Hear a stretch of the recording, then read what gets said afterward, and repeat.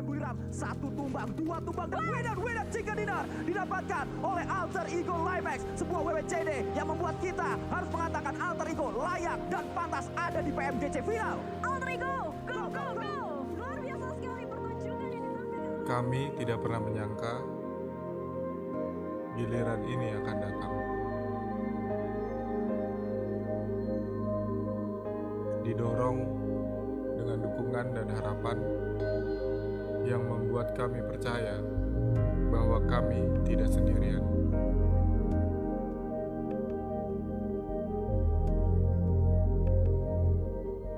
Kali ini bukan hanya tentang sekedar berjuang, namun untuk siapa kami harus menang. Untuk mereka, untuk kita, untuk Indonesia. Terima kasih untuk kesempatan ini.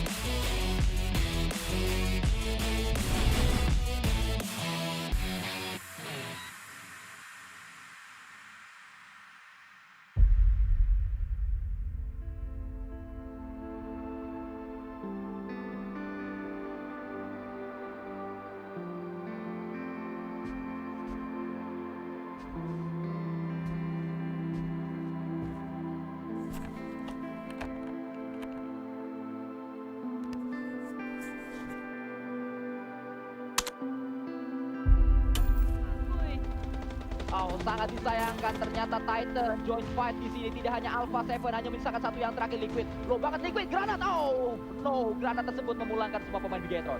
Memang di fire karena bagian dalam dan ternyata di low tertek juga terdengar masih berdansa ternyata terbait oleh tim Warp luar biasa sekali bisa melakukan bait karena bagian defense dengan sangat baik karena dia tahu di bagian dikatakan maju. Untuk Genesis Dog mengeras maju karena bagian depan ibu-ibu beli beras. Ayo kita rush maju tembak dan ternyata malah Pubg foto masih tersedia ibu suara diri saja. What happened?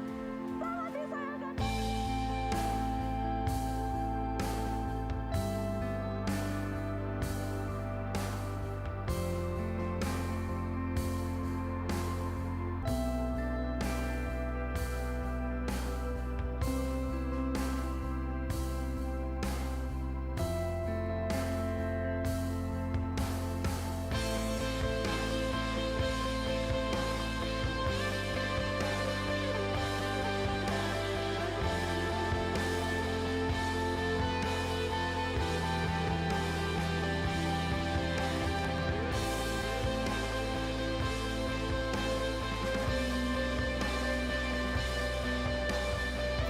Kita Indonesia.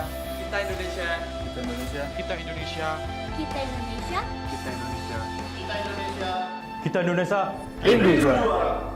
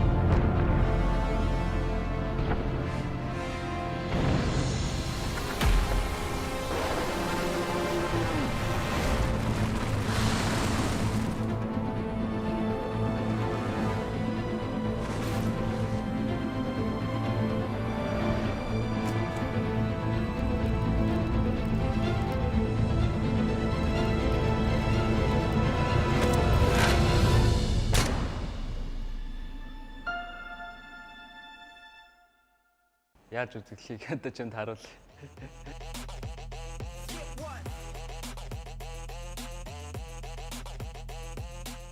He's 5 out of 10. He looks funny and cute. Espero que tenham gostado da minha dança. Сайн бацхан уу? Алтан гэрэл өгтөө бүрэн баяр. Merhaba, ben Fireflux takımından Cage.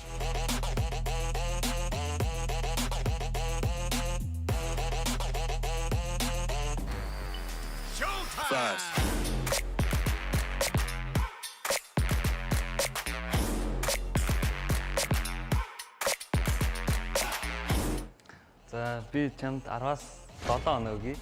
Би өөртөө бол 7.1 өгье. Тэгээд яаж үзэхлийг одоо чамд харуулъя.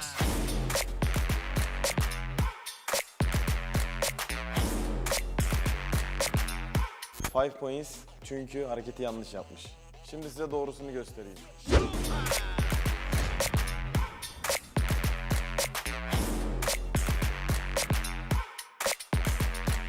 He's 5 out of 10. He looks funny and cute. I can do better. Let me show you.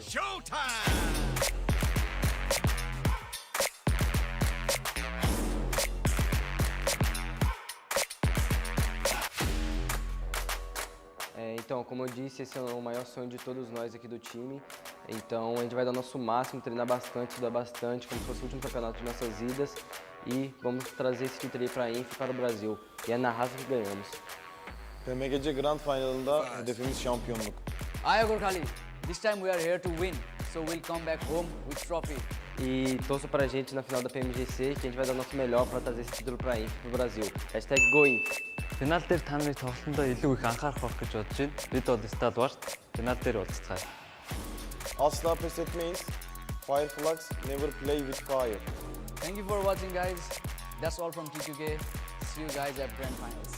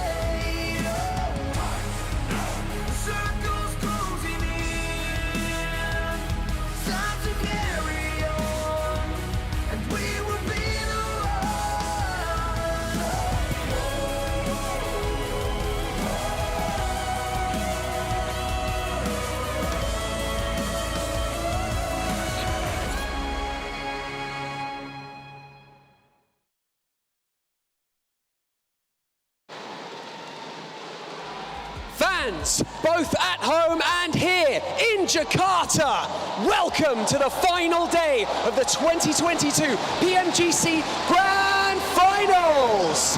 My name is Banks and I am your host, and I'm joined right here on the main stage by my spectacular co-host, Donna Visca. Thank you very much Banks dan teman-teman semuanya. Sekali lagi, selamat datang di hari terakhir dari 2022 PMGC Grand Finals.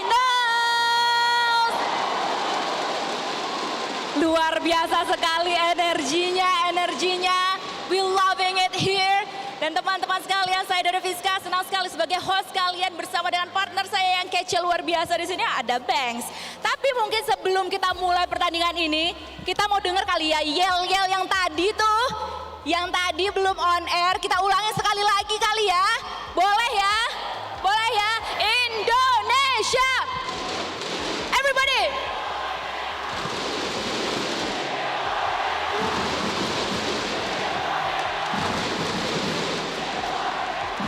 Terima kasih banyak teman-teman semuanya. Tepuk tangan untuk kalian semuanya sekali lagi.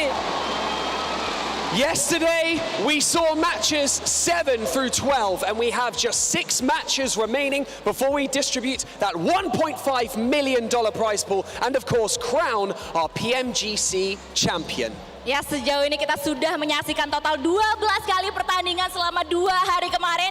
Dan kali ini hanya akan ada 6 kali kesempatan lagi untuk dimainkan oleh para tim, oleh para player di sini untuk bisa mendapatkan total hadiah paling besar dari total prize pool 1,5 juta US dollar dan menjadi juara PMGC. The crowd is raring to go, Donna. I can feel it. The energy on the main stage, it is palpable. But before we get into today's final matches, we have a very special performance for you all. So ladies and gentlemen, please welcome Mahalini Raharja and Alvin Jonathan.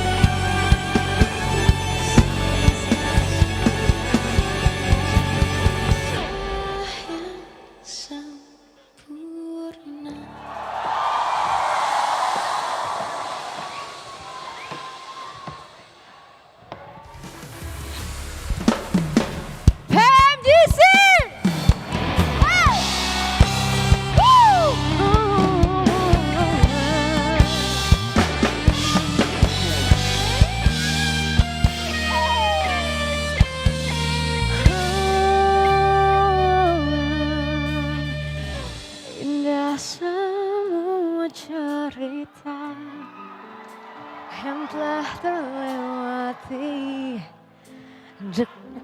Satu cinta kita yang pernah bermimpi jalani semua. Hanya ada kita yang tahu nyanyi semua boleh. Namun ternyata tak mungkin bisa.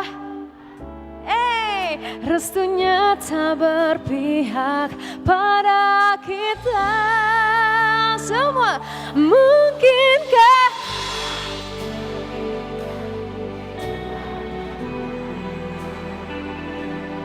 terlintas dalam benakku bila hariku tanpamu. Segala cara telah ku coba pertahankan cinta kita. Selalu ku titipkan dalam doaku, tapi ku tak mampu melawan apa?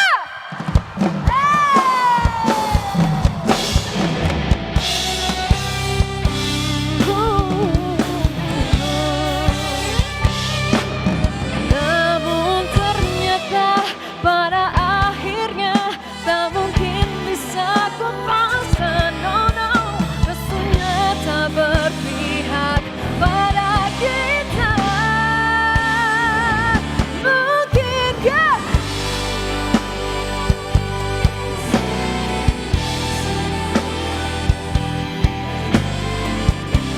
dalam benakku bila hariku tanpamu. Segala cara telah ku coba pertahankan cinta kita. Selalu ku titipkan dalam doaku, tapi ku tak mampu melawan restu.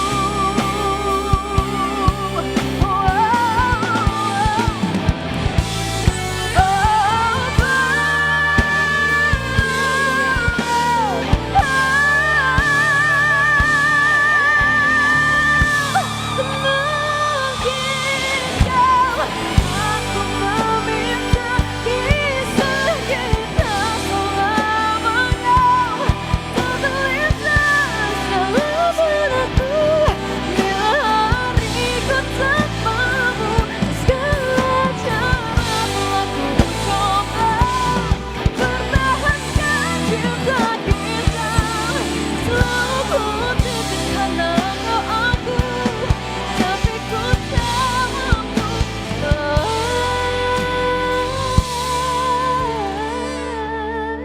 melawan apa? Restu.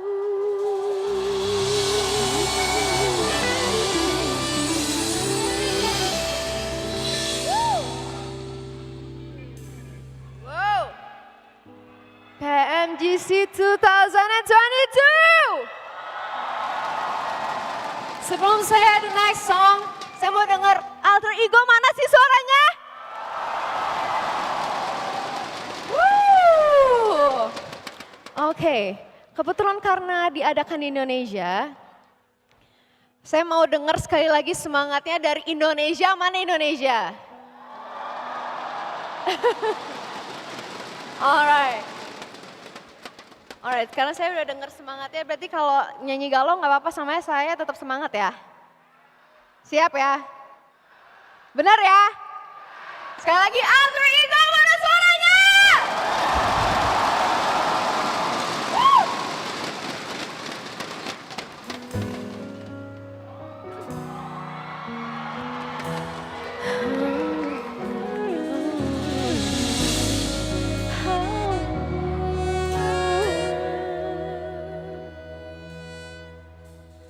Tenggelam jiwaku dalam masalah yang tersesat hilang. Entah lagi cahaya cinta. Ku terjebak hadir coba selalu yang kelam. Tak kulihat lagi cahaya cinta.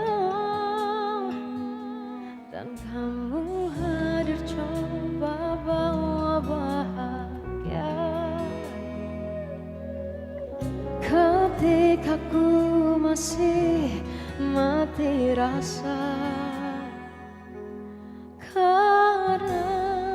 Karena apa semuanya? Dia yang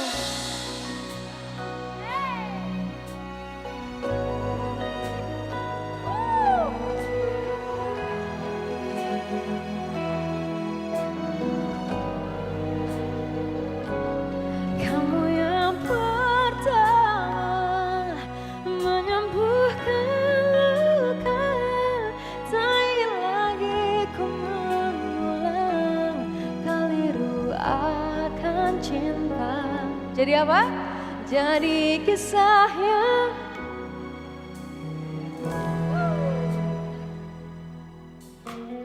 tenggelam. Oh jiwaku dalam angan, tak kulihat lagi cahaya cinta. Dan kamu hadir coba bawa bahagia ketika ku masih mati rasa. Karena sama dia yang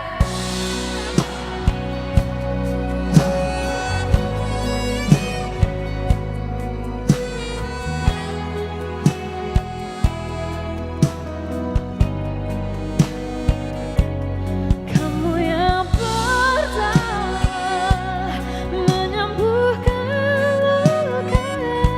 Tak ingin lagi ku mengulang keliru akan cinta. Jadi kisah yang sempurna. Tuhan yakinkan cinta ini. Hati yang terkunci terbuka kembali. Dia yang pertama membuatku cinta. Dia juga yang pertama membuatku kecewa. Kamu yang pertama menyembuhkan luka. Tak ingin lagi ku mengulang keliru akan cinta.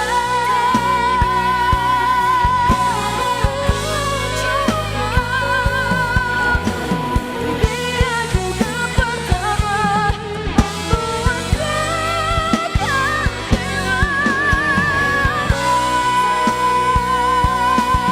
takkan kamu yang sembuhkan luka. Kamu itu selamanya.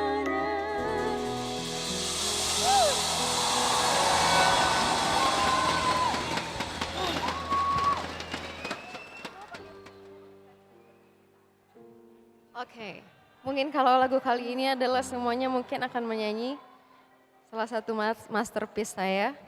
Boleh nggak sih walaupun di sini saya minta flashlight semuanya? Boleh nggak? Boleh nggak? Boleh nggak? Boleh nggak? Biar lebih semangat nanti, biar Indonesia menang ya nggak sih?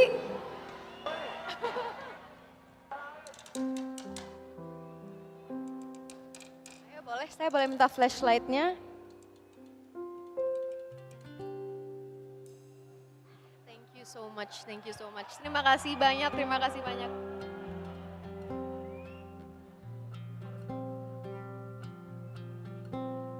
Yang tahu lagunya kita nyanyi bareng-bareng semuanya.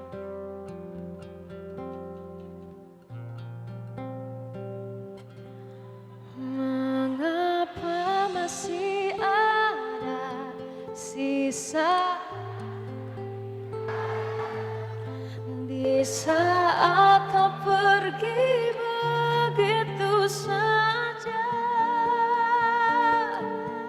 Mampukah ku bertahan tanpa hadirmu sayang?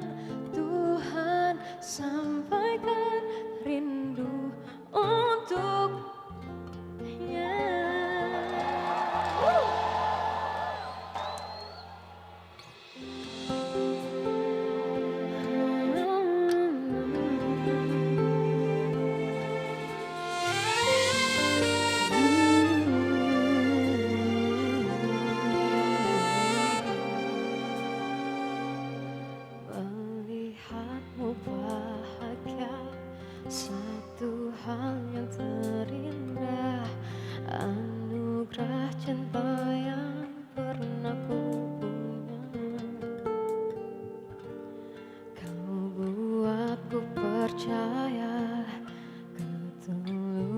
ketulusan cinta seakan kisah sempurna kan tiba. Masih jelas teringat pelukanmu yang hangat, seakan semua tak mungkin menghilang.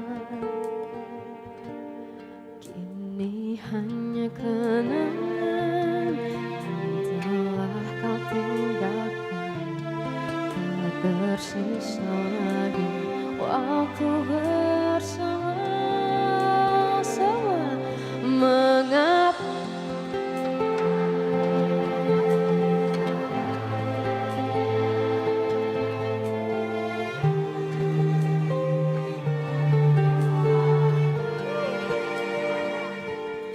mampukah ku bertahan tanpa hadirmu sayang Tuhan, sampaikan rindu untuknya. Masih jelas teringat pelukanmu yang hangat, seakan semua tak mungkin menghilang. Kini hanya kenangan yang telah kau tinggalkan, tak tersisa lagi waktu bersama. Mengapa masih ada sisa di saat kau pergi begitu saja? Mampukah ku bertahan tanpa hadirmu sayang Tuhan, sampaikan rindu untuknya.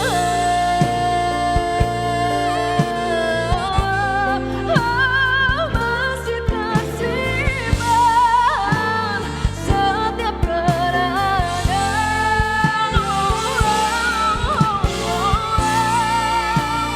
semua cinta yang kau beri. Coba yang takkan terganti. Mengapa masih ada sisa rasa di dada di saat kau pergi begitu saja? Mampukah ku bertahan? No, Tuhan, sampaikan rindu untuknya.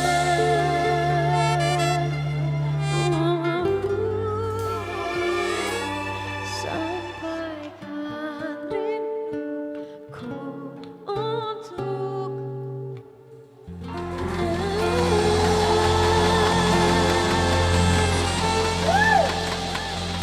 Thank you so much.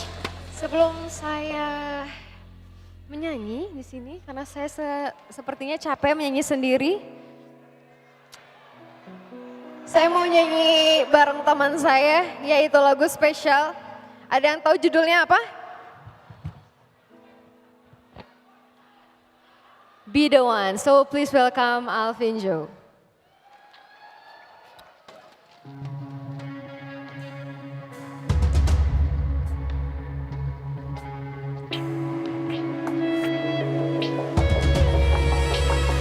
Alter Ego mana suaranya?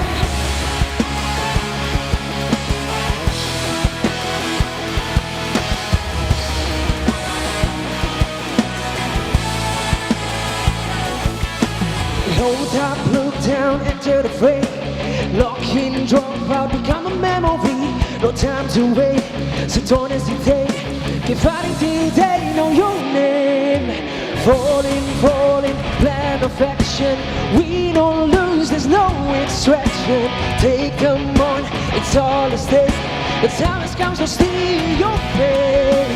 Clean the scar of past mistake. We stay strong and refuse to break. You know the world is yours to take, and we will be the one.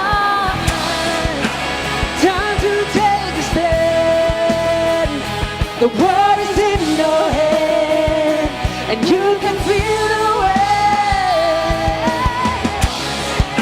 The circle's closing in, and time to carry on, and we will be the world.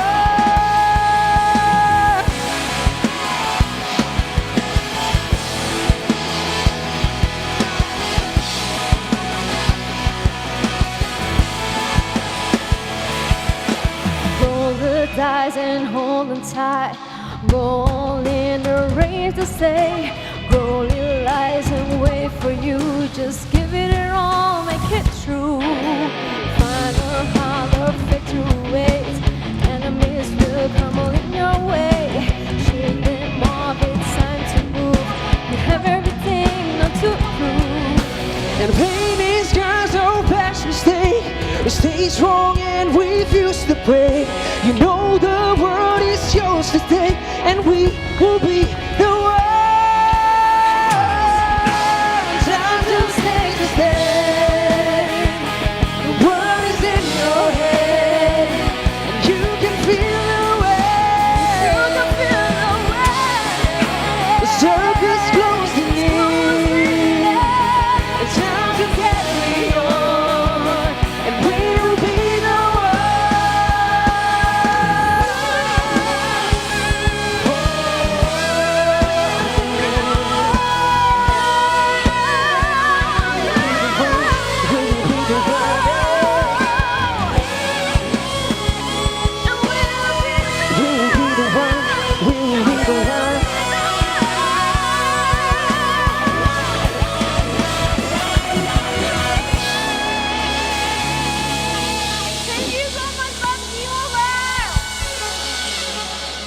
Terima kasih buat PUBG Mobile yang udah undang kita ke sini. Terus senang banget karena acara ini bisa diselenggarakan di negara tercinta. Tepuk tangan dulu buat Indonesia udah bisa PUBG Mobile ngadainnya di Indonesia, tentunya pasti spesial banget. Dan semangat terus buat PUBG Mobile dan seluruh pemain, semangat untuk Day 3 dan let's go Alter Ego! Mantap. Once more, Alter Ego mana suaranya? So thank you so much guys, semoga Indonesia bisa jadi number 1. Bye semuanya, terima kasih Bye-bye, banyak. thank you. Thank you so much.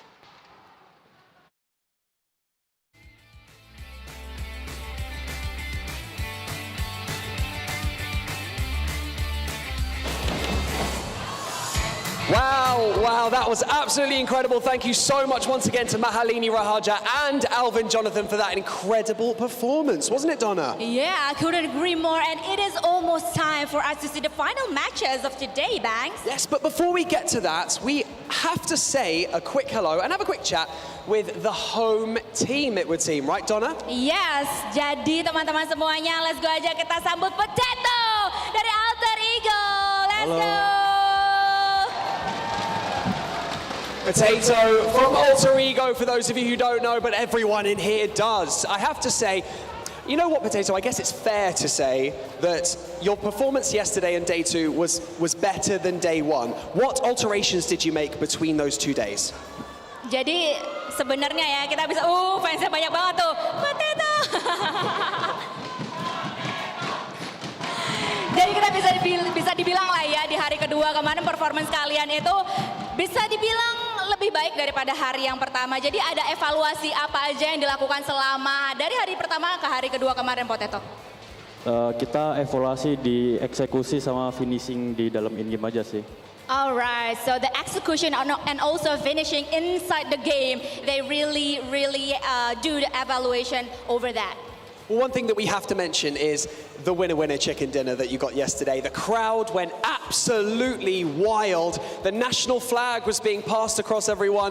I really hope you got to see it. Now, I just have to ask you, how does it feel to be participating in this competition in your home country and being the only team that's representing Indonesia? Jadi kemarin pas udah WWCD tuh, by the way gue juga di situ, di tengah-tengah para Alter Champ semuanya, luar biasa sekali energi mereka semua. The crowd was crazy, mereka semua cheering untuk Alter Ego, bahkan ada bendera Indonesia juga yang udah dikibarkan, dikeluarkan di sana. Gimana Potato sendiri melihat fans atau Alter Champs di sana? Apalagi Alter Ego adalah satu-satunya lebih tepatnya wakil dari Indonesia sendiri. Gimana perasaannya Potato? Perasaan kita anak-anak Limax sih ya bangga lah karena kan dari pendukung lainnya juga bersatu buat Indopret. Jadi sangat bangga dan nggak mau ngecewain mereka semua yang udah datang jauh-jauh juga.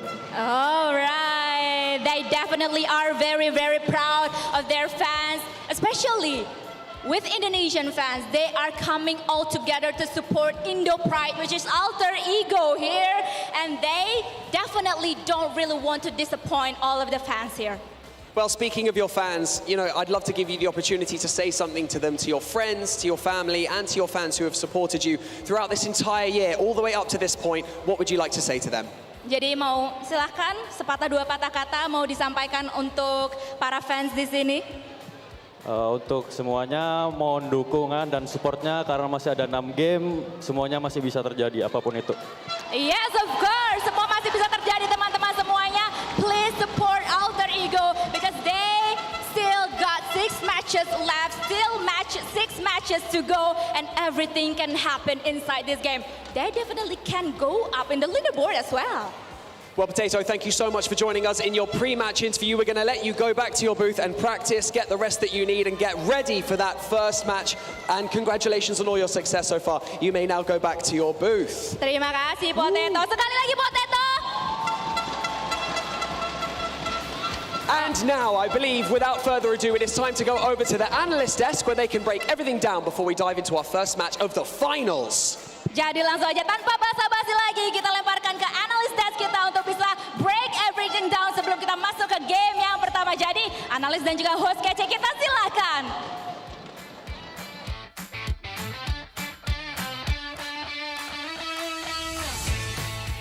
Thank you so much, Banks and Donaviska from the stage right behind us. And welcome back, everybody, to the final day of the PMGC Grand Finals 2022. My name is Felix, and I will once again be having the honor of hosting this beautiful desk.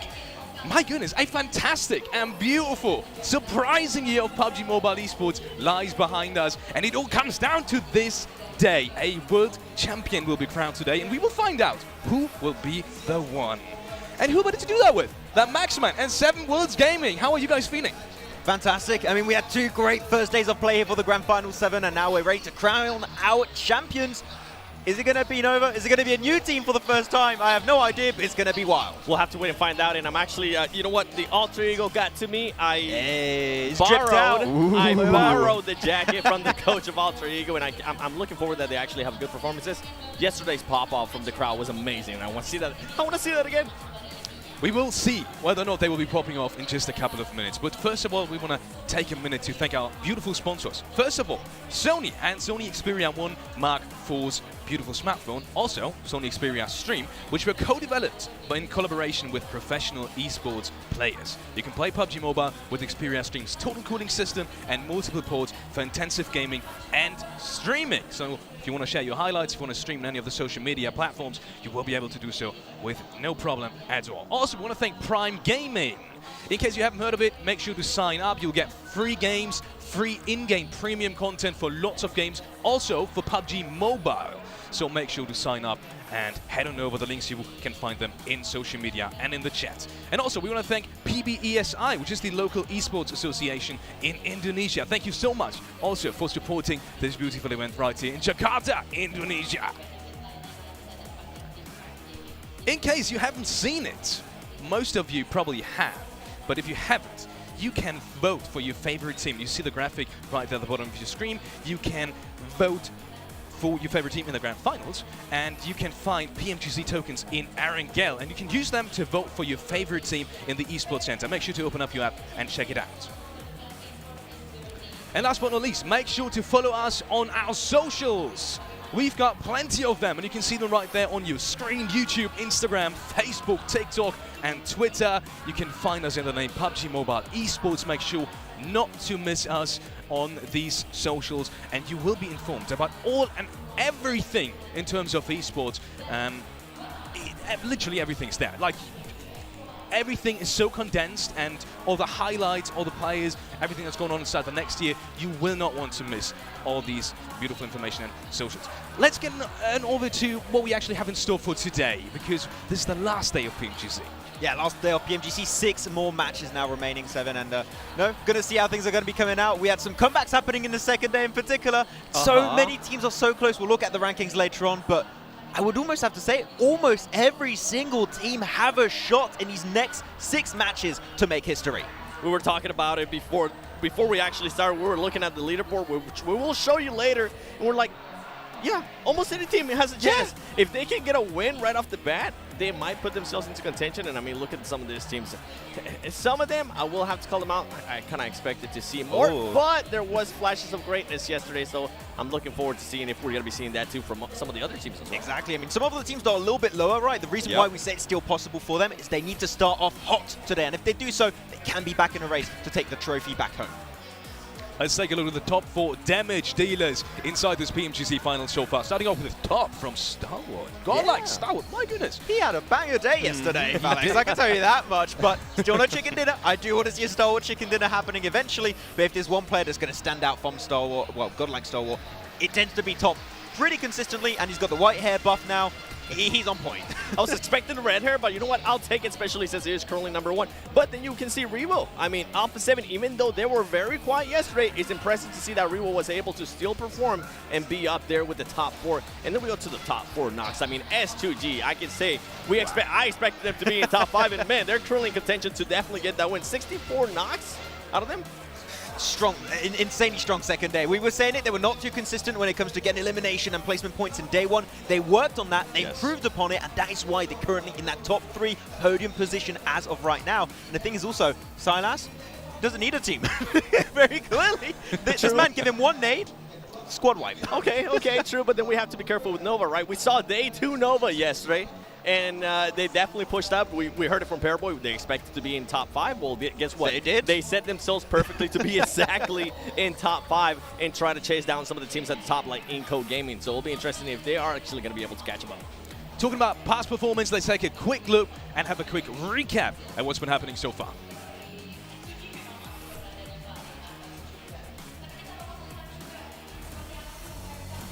I love it. Starting off with S2G, that nade was fantastic. I was sitting in my seat and I literally just wanted to scream. That nade, you can see it right there from this angle. But that's an art, literally an art. I mean, he didn't have his team. His team was like literally, I think like 200 meters away. He's like, don't worry, boys, I got this. One nade goes for the push, then the entire team just joins up. And their hold on this position, if Nova do not really put themselves in that position earlier, that would have been an SGG win, but then Nova does what Nova does on their second day, apparently. You know, they start off doing their research, then second day, that's when they pop off, and now they're in a position to compete, to claim their trophy back to back to back, and that was insane. I mean, talking about Nova, I mean, Jimmy, for him to be able to do that play right there, and Frozen throwing that nade, getting that extra knock, and then they just continue the push. And we didn't even... come on! We didn't get to see the Paraboy nade. That was so amazing. We were kind of joking about it yesterday, right? Paraboy was doing so well that he decided to nade his teammates as well. I do wish I was as good as Paraboy, where I get 6 eliminations in 1 fight versus 1 team. Those are the stats we're working with on Paraboy's side. But once again, S2G, the big step up. So many strong plays when it came down to it. The thing is, hopefully it's not going to be just day 2 to be their legacy in these grand finals. We want to see if they can keep the pressure on and keep these matches going their way. And with SG, I mean, I think you mentioned it perfectly too earlier. It comes down to, are they going to be able to get those eliminations? They have showcased that they can actually continue to get those placement points, and that's why they're currently sitting in second place, as you can see right there with 123 points. And then we have Inco Gaming. That was the biggest surprise for me. I didn't expect them to be in that first place. I thought it was going to be Alpha 7, but Inco Gaming, they are very confident, and don't worry, we'll get a chance to talk about them a little bit more later on. No, not only Alpha 7 and Inco Gaming in the top 3, also S2G, and we've talked about them plenty. They did have a rough start in this tournament, but you have come back, especially in terms of eliminations. Exactly. I mean, we say we want to see a 50-50 split here coming out when it comes to rank with placement points and eliminations, and they've been able to do that in absolute banging fashion on the second day. And the most impressive things, there's only 5 Western teams. 3 of those are in the top 3 right now, which is mental when you think about it, when in the past, it's always been dominated by Asian teams. Yeah, and when we were talking earlier about teams that might be able to make a push towards the top, this is what we meant. Any of these teams, I personally think up to 12. I think, Max, you were saying up to 15, right? Yes. If I'm not mistaken. they can make a push to at least the top 3, to at least the top 1. It's going to be interesting. It comes down to the first game, and look at this head-to-head between Razy and Paraboy. Okay, of course this is the big step up. I'm sure that if Paraboy played like day 2 on day 1, I'm sure the stats would be way higher, but that just goes to show how much of a redemption they've been able to kick off on that second day. And I saw a lot of theories going on online. It tends to always be the case for Nova. Day 1, research, analyze. Day 2, start your comeback. Day 3, dominate. And I want to see if we can see that once again today. You want to see dominate? I actually want to see if Order is going to be showing up. We saw him being a little bit of a rough stretch out of him. And then we go to the top Erangel performance. I mean, Inco Gaming, this is what's so impressive out of this team. I feel like they could have gotten 2 extra wins yesterday when it came down to Erangel. I got a chance to talk to their coach, and they told me that they are aware of the mistakes. We were kind of pointing it out, right? Whenever they did a 2-2 split late in the game, we were scratching our heads. We're wondering why they were even doing that. They are aware of it, and they are going to be fixing those kind of mistakes. Yeah, I was actually really happy when you told me that earlier when you had that chat, and the fact they knew that that was a big issue, and we do not want to see those same mistakes happen once again. If that's the case, they could potentially hold on to the place in first and maybe take the trophy home to Brazil. Are you teasing me? Yes, I am. A little bit. Okay. Ladies and gentlemen, you have seen it. We will be starting off with Erangel in just a couple of minutes, and we want to take this time to maybe touch on the biggest storylines. Apart from Nova, maybe coming back to a team that we've talked about just very briefly right there. Godlike Starwood, they seem to be making a comeback. That was their first 2 times they've been inside the top 3 in the last 2 games. You think it's going to start off in day 3 as well? That's the big thing. As you said, no, second place and the third place. I want to see, can they keep that momentum? Because apparently, I talked to Senator, the coach of the team, the moral of the team is actually really good, which is surprising knowing that they've been struggling. They've been seen as one of the favorites going into this tournament, not been able to really perform. So the fact that the moral is still there is good, but I do wonder if they can keep the momentum here. Okay, let's take a quick look at the teams to watch from both of our analysts, and maybe starting off with you, Seven. Oh, what? Okay. I mean, tell me about one of your teams, or maybe just all of them because they're the same, you know? Alter Ego. I mean, this is the only chance that I feel like I'm going to get a chance to actually talk about them. They showed up an amazing improvement yesterday with that win, especially in Sanhok. We were talking about it. They played that perfectly. The way they were doing their splits, the way they were willing to take fights too. I feel like if this team can actually continue to do that and continue to improve and get themselves there within the top 3, they can possibly get the win here, and this crowd would go absolutely nuts. I just want to get one more chicken dinner. Just give me that. I think we all want you. Max, going over to you. Godlike Starwood, we were just talking about them. I feel like they blamed me already on Twitter for cursing them pretty extensively. I get it, but Godlike Starwood right now, I gotta go entirely in. I got the jersey on right now. Okay, Godlike Starwood, if there's one time to make a comeback happen, it is right now on these next 6 matches. I believe they can make it happen. Keep on going, boys. He cursed them. They are sitting in 9th place right now. Yeah, we're talking about curse. Let's not hope it's going to be that way for them. Talking about another team that's pretty far down there, Buriram. They just won that last game. And we were saying, we were hoping for a comeback. Any words on Buriram going into today? It was a good third party. I think there's one thing we can say about that game. They were opportunistic. That's great. I want them to create their own luck. I want to see a game where they have 4 players remaining and they just look hyper-aggressive, willing to take control of a position in the game. We haven't seen that at all this entire finals, except for that third party, as we just mentioned. I want to see the league stage, Buriram. They've been missing so far. I want to see them hopefully come back today. And for me, going based on their performances so far up to that one game, right, it's just not going to be good enough. I actually don't even have them finishing in the top 10. Brutal. Yep. Look at this. We will see some of the players in the backgrounds. And talking about the Brazil region, maybe let's quickly touch on A7 because that was one of your favorites, 7. They had only a single game in this tournament, but they did not get a single frag. Only 1 game. You expect that to continue? No, I think the team is definitely aware of the issues that they need to fix. I got a chance to talk to them, and they were very confident. Actually, impressively confident. Their mood was actually very high, too, because this is a team that we've been mentioning over and over again. They go momentum very, very much, and I feel like it's going to come down to the first game. If they have a great first game, then Alpha 7 might have a chance to actually get in this win and being able to be the global champions. But if they don't start off hot, I don't think it's going to happen, and I think it will probably end up with the top 3. I mean, if you're purely looking at like the odds of the trophy going to Brazil, they're pretty high. Like, you got Inco in first, you got Alpha 7 in third. It's looking pretty good. Though, I do want to bring a little bit of an underlying team that we haven't really talked about too much. It is DRS. We keep talking about these massive teams all the time. You're talking about your Inco, S2G, Alpha 7, Nova. But DRS, they're chilling in 4th position, and if they strike hard today, we might see a Nepali team become the world champion. Max, and they do have 2 wins in Erangel. And that's big. We do play Erangel 3 times today, so if there was ever a time for them to win, it will be today. if the Nepali region can prevail. We will see in game number 1 of the PMGC Grand Final, day 3. And who better to do that with than John Allen and Blank. Take it away, boys. Thank you so much. We are into that final stretch. So are the teams. We are absolutely ready for it. Only time will tell what is going to happen because it is still all to play for. It is still all to play for. There's so much on the line right now. Huge amount of prize pool, huge amount of prize money, huge amount of glory to be found during today as well. Day 3, 6 more matches. That's it. You're done. You're finished.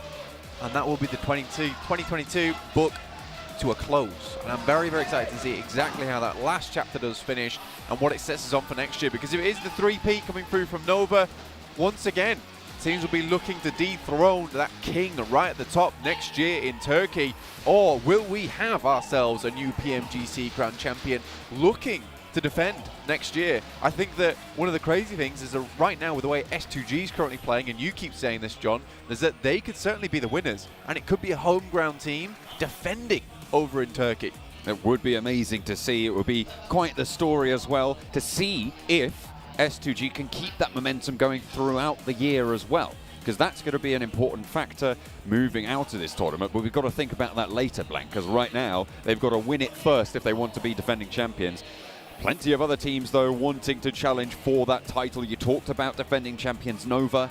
Sure, they've had that rise from 10th up to 5th so far over yesterday, but they still have a little bit more to climb. And teams like Inco will not be going down without a fight. Even teams like Alpha 7, who started day 1 very, very strong and coming back into day 2, didn't have as much power, are going to be looking to put their best foot forward here in match number 1 on the day. We are looking for the first Erangel. Horrible playing path to start our day off here, though. Day 1 was very kind. Day 2, even kinder when it came to playing path. Day 3, no prisoners, no mercy. Playing path down from Sosnovka all the way to the western side of Gatka here. A horrific way to begin, but for Stalwart dropping out early towards Novo, this could be a really good start for these boys. And actually 2 teams going to be dropping out on the eastern side of the military island. Going to be a little bit of conflict potentially over towards Novo, a hot drop, and 2 more teams, 3 teams actually dropping out over Sosnovka, but they're all heading north, so likely going to see them over on that main island. Nobody going for C block at the moment, not that I can see anyway, which is fairly interesting, I'd say, with the playing path as it is. Still time to turn around if they want to go. And look at that, Alpha 7, they did drop out in the same position as Godlike Stalwart, but they are going to go all the way over the water towards Milta Power. Yeah, I mean, but this is practically their basic drop spot anyway, so this is fine for Alpha 7 as a backup. Other than that, towards North George, also an availability for Alpha 7, been dropping their majority of the time throughout this tournament. But Milta Power, Milta, very standard drop spot for Alpha 7 during this match. I don't think anyone's going to cause them too many problems on this side. I am really surprised, though, that nobody dropped on C block or even on the western sides of that island. They're all going to have to head north, and not only because of the plane path now, they will go up with the circle. Another northern Erangel. I think for most people, they realize that, honestly, going down towards Sosnovka military base or on C block, with this type of meta, this type of lobby, where they're all going highly central, that's Inco, though, getting dropped upon by S2G. They lose a couple there. That's one already down. Vitali sends away. Takes a fair bit of damage on the way out. That's Inco already losing 1 player. This could be a little bit tricky for them now. Wanting to take that central position early on, play with 4, but now playing with 3. This will cut their chances a little bit. With losing Nenebete as well. That's really not the ideal candidate. Hang on a minute. Buradam are there as well. Inco, they are getting chased down right now. S2G with the elimination point that they were able to get. They're now 1 point behind Inco at the top of the tables, Blank, and maybe looking to pursue a little bit more with only 2 players alive for Inco. You've got to think that that central strategy of theirs is looking pretty shaky. Yeah, this is not ideal for Inco, honestly, especially with that playing path. It does not give them a lot of time to get set up and going.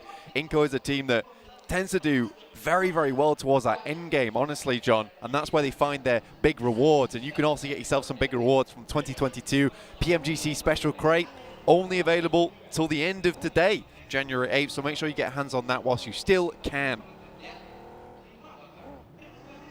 4 angry men just picking each other up and moving forwards. Look at this, early moves. Generally, what you will see from Inco this time around, though, they are cut down in half. Vitali took a lot of damage early. There's no meds on Squash, so they still have yet to go for this loot. A lot of teams have made their way up north fast, and one of those teams, 4 Angry Men, will be across that river in North George, 2-2 right now. And all 4 of them still alive. T2K also moving to that north of the river. IHC, South George occupation. Yeah, T2K can head towards Box Compound, perhaps hold there for a little while longer before heading up towards Severny side. 4 AM picking up their usual drop spot in North George, so they know that this should be clear, this should be clean. They'll rather drop out and get towards that position nice and early. Inco's headed up towards Rozok. And imagine that they'll loot up quickly and then head a bit further upwards, but I think right now with Severny, the very limited amount of places you can play in Severny and that area around it, this is going to be requiring to have 4 members, 3 members alive to be able to take some of the priority positions. So I think this might be a bit of a write-off for Inco at the start of the day. However, this does lead us into a lot of that big storyline. However, Frozen currently demolishing Jane here, sending an absolute deadly spray his way. And only bandages on board for Jane, which means that this fight is looking pretty shaky for the T2K outpost. Nade in through the window!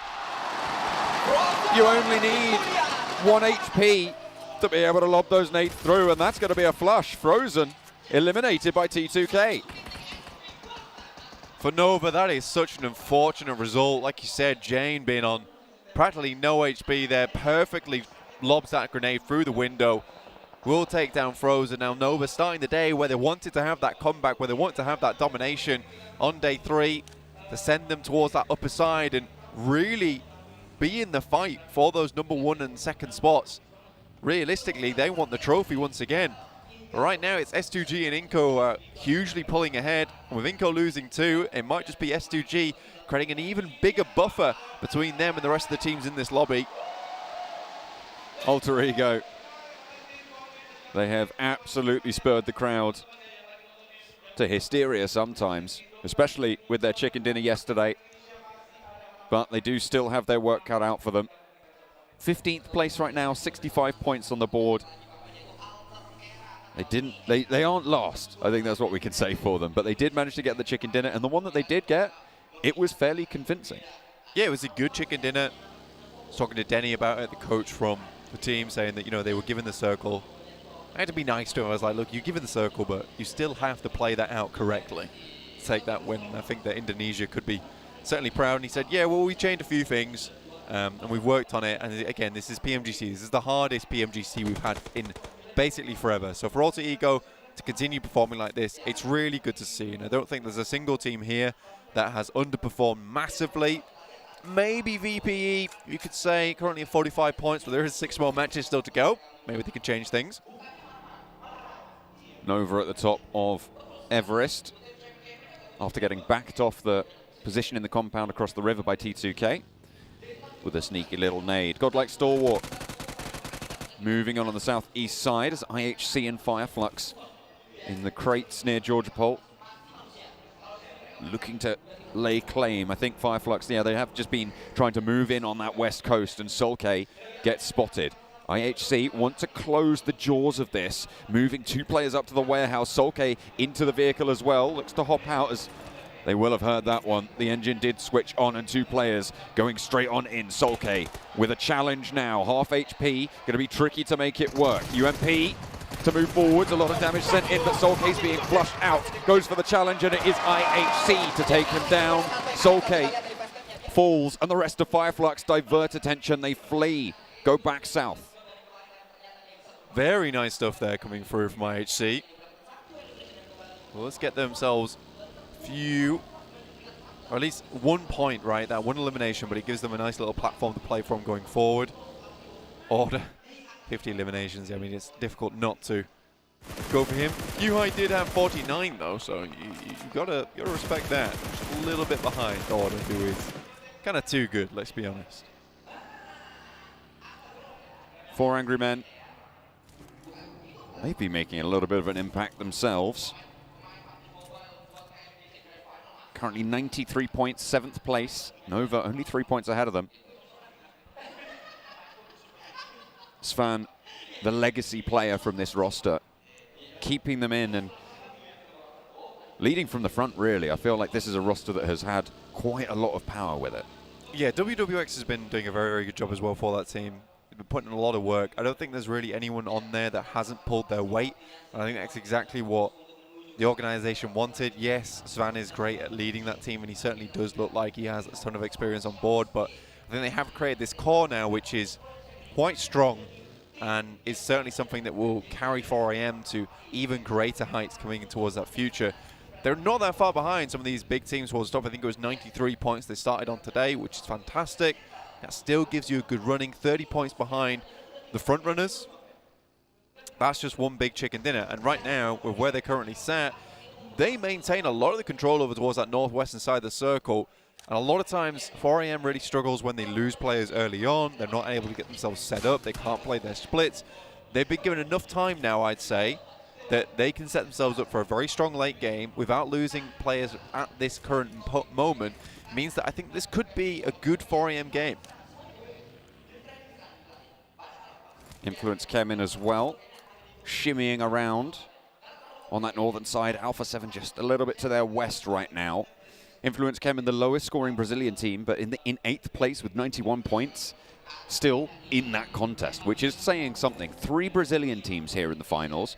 We've got 3 Chinese teams, but those nationalities are the highest represented in this stage. So the fact that all 3 of those Brazilian teams have over 90 points is really quite saying something. It's an astounding result for the region, honestly. I think if you're a Brazilian fan, you should absolutely be proud of your country. You know, they've really fielded not only one team, 2 teams, but 12 separate players, all right now here in the PMGC. Every single one of them of insanely good caliber. It's very difficult to find that in any one country or region, just in the sense of like, being able to, even if you're able to cherry pick, being able to have that core, that synergy as well, and all these players working together, this is a very rare occurrence that you do not see very, very often. I think it's wonderful to see as well. I mean, just Americas in general having this standout region for themselves, this standout country, bringing this kind of presence, this kind of pressure to every other team within this lobby. We've had a real turn of good events here in the PMGC, and over this last year, PUBG Mobile, a lot of successes. And right now, I think that PUBG Mobile is only going to get harder in terms of skill and what you're going to have to bring to the table. But I think we're only getting better talent coming through to the scene, and I think we'll see some more familiar faces going towards the future. I feel like that is the story that we've seen over the course of this year, is the leveling up of every single region. Yeah. I think there is not one that doesn't have some sort of massive improvement that we've seen over the course of this year, which is absolutely phenomenal, and it makes me really excited, especially for, I mean, what is next year's final going to look like over in Turkey? 100%. I think that when you look at it, it's like, it feels very much like the PUBG Mobile team is trying to bring us more in line with the Chinese type of esports, PEL, for instance. Yeah. You know, we're getting similar points in terms of their point system. It's not exactly the same. I think they have some slightly different rules when it comes to eliminations, but we've got different circle changes now, making the game much more fair. I think overall, you know, not only is everyone leveling up to the level of China, but now also we're having our scene becoming much more similar to theirs. I think we're going to see a whole new game coming to the next year. And it's just these little changes that are completely changing the dynamic of the game. And it's very fun to see. And you can tell that the PUBG Mobile team is working really hard in the background to make sure everyone at home, everyone during the tournaments, everyone who's competing in the tournaments is getting the best game to compete in. So I'm proud to be part of this community, man. Well said. Thank you. An admirable sentiment, and one that I firmly agree with. The circle, coming back into this game, blank, it went hard northwest. This is a hard shift up to the north side, but it's probably one of the better circles for this current split. Isolating and leaving that river means that teams won't have to make that 50-50 coin flip. Instead, they'll look to play these set pieces around the river crossings. But Wolves going to look to hold that on the south. Absolutely. I think that when you look at this as well, one team in particular catches my attention is Alpha 7.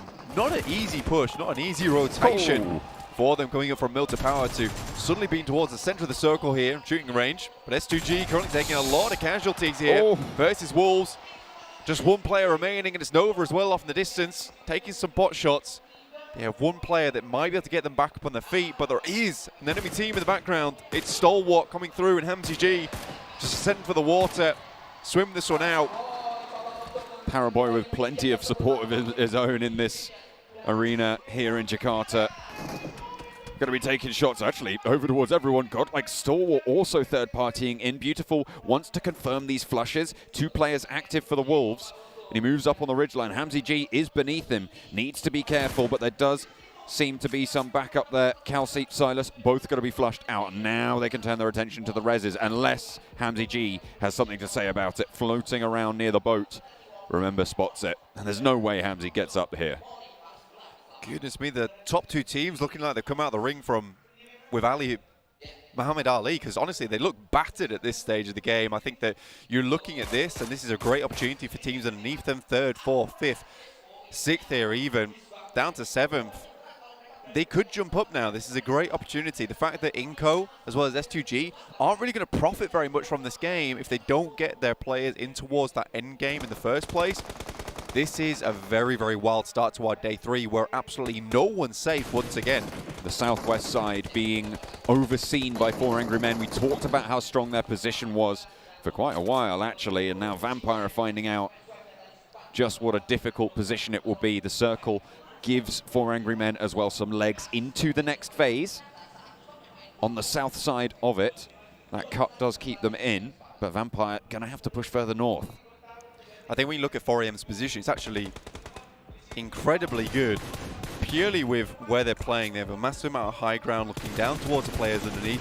Ingo's making a swift rotation on that northern side. In the meantime, Godlike Stalwart still taking some good shots. Memory pumps them down below. That's Hamzy G going down too, so S2G out now. Second place team eliminated on 124 points now after the game. Once you add that elimination point in, Inco might actually have, with a duo, an opportunity to open up a 7-8 point lead if they're lucky.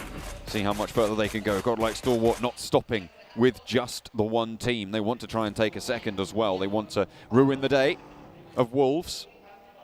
Seemed like they were somewhat back on form coming into yesterday.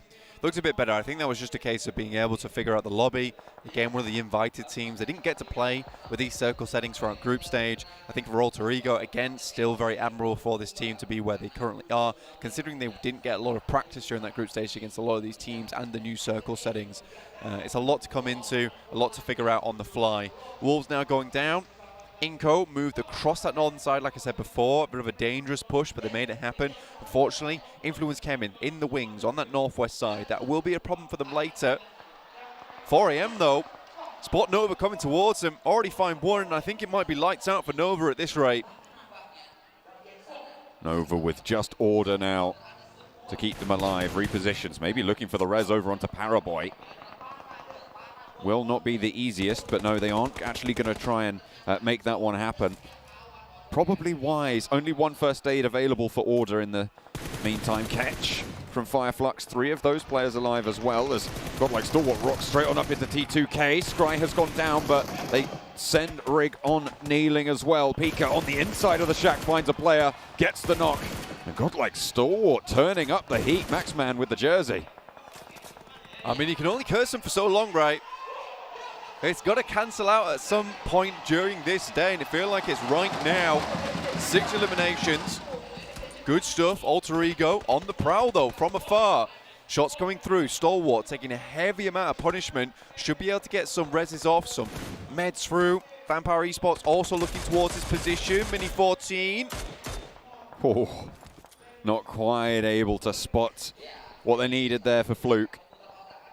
Smokes to allow them forwards, though. Could sneak a couple nades into the shack. And they swing down low. Ravenclaw leads that charge. Alter Ego won't be able to spot that, but the shot's still pouring on in from Godlike Stalwart. They've lost action, so they are at 3. 6 eliminations, and they are caught in the midst of it. A nade forwards from Ravenclaw, and a knock over onto Scry. Pika, half HP, has to move out the back there. Top wanting to try and play anchor. Nova eliminated in the meantime. Central position. Fluke spotted, and Alter Ego starting to light it up here. Ravenclaw wants another nade over the top, but taken very, very low. Has to run with the blue zone at his back now. Ooh. An uncomfortable scenario, but Stoned has it with the That's 4 AM. support coming on in. Stoned moves up around the edge, but the Vampire's not going to stand too much longer there. 13th place and only 2 eliminations. I wonder if 4 AM has bead onto this. I mean, this is uphill, so a little bit more of a tough angle to take shots at towards. Vampire Esports, what a rough time of it, though. Running through all this, trying to take shots at the team from Stalwart, also taking shots from Alter Ego, send them back, and Alter Ego is very happy to just send this one away. But that's Sky Only running down one of Influence Kemen's players. Inco down to 1, they cut their losses, sent one of their players up towards the northwest side, and Vitali over towards the center. Right now, it will be earning 1 point just in terms of ranking from a 12th place. See how long Vitali can go for. Any kind of points you can get at this point is useful to them. DRS. You call them a very effective edge-playing team. Yeah. Probably one of the best in the lobby. They'll be playing from that north side. They were suppressing Alpha Ego's movements on the south side. As 4 Angry Men rack up their fifth elimination of this game so far. They're going to hound on the heels of DRS. Absolutely. I mean, DRS is sneaky, like the assassins of the lobby. It's really fun to watch them play, honestly, because like I said, they are probably one of the best edge teams in the lobby. It's not easy to play edge. I think Fireflux has certainly suffered because of those reasonings. This lobby just doesn't take to it. But on this northeastern side and of the east side in general, DRS has found themselves a really, really strong position to play it from. The moment they're cutting down Alter Ego. Crunch between the vehicles, won't go down though, he's been sent all over the place. Pops out for a trade, and Alter Ego rolled up on by DRS. A presence to be felt and feared. 5 eliminations now on the game for DRS as they take that northeastern side. Very, very close by to Alpha 7 on the overall standings as Influence Kemen look to try and close that gap as well. Law moving in against Buradam. Sky Only fades out in the background. Tiger last standing for the squad. Swings out an excellent duck shot there. But unfortunately, across the way, it's Alpha 7. Alpha 7 taking down Influence Kemen. Well, Buradam saving the lives of their Brazilian brethren. Really good stuff there. But that season with 3 eliminations now. But 4 AM, not quite done yet. Losing 1 player is a little bit problematic. Geek Fam down towards their western side. Fireflux ahead. IHC looking to sweep on that northern side up towards Influence Kemen. But A7's got this real crazy lineup over on the northeastern side. Feels like they've found their footing, found their rhythm just a little bit. That's Geek Fam going down.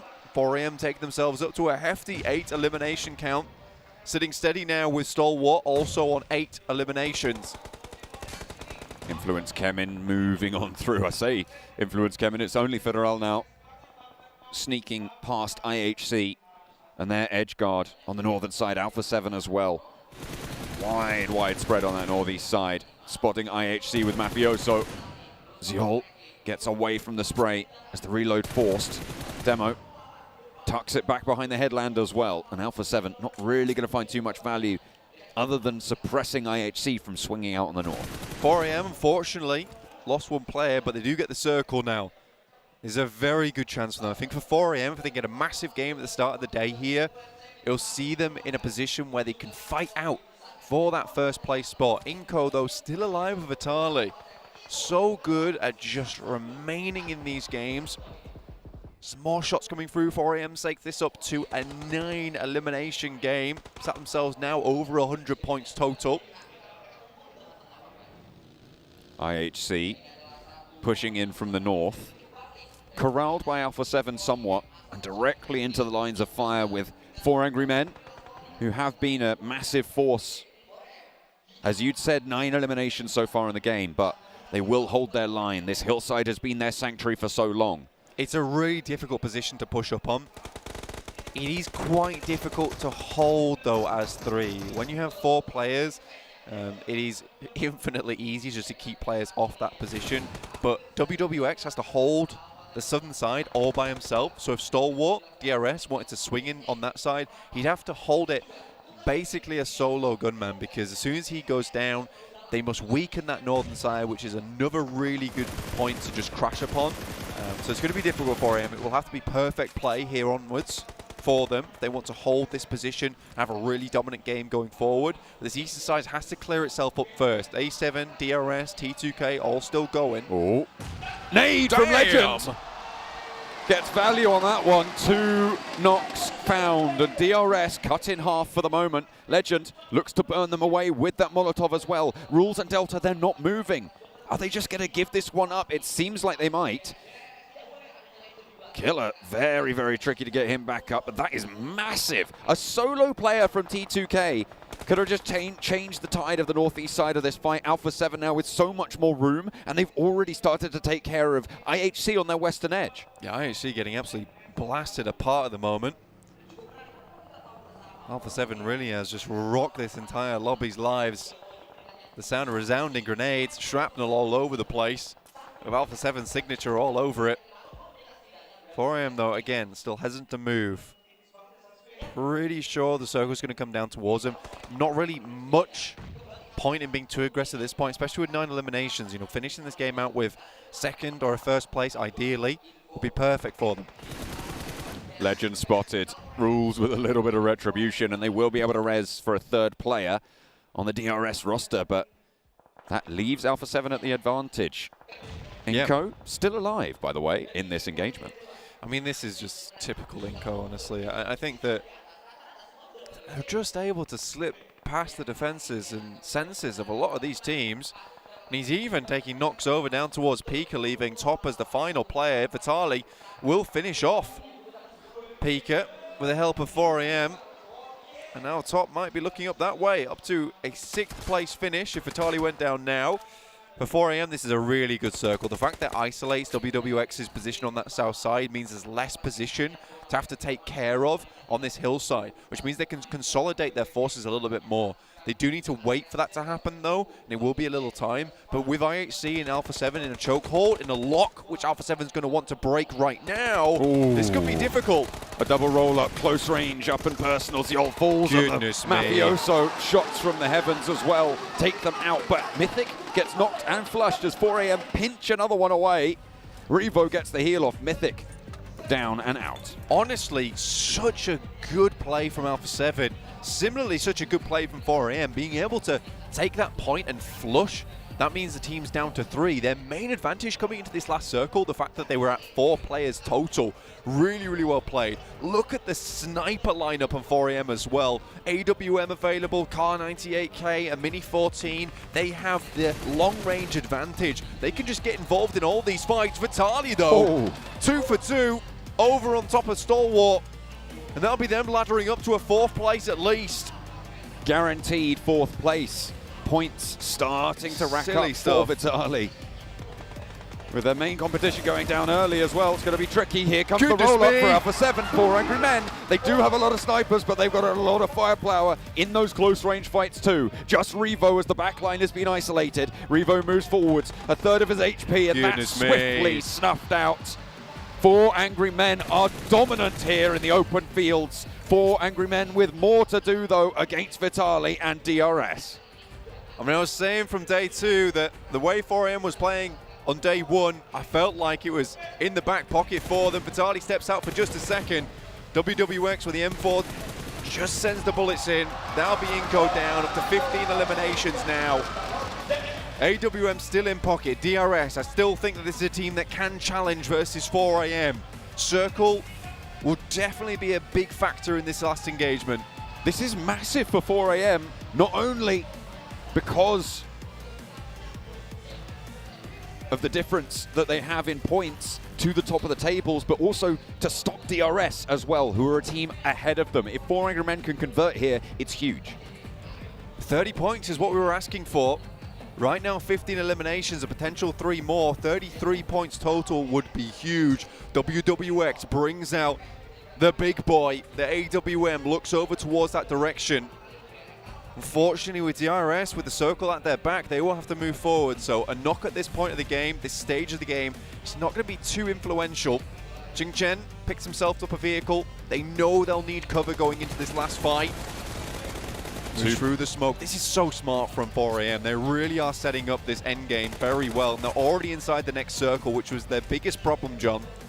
2 players move forward, and now Chingchen is given that platform to move in. The movement from 4AM is disciplined now. Svan, WWX, Chingchen on a wide split. Svan repositioning now, wants to get a little bit tighter on in, and that puts all of them in the next circle. This smoke usage is disgusting.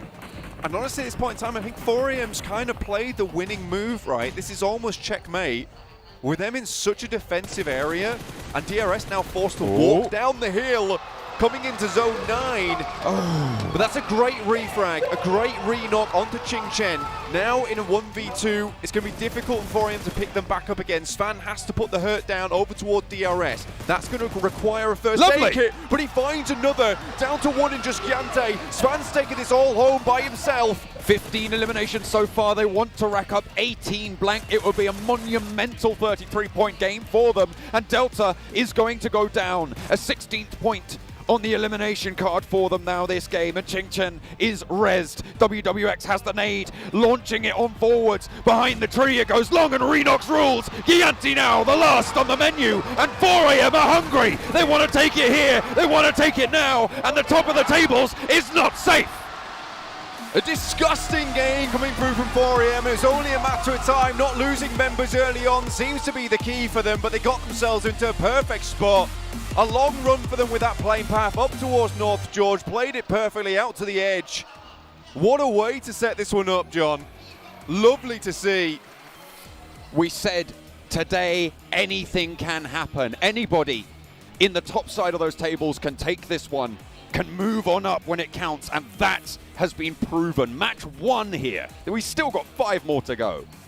I mean, with that 93-point mark, I think that sits them in a really, really good position now.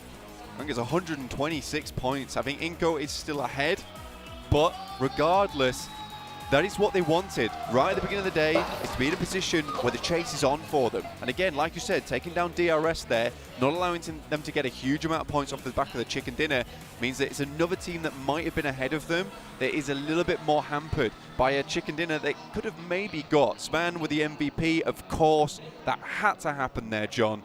This guy, 1100 damage with the help of WWX, but look at the damage across the board. It's so even, with Good Shell going down early. The fact that all these players put in the work is astonishing to me.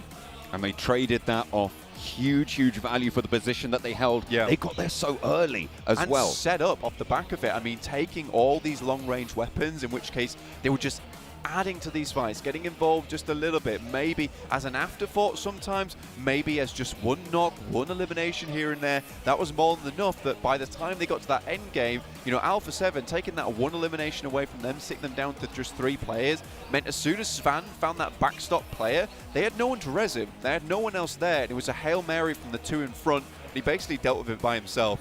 Honestly, 4AM was on another level this game, but 4AM as a whole really played that game out super smartly. We haven't had a global finals in PUBG Mobile history where we haven't had a Chinese team in the conversation at the top. We've seen right now that 4AM wanted to correct that. They've pushed hard. They've got an 18 elimination game here, Blank. They have managed to do so much, but it's not over yet. There's still more to do.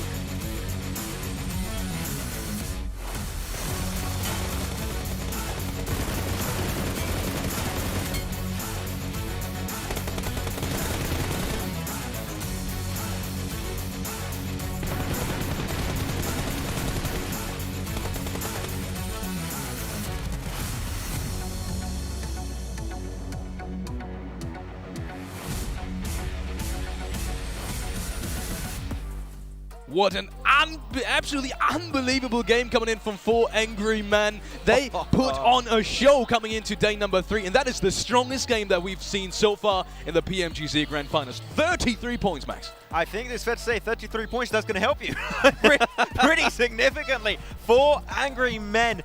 We could talk about this game, I think, for ages, Seven. The execution was close to maybe even we could say flawless. Yes. They were not in a great position. They had to push against DRS that had all the information, such a good defensive position, and yet they just pushed their way, eat their way forward, step by step by step, and the moment they're in there, it is not going to go away from them. Little by little, just inching up, but I do have to appreciate what they did even before putting themselves into that situation to be in the end game. They were able to control the outside of the circle. They were able to take on fights with Geek Fam. They were able to take on fights with Alpha 7 when Alpha 7 decided to make on that push, and they held them off. Yeah, they did end up losing one player, but it wasn't enough. And I mean, 18 eliminations, come on. Could you ask for anything better? We were looking so much at the late game, but they started off so strong in the early game as well. Maybe didn't have the screen time, but at phase 3, 4, they were already at 9 eliminations. Yeah, I mean, as you said, right, they cleared the western side. They cleared themselves at Geek Fam, Alpha 7 also. I think even Five Flux, to some extent, they did it, and Svan. The MVP of 2 years ago over in Dubai for the Grand Finals of 2020. And he's going for the title once again. 7 eliminations, that puts him back in the MVP race. Earlier today, I got a chance to talk to him. I was there. You were next to me, and I was asking him, what does it feel like being back at PMGC? He was super happy to be here, and what he loved the most is the energy from the crowd. He said that in China he doesn't really get to experience that, but every single time, whether he gets eliminated or whether he gets an elimination, he feels that crowd and it hypes him up and it gets him more excited. I'm thinking of something. Paraboy said he's going to be in top 5, then top 5. Svan said he's going to get himself potentially 2 to 3 chicken dinners. It's looking that way. I want to ask them the lottery numbers. they cannot lie. Whoa! That is crazy because we were talking about Nova right now. They're not even in the top 8 right now. Instead, it is 4 Angry Men in 2nd place, Evan. What? I am speechless. By the way, Inco Gaming, Vitali, what a performance for your team when they needed a performance out of you. For him to be able to stay alive that long, and on top of that, he did have to snake for a long time, but when he got a chance, he decided to get some eliminations, and I thought that was massive for them. Alpha 7, I talked about it earlier too. That was a team that needed to start off hot. They did just that. And with Nova, it's a big surprise, actually. They ended up losing a player super early on with Frozen to T2K. And Nova pulled off their typical rotation we tend to see from them, going from that Gatka split over to the Cube position over to the east of George Pole. Unfortunately, teams, they're going to start to learn from you a little bit. They're going to know that your rotation is pretty much possible to shut down. And that's what they did. T2K sent one player taking himself a one-on-one fight versus, I believe it was Frozen, eliminate that player, and then you're already hurting the numbers of Nova and struggling to get himself any points in that game. We definitely saw them losing players on rotate. Going over to A7, because they were the other big contender in that late game area, right? They had such a good position. What happened? Talk about it. Do we want to? Yeah, you know what? Let's actually talk about it as we do have Miramar coming up, and I can't wait to see who's going to be winning that Miramar. But with Alpha 7, I love the split that they had in Circle 4, but towards the end of Circle 5, when you have the same split and when you are that spread out, I didn't actually like that. I felt like they were getting away with it. They were getting super lucky. I did appreciate the push that they did on IHC to be able to eliminate them. How Mafioso was able to hold that top angle, and it worked out for them. I felt like they were trying to duplicate that against 4 Angry Men, and it just completely backfired. Yeah, the longer they held on to that split, my hype turned into like worry and concern. I was like, you guys are maybe stretching that split a little bit too long in time, but at the end of the day, they still were able to get themselves a lot of point in this match to remain in that top position. But man, S2G, one of the top Miramar performers right now. If they can perform right now in this match, they can claim their position back on the podium. They're definitely going to need to perform. I mean, with just putting up 1 point in the last match, it was interesting because that 1 point came from Inco Gaming. We were like, okay, maybe S2G is going to be in first place after this match, and then completely backfire. But Nova. That's my point. But Nova and Miramar. Pretty good. Talk about a team that we just saw in a great position as well that kind of just fell off that in the late game. It's DRS, and I was expecting them to perform well today in Miramar as well. I wouldn't really call it a fall-off, to be honest, for DRS. As Black mentioned multiple times during that game, they are so good, so strong at clearing the edge. Like that 2-2 split, getting so much information. The moment they have one team, they know we need to clear out this team to gain even more space on the edge of the circle.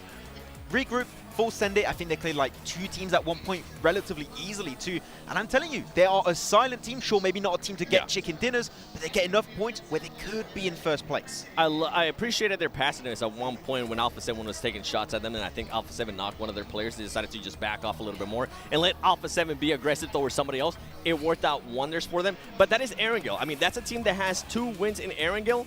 I want to see what this team can do in Miramar, because just playing like that in Erangel is not going to be able to cut it for first place. Talking about Miramar, let's look at some of the teams to watch from both our analysts. We'll have them. Actually, talking about teams to watch. Oh, there we have it. DRS on both of you guys' schedule. That's a superb, actually, transition, because we were just talking about them. Maybe going over to go like Starwood, though, because I felt like they had a good chance in the last game as well. Going over to Miramar, that's your pick? Yeah, I still have the jersey. It's a little bit cold right now, so is it still under there? It's heating them up. It's heating me up right now. I do appreciate it, Stalwart. But yeah, I do think that Stalwart can be looking really good. They were looking really aggressive. Yeah. I think they've been a little bit too silent, and that was your question at the start of the show, right? Which is, can they potentially build that momentum on that second and third place ending day 2?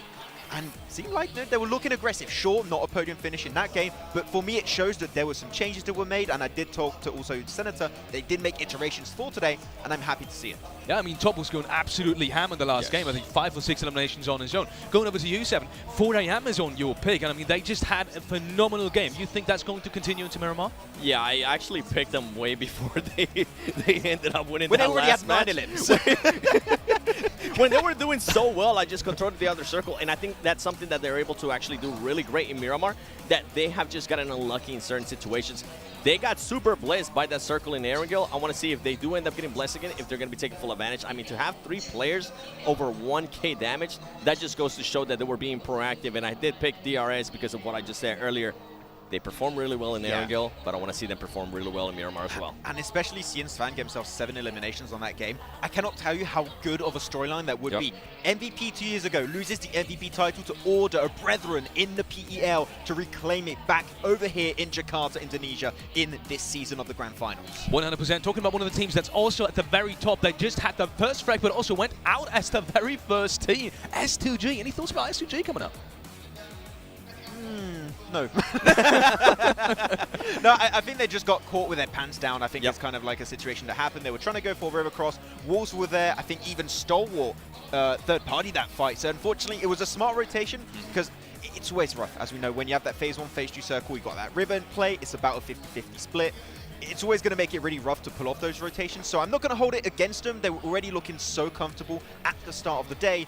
But just don't allow it to happen too often. Like, rivers are a big issue, so just be careful. Going over to another team that's also at the very, well, not also at the very bottom, but it is at the very, very bottom, actually, is Vampire. They also, again, lost Swap X very early on. Any hopeful I'm not even going to let you finish that question. No? They're absolutely done. Whatever changes they were trying to do yesterday, it's just not going to happen at this point. I think the team... What I expect out of them is at one point today we might see some madness, and I felt like it's gonna be in the last game where this skill is gonna come through, right? They're gonna realize, you know what, at this point we got nothing to lose. We're definitely not even gonna be able to make it to first place, top 3 or top 5. So let's try to get some highlights. Let's try to make ourselves look good here at PMGC Grand Finals in Jakarta. I think what's happening, they already announced that we're going to be having PMWI back in Riyadh. They're already preparing for that one at this point. Okay, PMGC is done. Let's just look to try and be the back-to-back champions of PMWI, which would be a good achievement, but as you said, sit down, finals are done. Yeah. I was very surprised none of you guys were talking about T2K going into the next match, because they also were in a, well, not all of them, but at least Legend had kind of a big moment there with this double nade, and I was expecting them especially to be very good today. Yeah, they were one of my teams to watch, actually, so I'm intrigued to see if they can do potentially more. Knowing the power, DRS looking good. Can we also see T2K being good? I'd love to see it. Whether or not that is going to happen, the answer is...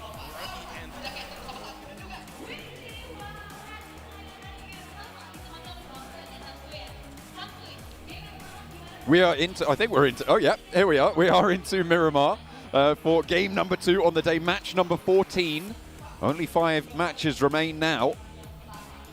What a game from 4AM in that last one. That was a massive, massive jump to be able to leap on up, but the crowd's getting settled for the Miramar match. The first one of the day, the first of 2 that we'll see, and the rest is yet to come. Nova, they lost a player early in that last match and didn't really get going in that one.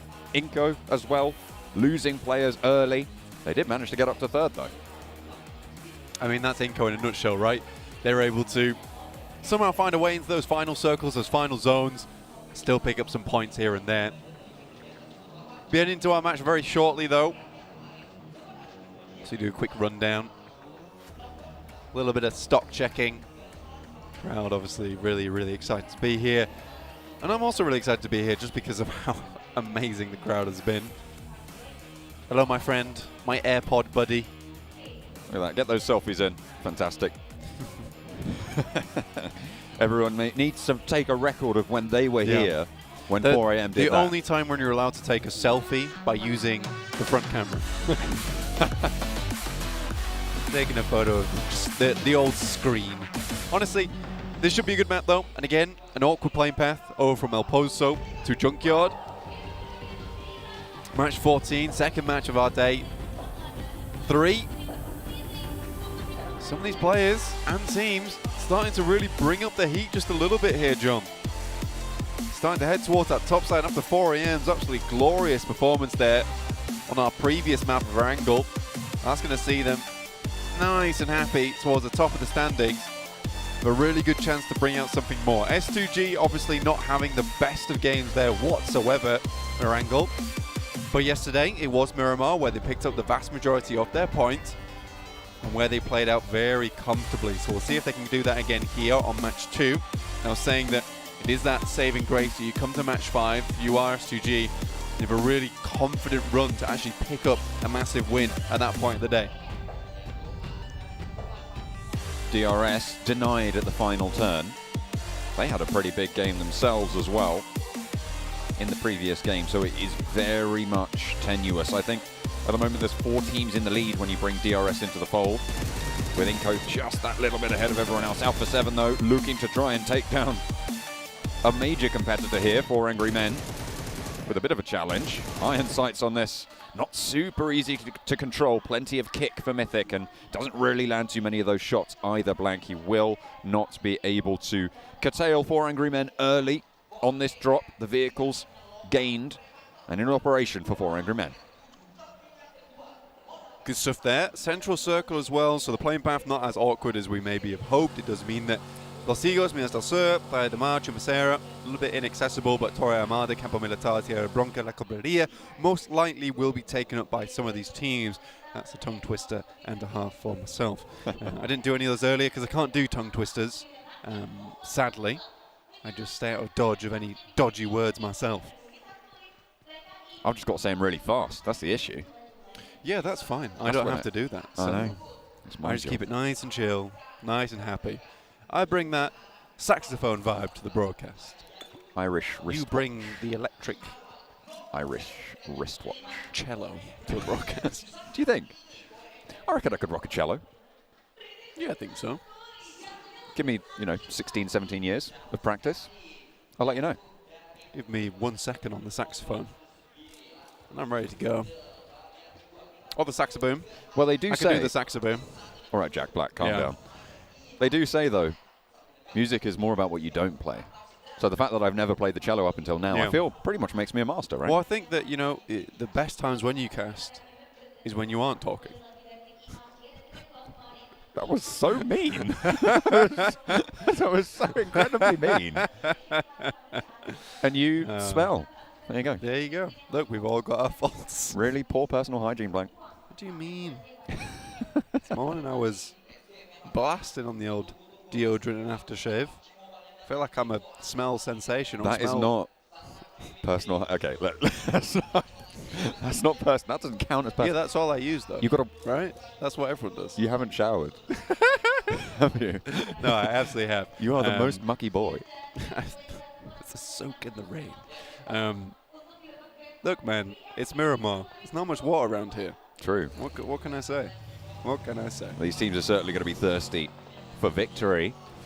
There you go. That is correct. Inco still at the top, though. 10 points clear with 5 teams in that front-running section now. Godlike Stalwart. Quite quickly. To be fair, Godlike Stalwart did do fairly well in that previous game as well, with the fights they're able to take, launching themselves further up to boot. IHC, T2K, Nova, all the way even down to like Buradam and Wolves. I mean, they are not out of it fully, but it is getting towards that way. Yeah, it's pretty tough now. I think our front runners of the pack are going to be quite difficult to catch up towards. It'll be very unlikely that Inco, 4AM, A7, S2G, DRS not one of these 5 teams is going to gain a profit on one of these games. Before, it was a little bit more likely that it could happen, and it did happen. We saw S2G go out early. We saw Inco not get a huge amount of points at the start of the day, which is kind of their signature move, right? So now it's much less likely to happen, because instead of only having 2 teams that have to do badly so you can catch up, now you have to hope for 5 teams doing badly, which is way, way, way out of the realms of possibility here at this point in time, especially when all 5 of these teams we know are absolutely marvelous at PUBG Mobile on their separate, unique ways too. I think Inco has their very interesting central playstyle, in which case, you know, they wait until that very much end game to pick up some big points. It would be super interesting to see how many points of Inco is purely ranking points overall. 4AM, great team when it comes to just that coordinated play. Alpha 7, just a hot streak within them. They are aggressive like nothing else. A lion inside the lobby. S2G, and one of those teams that is able to really play well coordinated as a squad. And DRS, one of our edge teams inside this lobby. So everyone's got like a very, very different type of play style, but they all play it to the best here in the PMGC, which shows you can play absolutely anything and still work out with it. And I think that is something that is great to take away from this PMGC, is that we've got a lot of individual characteristics with these teams at the top. So you don't have to play it one particular way, you just have to play it your way. First blood goes over to Kelsey from S2G. I feel like you were talking about similarities and differences in playstyle. The most similar in the top 5, I would probably say, would be 4 Angry Men and S2G. Yep, and agree. I think that's kind of what you alluded to there. And whilst it is slightly different, I feel like S2G maybe stay a little bit further on the outside for a lot of the game. Well, not a lot of the game. They sort of come through in the mid-game, whereas 4 Angry Men maybe a little bit more central leaning. That might be where they differ. Although not this game. That's just me pointing at the map for John. Like, but I normally see 4AM in the center a lot more frequently than I see S2G. I think for 4AM, I'm just throwing my water on the all floor. everywhere. Look, we said that there's no water here on Miramar, so there's no water in Indonesia now either. It's for you, at least. Yeah, I think for 4AM and S2G, I would generally agree with you. I think what you're going off is mainly Erangel overall, because Erangel, 4AM does tend to move a little bit earlier towards the circle. Yeah. I think what they've been having difficulty with is making those movements, making those rotations, and they're quite speedy with it and aggressive. That is interesting. That is very interesting. And oftentimes it does lead to them getting absolutely demolished by some of these teams within the circle. Alter Ego, though, Fnatic hits the next one. I mean, I was a little bit happy about it on the first, but that is true elation coming through for Alter Ego. Getting the second onto Alpha 7 is a really, really big piece of news. Not only in terms of Alter Ego taking on one of the top 3 teams, but also the fact that Alpha 7 is down to 2 already here on Miramar, when they're fighting for their lives in that top 3. This is great news for the rest of that top 5 set of teams, right? They now have an opportunity to thin down the numbers in that lineup to try and open up a gap, turn up the heat. S2G already with a point in a central location. Hopefully they can hold on to it, have some power there. The Turkish squad wanting to have the honor of defending their title next year in Turkey. Would be the absolute cherry on the cake there for S2G to take it all the way home. Max is back on the desk once again. What's he got there? He's got goodies. He's got a special little goodie. Is he going to show them to us? I don't know. I don't know. We'll find out. What's he got there? What have you got there, He's Max? got some BTR merch. We'll find out later. Repping the old Indonesia. Fair play to him. And with that, the BTR merch not only brings Max a lot of happiness, it also brings Alter Ego the center of the circle. Fantastic to see as, absolutely, that hard west shift coming on through. The Indonesian roster will have to hold off against some pretty fearsome foes, though, as S2G swing it on the north. Good position. Very difficult spot this is overall to play. There's a lot of space here, which is really inaccessible. Down towards Monte Nuevo on that southeast side, fielded area. The southeast of El Pozo, more fielded area. Last-ditch attempt resorts there on that side of the map. Down towards the south side of Credit Fields, a place that HVP would play very, very often. The S2G would tend to kind of challenge them out on and not really succeed. And it's what would cause some huge amounts of problems They've tried to get up towards it, but Alter Ego are already on that position now. 4AM loses arguably their front man, their lead singer, here in the PUBG Mobile PMGC. There's too many P's No, and M's. don't talk about it. Don't even mention it. In the PMGC, Svan going down in match 2. This is a bit of an awkward one for him. And now 4AM have to play just the rest of the instruments here. Try and work it through. Nenebete taking a bunch of damage, but doesn't go down, doesn't fall just yet. Slides through the staves of Nova. Keeps himself out of treble, keeping with the music theme. I thought it was good. I liked it. I liked it too. too. Okay. Vitali doesn't know.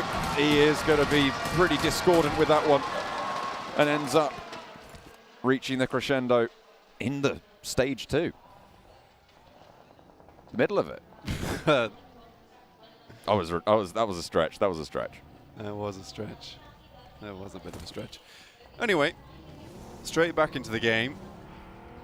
Vampire Esports are obviously struggling. We talked to Satani just a little bit earlier, saying that ideally they'd love to be in top 8 by the end of today. I don't know how easy that's going to be for them. It will have to be a real turn-up in performance. The fact that they weren't able to get too many points on the start of the day, well, I'll take that back. They did get 2 points. I just don't know if it qualifies as too many points. Geek Fam, also on our screens at the moment. That's towards that northern side. I think they fell down quite a bit right now. I think Geek Fam were on a pretty hot start for themselves. They looked good. You're dragging themselves out from PMPL, moving up towards PMGC with this core roster. Look strong, look promising. Fortunately for them, I think there are just a different type of beast in this PMGC as a whole. Nova over towards that eastern side. Influence coming in through San Martin. Stalwart as well in this circle. Alter Ego still holding on to a very strong position with high ground, a very typical position as well. And Inco, dead center. So again, I think we're looking at the Inco game. This is just a case of racking up those rankings, not putting too much attention towards those elimination points. This is not a strategy that will work next year, though.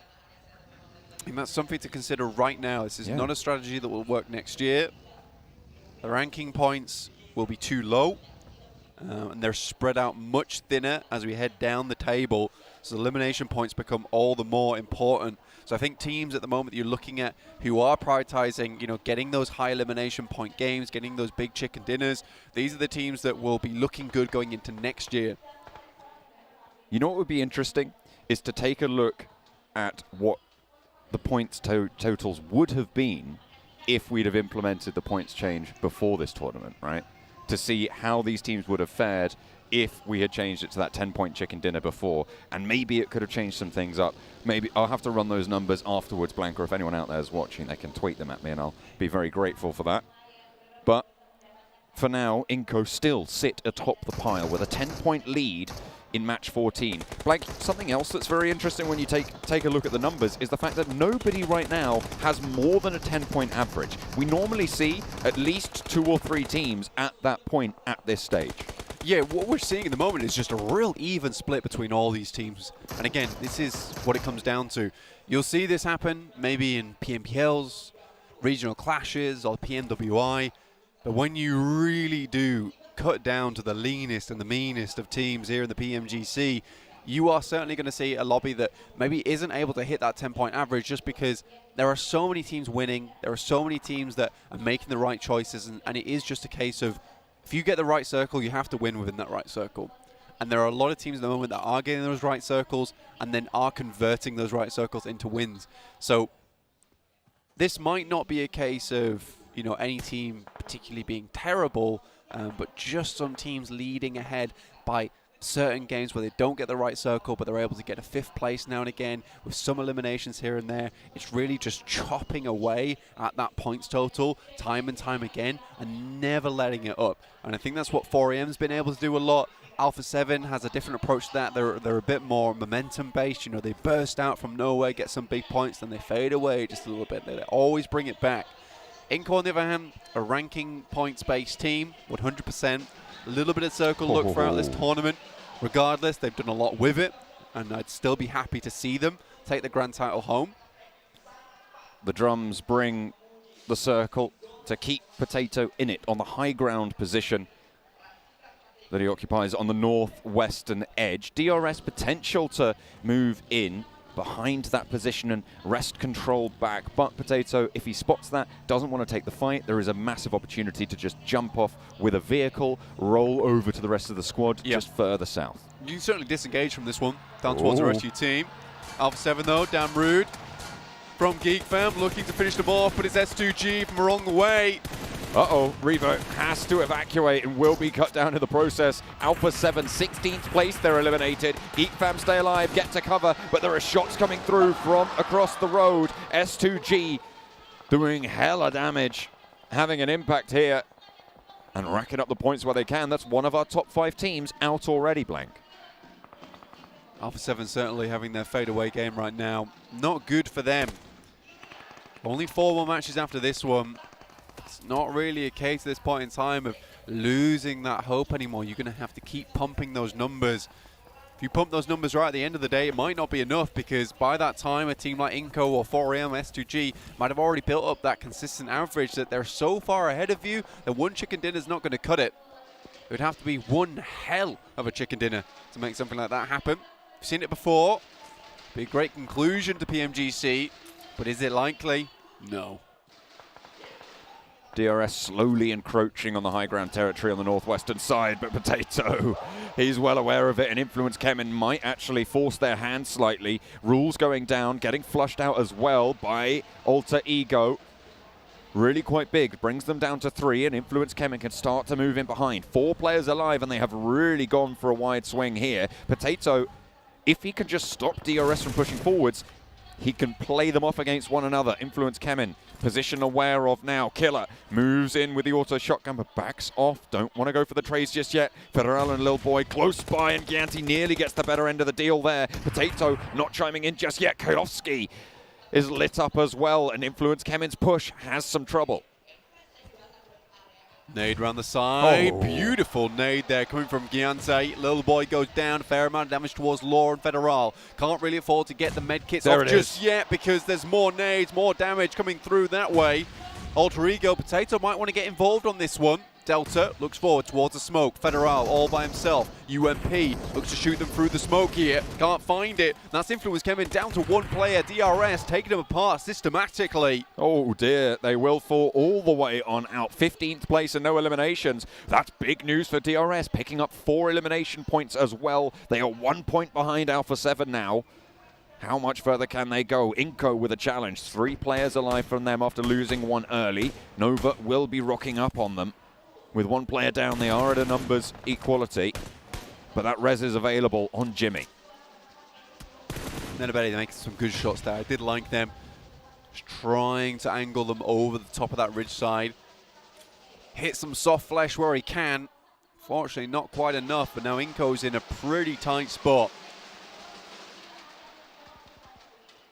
Over on the east side, with the backstop. Potato still holding on the high ground. 4 angry men further out west and will need to push on in. 4 angry men probably with the toughest time of the teams at the top right now, Blank. Alpha 7 having already gone out. So I suppose the time is tougher for them, but of the teams still in it of that top 5, 4 angry men with it all to do on this rotation. We set up S2G as one of the best teams here on Miramar. And towards the center they are right now, a really strong spot. Helping Geek Fam take down Alpha 7. During that initial push, it will be hard to remove them from this compound. 4AM, like you said, tough rotation ahead. Over some rocky terrain towards Alter Ego's position. Potato over on Sanhok, we saw how effective his high ground position was. Stalwart will send a grenade to the top towards Nova. Frozen already falling. Looks like a nade is in the hand and the pocket of Nova themselves. Try to send one back to push action away, but Pika ready with one of his own. It looks good as well. Oh, it's right on the money. Jimmy goes down. Frozen has a teammate now to join him. Action backed off the hillside, and that is the backup that you want. It's Paraboy from a position further up. Order launches one over. Frozen needing to get res now, and Action burning down low. The nades don't burst on target as Paraboy rolls in for the backup. Inco looking to put pressure on now as they take their approach. Top up in the party bus. Smoke blooms over on the godlike stalwart position, and that fight is just about to start heating up. Nova caught in the middle of it, but they are all together. They are all as four on the eastern side of the circle. Not much hope at 4 AM there. We saw them in a dire situation. More nades still popping their way. Sky only comes up. Good Xiao cannot finish it off, and Ching Chen still going for the heel. Pushes out wide, tries to go for the finish. Will find at least one, but I think Kengzo might just be able to finish this. Possibly, maybe not. Needs the reload. Ching Chen spotted, and there they go. 4 angry men fall, and now 2 of our top 5 teams are out of this game. DRS still moving in. S2G, Inco, all still with the fight. In the meantime, over on the eastern side, Nova are fighting for their lives, caught between godlike stalwart to their north and Inco to their south. Nade over to the back, found peak at order, doesn't go down quite yet. The second peak from top is good, but it's traded off by Jimmy with the micro Uzi at range. Action now last standing in the engagement for godlike stalwart. Scry down to the north a lot further. The nades can start to pour in, but instead Nova just want to stay alive as 4 on the eastern edge. This is ridiculous for Nova at the moment. Almost feels like they picked up a rainbow mushroom there, because they are pretty invincible over on that side, taking that fight not only towards Stalwart, but also towards Inco. Alex, though, what a disgusting spray coming through. Finds at least 2. IHC really struggling. But Ravenclaw, last alive for Vampire, tries to finish off the fight. 1v1 available. Ziol, last standing, a sliver of HP, first aid allowed, but the res coming through potentially from Ravenclaw. Fluke will be the target, and the res is coming through from both of these rosters. Nova, in the meantime, are still all alive.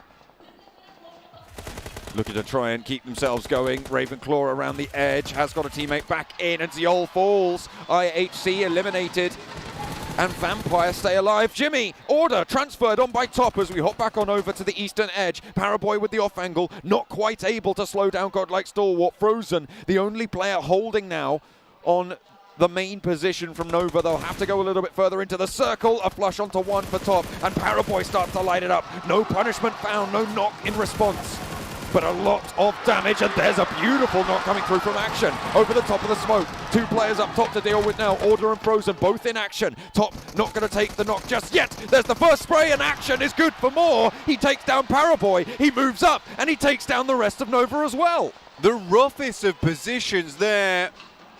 But the boys, the deadly duo, still go strong. They make it happen. Not even Nova can bring this duo down. But look at S2G. In a veritable fortress of their own inside this map. Still trucking. Inco in the game 2, down to 9 teams remaining, 26 players. A lot of teams, a few players still left alive. Fireflux with 4 though. Alter Ego still going strong, looking over towards DRS's position on the north. Alter Ego have Potato on the high ground. Inco swings wide and does what Nova could not. Becker has been put back just a little bit. Potential to get flushed here. Nenebete close by. Don't really want to step out that nade. Oh my goodness me.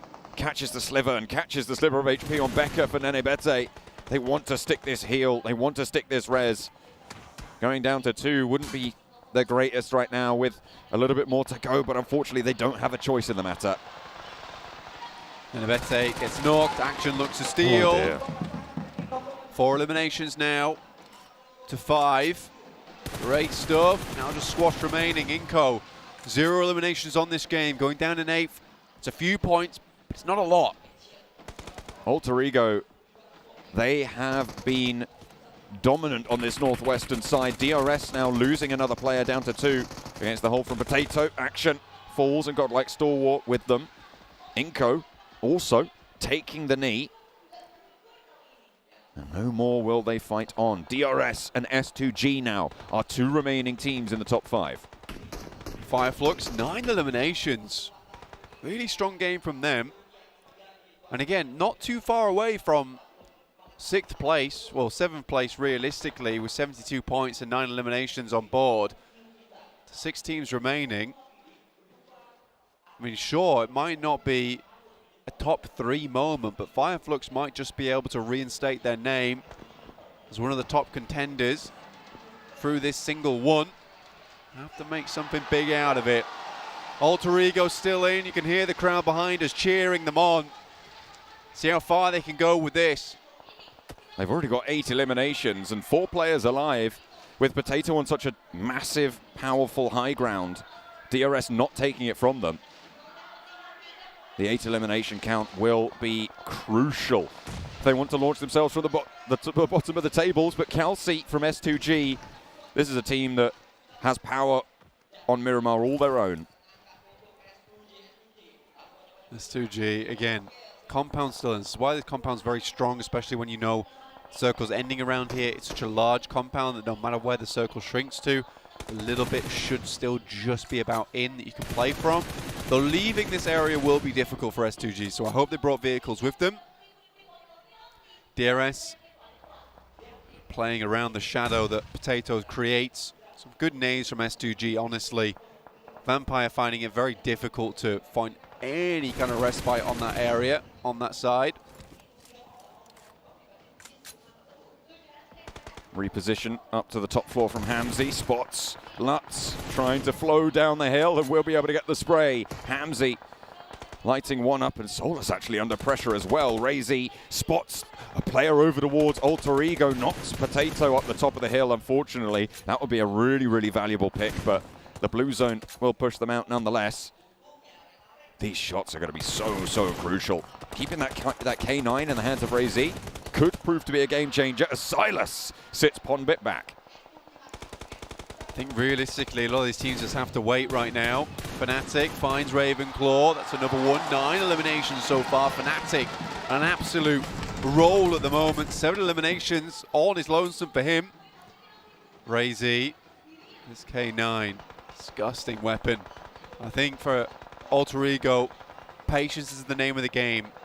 S2G's life is going to become hellish when they have to leave this compound. I think they realize they need some more points, so going for these eliminations, risky, but also rewarding.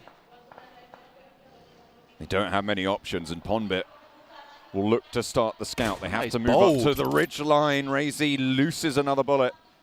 Silas as well with angles over towards Fireflux, who are split right now and burning the candle at both ends. To be fair, this ridge side, well, this little ditch that Alter Ego is able to play underneath the road, actually fairly decent. Getting Pubg down there immediately whilst the other team is probably thinking about rotating. That's fantastic. Oh, I don't even think Kelsey knew there was a player there. He was just shooting out towards a buggy. Saw the tag and went, oh, okay, I'll pick that one up. S2G, 4 players alive and still going strong. Pubg being the forward guard for Alter Ego, the other 4-player roster. Sending smokes down the train now, allowing the rest of Alter Ego to move up, move through some high ground potentially. Circle moves a bit further away from S2G. That is absolutely disastrous for Alter Ego. At this point in time, they needed no casualties coming through. Getting up towards that high ground position was fantastic for them. S2G will have to move on the next zone, but Alter Ego, they need to play their cards right now. They need to be calm, they need to be patient, they need to breathe this one out. Like a spotted Silas, picking up points for the squad. Snipes last for Geek Fam, a team that we haven't seen too much of. And S2G need to do the work now, Blank.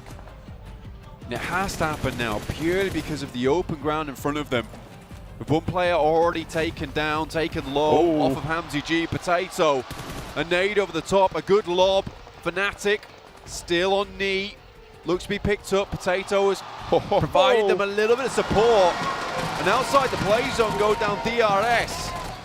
10 eliminations now on the board for Alter Ego in the final zone. Shots over towards the high ground there from Silas, but S2G are going to have to leave into the sight lines of everybody else looking their way. Fnatic gets knocked. There's a crossfire established, but out go the smokes and out go the vehicles. S2G with a fast crash across the road. Razy goes down, opened up on as well. The rest of Alter Ego looking to finish it here and now. Silas is cut out of the fray, and now the players at the back are all they have left.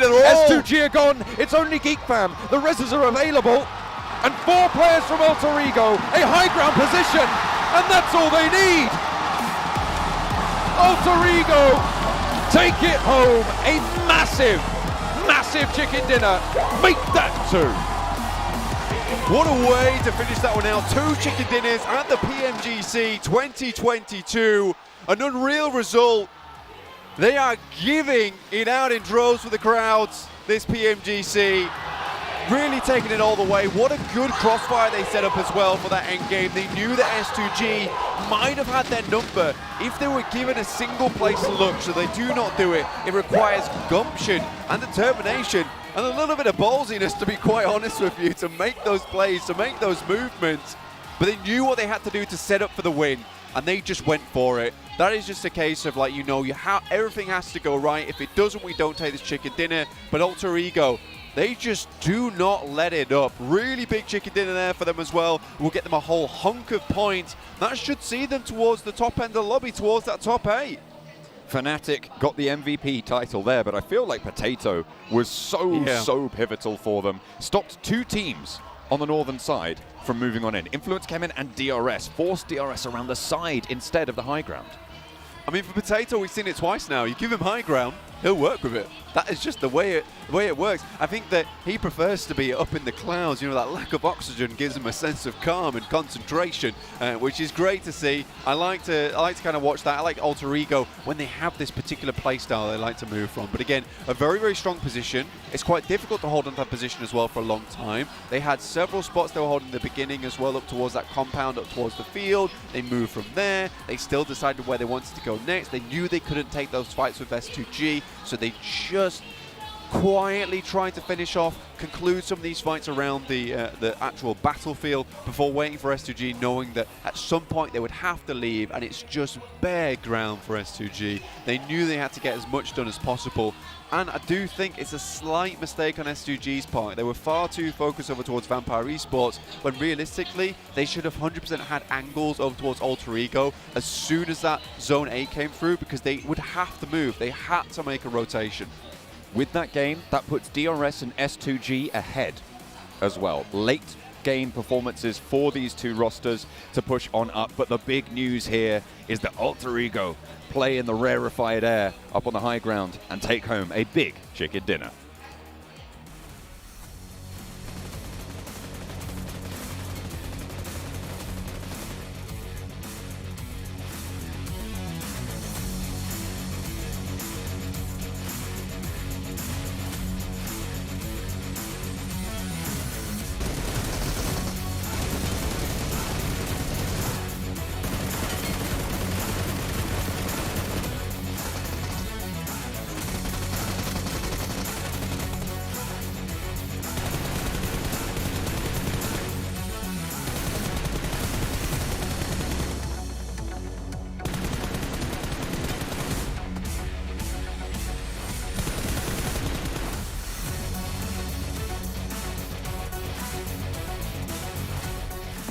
And welcome back. Let's take a look at the match rankings. Alter Ego Limex with 28 points. Oh my goodness. Is that one hell of a performance? Exactly what we needed from the boys here to try and put himself back in the race towards the top, and 7. They played such a good position. Potato, the absolute monster on that hilltop position, clearing off the position away from DRS especially, and giving that information over to all of his teammates. Being able to fend off people, and on top of that, I love the rotation they did end up, especially at the end. They ended up getting one of the players knocked. He ended up getting revived too, and it worked out wonderful. Yes. They didn't wait long enough. That's what I'm talking about. The execution is there for this team, and we're starting to see it. S2G, by the way, with 16 points, that's going to be nice for them, being able to bounce back from the horrible first game. DRS also with a great performance going into this match. Again, we just saw them in the late game and the game before, and they have done it again. They're racking up points right now. I mean, you said it during that game, I think, 7, right? That you were saying, oh, they could win. And I was like, the game? And you're like, no, the event. They could win the Grand Final. And with results consistently coming their way like this, I gotta say, there's a clear possibility this could be an Abali champions after this Grand Final. This huge, but looking at the extra stats. Kelsey, my boy, from Turkey, looking good, but... But by the way, the only reason why I said that about DRS is because they answered the main question that I had right before this match. Are they going to be able to perform outside of Erangel? And they just proved that. And that's when I was like, okay, you know what? this team can definitely take the championship home. Talking about teams taking home championships, we got to talk about Nova. What was that against Godlike Starwood? It looked like they had it in their bags, and then it all turned around. 2 words. Top action. You don't mess with them, okay? Gotta bring it up. You got to eventually. Yeah. It was not the best push from Stalwart. Yes. I think we were both like definitely having some criticisms for what Godlike Stalwart did at that time. And Paraboy, he was like super proactive. He's like, okay, they're on a ridgeline position on a road. It's not great to defend it if you're getting just pinched upon. He's like, a little bit of an off angle, and then they shut down Paraboy. That was such a key moment for Godlike Stalwart to get himself those eliminations and take down Nova. It was good, but I think knowing Godlike Stalwart, they can do better. Talk about shutting down your opponents. Hardware is needed for that as well. And what better hardware than the Sony Xperia 1 Mark IV? Sony Xperia 1 Mark IV and Sony Xperia Stream were co-developed in collaboration with professional esports players. You can play PUBG Mobile with Xperia Stream's total cooling system and multiple ports for intensive gaming and streaming. And while we're already at it, let's thank Prime Gaming as well. With Prime Gaming, you can get not only free games, but free in-game content for lots of games as well, such as PUBG Mobile. So if you want to get free rewards, skins, content, then make sure to sign up.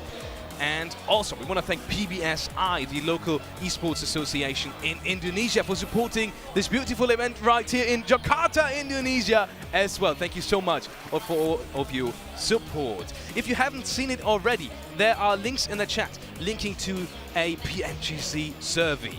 And you can find that survey either in the chat or on social media. And we want you to let us know your feedback about the show. Positives, negatives. By doing that, you may get the chance to win some prizes as well. Thank you all in advance if you are participating in that survey. With that being said, we're going into a short break before we dive deeper into match number 2, Miramar, that we've just seen.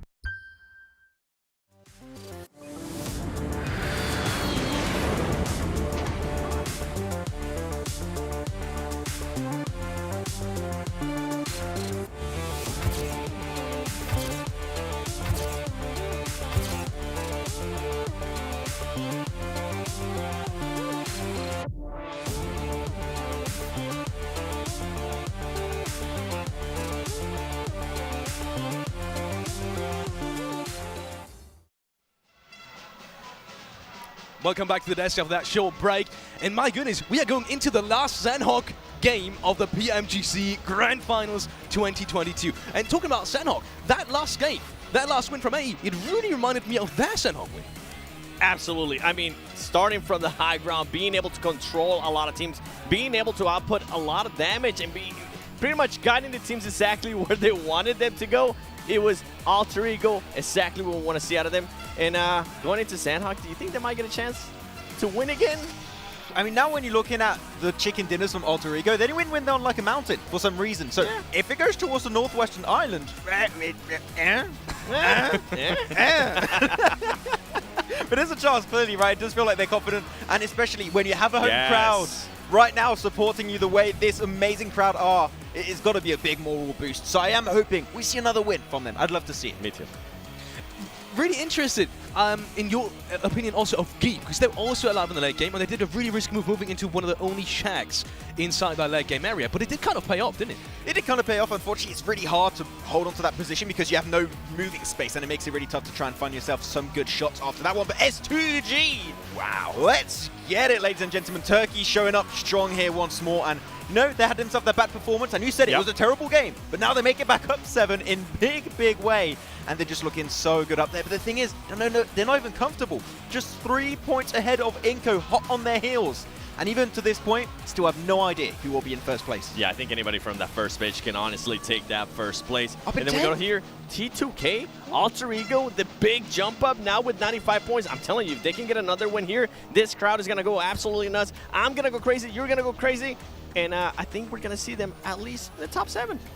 You know what? My objective for them is I would love to see them make it in top 5. If they keep getting results like this, I think that would be a win. Yes. For Alter Ego, if they make it in the top 5, that would be their goal right now, but not an easy goal to achieve, so we'll see if they can pull it off. Let's take a look at some of the next matches that we have coming up for you. Once again, it is the last day of PMGC 2022, and especially of the Grand Finals, so we have Sanhok coming up. We were talking about their last win from Alter Ego, the last big one at least, before going into match 14, and that was Sanhok. So we're already talking about some of the chances, but going maybe over to some other teams haven't really talked about too much today. 4AM, obviously, they did have their chances today as well, but they also had some good chances in Miramar just now. They get taken out by Kangzo pretty early on, though. Any thoughts going into Miramar about 4AM? I mean, going to Sanhok for 4AM, I don't know. Don't really know what to expect from them. I mean, they're really good when it comes to Erangel, really good when it comes to Miramar in particular. Sanhok is not a map for me that they really stand out on, so we'll have to see. Though one team I want to see a win for, Alpha 7. They're going up the first one. They didn't drop Pubg camp. My heart is broken, but if they can get chicken dinner, I'll forgive them. You want them to jump on boot camp? Because it's fun. It's fun. Tell me it's not fun. It's absolutely amazing. Exactly. My point exactly. Let's look at some of the teams to watch from both of our analysts. And I was, I'm surprised none of you guys picked S2G because they're still at the very top of the table. And they did just have a good round as well, 7. What about your picks? You know what? The reason why I picked Inco instead of STG is because Inco, every single time so far this tournament that they have lost the lead, they come back the next game and they regain that lead. I expect to see that over Inco Gaming. I felt like this past 2 matches, even though they did get a good performance in the first Erangel, I felt like it was super lucky. Yes, Vitali did end up getting 2 eliminations, but it just wasn't what I expect out of Inco Gaming. Without the 7, I feel like it's going to be now or never. It is going to be the map that they got the chicken dinner on. You can hear everybody screaming in the background. That's because they were showing Paraboy to the crowd. And that's why I picked Nova, because for Nova, if they want to get that repeat, it is now or never. We were walking around before that Miramar started, and we saw the analysts for Nova Esports just going, all right, we need to get things dialed down. I wanted to decipher what was going on there, but it's too smart for me. It's too 10,000 IQ what's going on in the brain of the analyst for Nova Esports. But of course, no, it's Sanhok. When it comes down to it, they can perform so on this map. Like every Battleground, despite Miramar being their one standout map, they can still get themselves some wins there. You had Alter Ego? Yes. Okay. Yes. I mean, I got it. I said if I get at least another chicken dinner, I would love to see them get themselves in the top 5. That would be the win in my eyes for the home team. Also, going quickly over to one of the other teams you picked, DRS, I feel like they deserve it as well at this point. They have such a good showing, not only today, but throughout this whole tournament. They've been so consistent. Yeah, exactly. For DRS, they play this edge position just so damn well every single time. And we said it, they could be the silent winners here of this Grand Finals. It could be happening. If they get themselves another result here, it will be down to the last 3 matches. Let's see whether or not DRS is going to give themselves a chicken dinner as well. We are heading over to the commentary desk with John Annan and Black. Plenty of support for plenty of the players here. Zuxy's not even playing, but he's getting signs. I mean, fair enough to him. He's a cool guy. You gotta get some support from the fans. Fans are here for PUBG Mobile as a whole, not just PMGC 2022 is what we're here for right now. The last Sanhok of 2022, technically. I know we're in 2023, but we're closing the book on 2022 first. Make sure you're reading everything before we head towards that sequel, which is going to be very good, or so I hear. Right now, this is the exact kind of ending that we wanted. Very competitive. A lot of very good teams up towards that top side who are still performing extremely well, even under the conditions of war. An absolute crazy finish to a tournament. Massive amount of pressure still on board. Playing path on our screens though as we head into Sanhok very shortly. In fact, right now, heading down from Cow to Docks. See where this one heads. We did see it go all the way towards that northwest side where Alter Ego were able to pick up their first chicken dinner of the tournament. So they just grabbed another over on Miramar. Towards the top, especially after this game, Blank, I imagine that we're going to start to see teams dropping out of the race for that top spot for the champion title to lift the trophy at the end of the day. Match 15, it is so close to the end of what these teams have worked all year for. What a way to cap it off it would be, well, for anyone really, to lift that trophy. Phenomenal news. Nova, if they want to defend their title, they have to stand up now. Seven put it best. Honestly, this has to be the time for it, right? Because 3 more matches. You have to be absolutely blinded. You have to hit it outside of the park every single time. You want to be that guy that has to make that poor dude run all the way into the car park to pick the ball back up again just so that you can hit it for 6 once more. And if Nova's going to do that, it has to be some extremely potent games coming forwards. Already Circle heads up in their direction down towards Painan. Maybe a chance for it. I think the scariest thing for Nova is they've left it so late at this point in time that you're doing it on Sanhok, a pretty unreliable map. When it comes to hitting those points, is a map where you just want to be consistent. 10 points average is absolutely fine. But for Nova, 10 points is not enough. They're going to have to go for the chicken dinner. Second place with a lot of eliminations. First place with a lot of eliminations. Third place might just cut it. But again, you don't want to have to go into Erangel and Miramar and have to continue to pump up those points. For Nova right now, this is certainly a chance to pick up a huge amount of eliminations from Painan, which does fall in the path of a lot of rotations of these teams coming down towards the southwest side of the map. Nova might be able to pick up a whole host of points for themselves if they play their cards right here. Controlling their crossing could be crucial for their chance at the title. But for Angry Men, a little bit closer to that title right now. Sat on 126, 14 points behind S2G and the top spot. And they'll be looking to try and close that gap here. Unfortunately going down in a not great performance over on Miramar for 4 Angry Men. And S2G obviously doing as well as they did. It is going to be difficult. Yeah, 140 points. I think a lot of the attention was on that Alter Ego win. Now it sits them in 10th. With a very good capability to get in towards top 6 if they really push it to the limit now. But for S2G, can't take from the fact that they were able to get that second place, right? Well, third place over on Miramar from a very nice compound. Good amount of eliminations as well, which sits them now at 140. Inco behind at 137, 4 AM. Really did not get a lot of points on that last match. Getting crunched away on that western edge. Godlike Stalwart playing in boot camp, Central, yet to make their full decision on rotation to move down to that southwestern island potentially. Most likely we will be finishing over there, so at least getting to the compounds to their southwest on the confluence of the rivers, on that trifecta compound blank, could be a good decision for Godlike Stalwart. Because remember, they're on 110. They're an outside shot, but they are still very much a horse in the race. Yeah, I think that is something that we need to consider. They do keep having these pretty good performances throughout our matches today and yesterday, in fact. With Top at the start of the day being the highest damage dealer by quite a fair bit as well. He has really been putting in the work for the team. Inko versus DRS. Scary engagement for the Inko here. I do think that DRS brings a lot more firepower to punch here.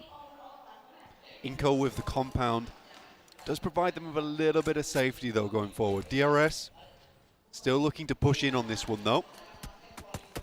I feel like disgusting shots though. On the defense, nice. Inko have had lots of practice. So if they are given a compound like this to hold, this is them at their best. And DRS, again, same as what you said, on their best performance. Exactly. This is their kind of best scenario.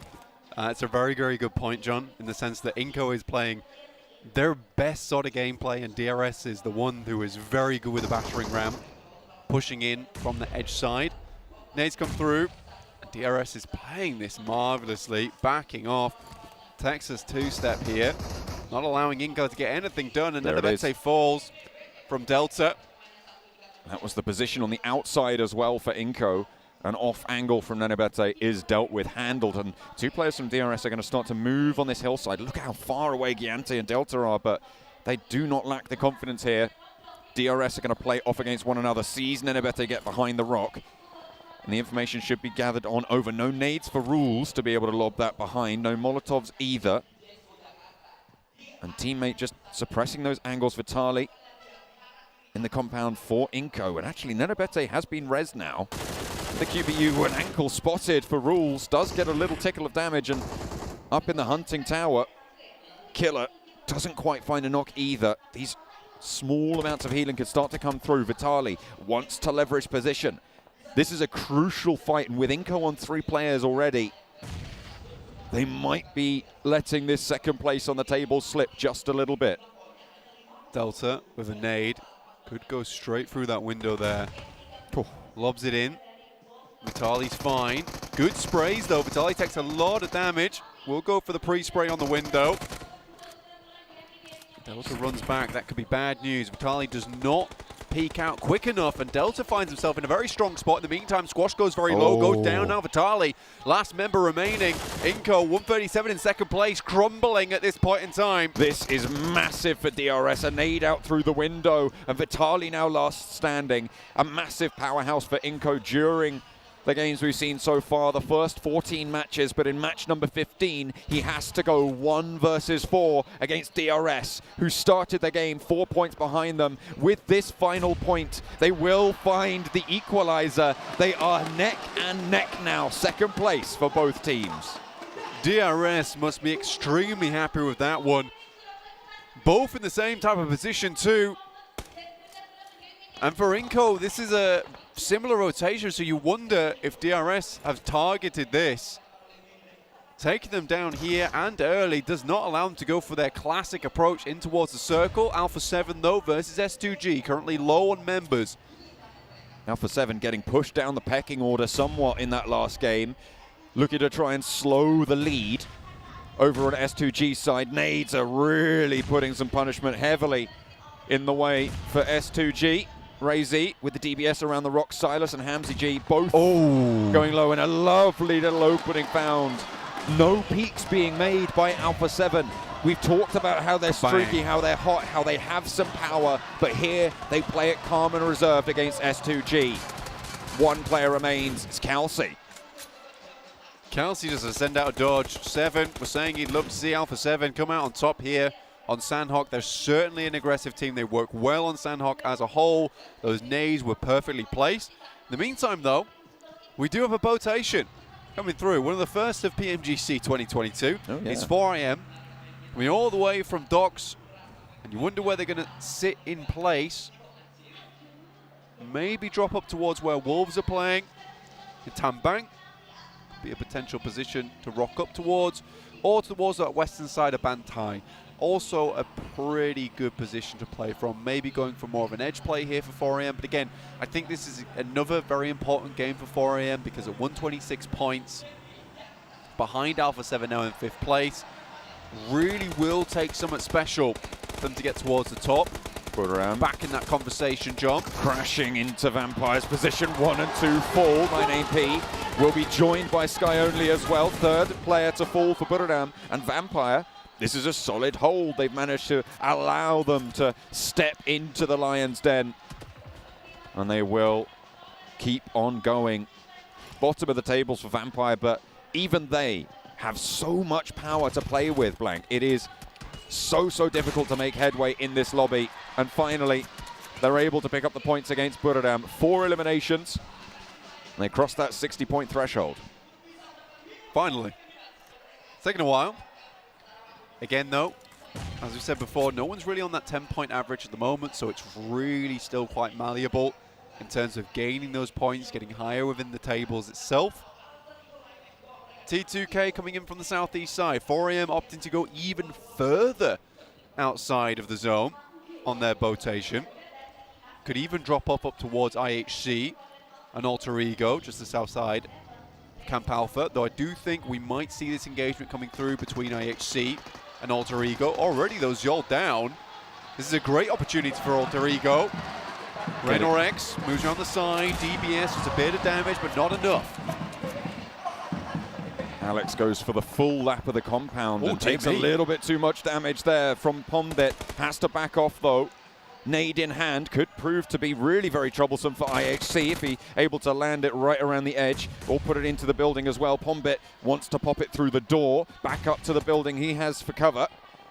And Alter Ego playing a little bit smarter. IHC allowed to get the res, however, and now both of these teams have to share it, 4 apiece. 2 buildings held, and a lovely little off angle from Fnatic. The high ground held. What a rotation from him. Gets the flush over onto Demo. Needs to be worried from the side, and Zjol does not manage to slip it on through. Nade over the top might be able to do the job, though, and if Fnatic goes down here, they might turn it topsy-turvy. A lovely reposition away. He runs from that. Excellent heads-up play from Fnatic to keep that high ground under control, and in goes Alter Ego. Godless and Alex on the inside. The first is rebuffed. Now the rest of the team need to step forwards. Godless finds a second, and the third is there. It's all coming crumbling down. Only Fnatic now standing for Alter Ego. It looked so hopeful when they'd taken down Demo, but now they're left high and dry with only Fnatic. The 3v3 could have been there, but I think with that man advantage, you never push on that. But again, the drums from the crowd, that's the type of thing that really could take you into a new type of drive, a new type of sensation, just wanting to push it out. Now Fnatic just has to live for a little bit longer. Real unfortunate stuff. Circle heads up towards the northwest side. Influence Kevin in a really strong spot towards that bridge, but a lot of water in this one, not a lot of places to play. 4AM ditches their boat, will start to swim towards the docks of Tambang. Somehow it's the best strategy out of a lot of these teams from the top 5. I would say in this next circle it's probably about 30% playable terrain at this stage, Blank, if you don't count the water, which I guess you could say is technically playable, but even then it's going to be very, very tricky. Not only that, but you've got a lot of shallows in that water, which you can't hide in. You can't just swim around there in that river. No, it's very difficult, and I think that even if you look up towards that northern side, that landmass is sort of not what you want right now, particularly with the fact that it most likely will move away from there. Could even end up on the bridge, you know, which would be absolutely crazy. Alpha 7 moving up out of the blue now, just getting out of it, heading up towards T2K's location. S2G still in the game with Calci all the way on that northern edge by IHC.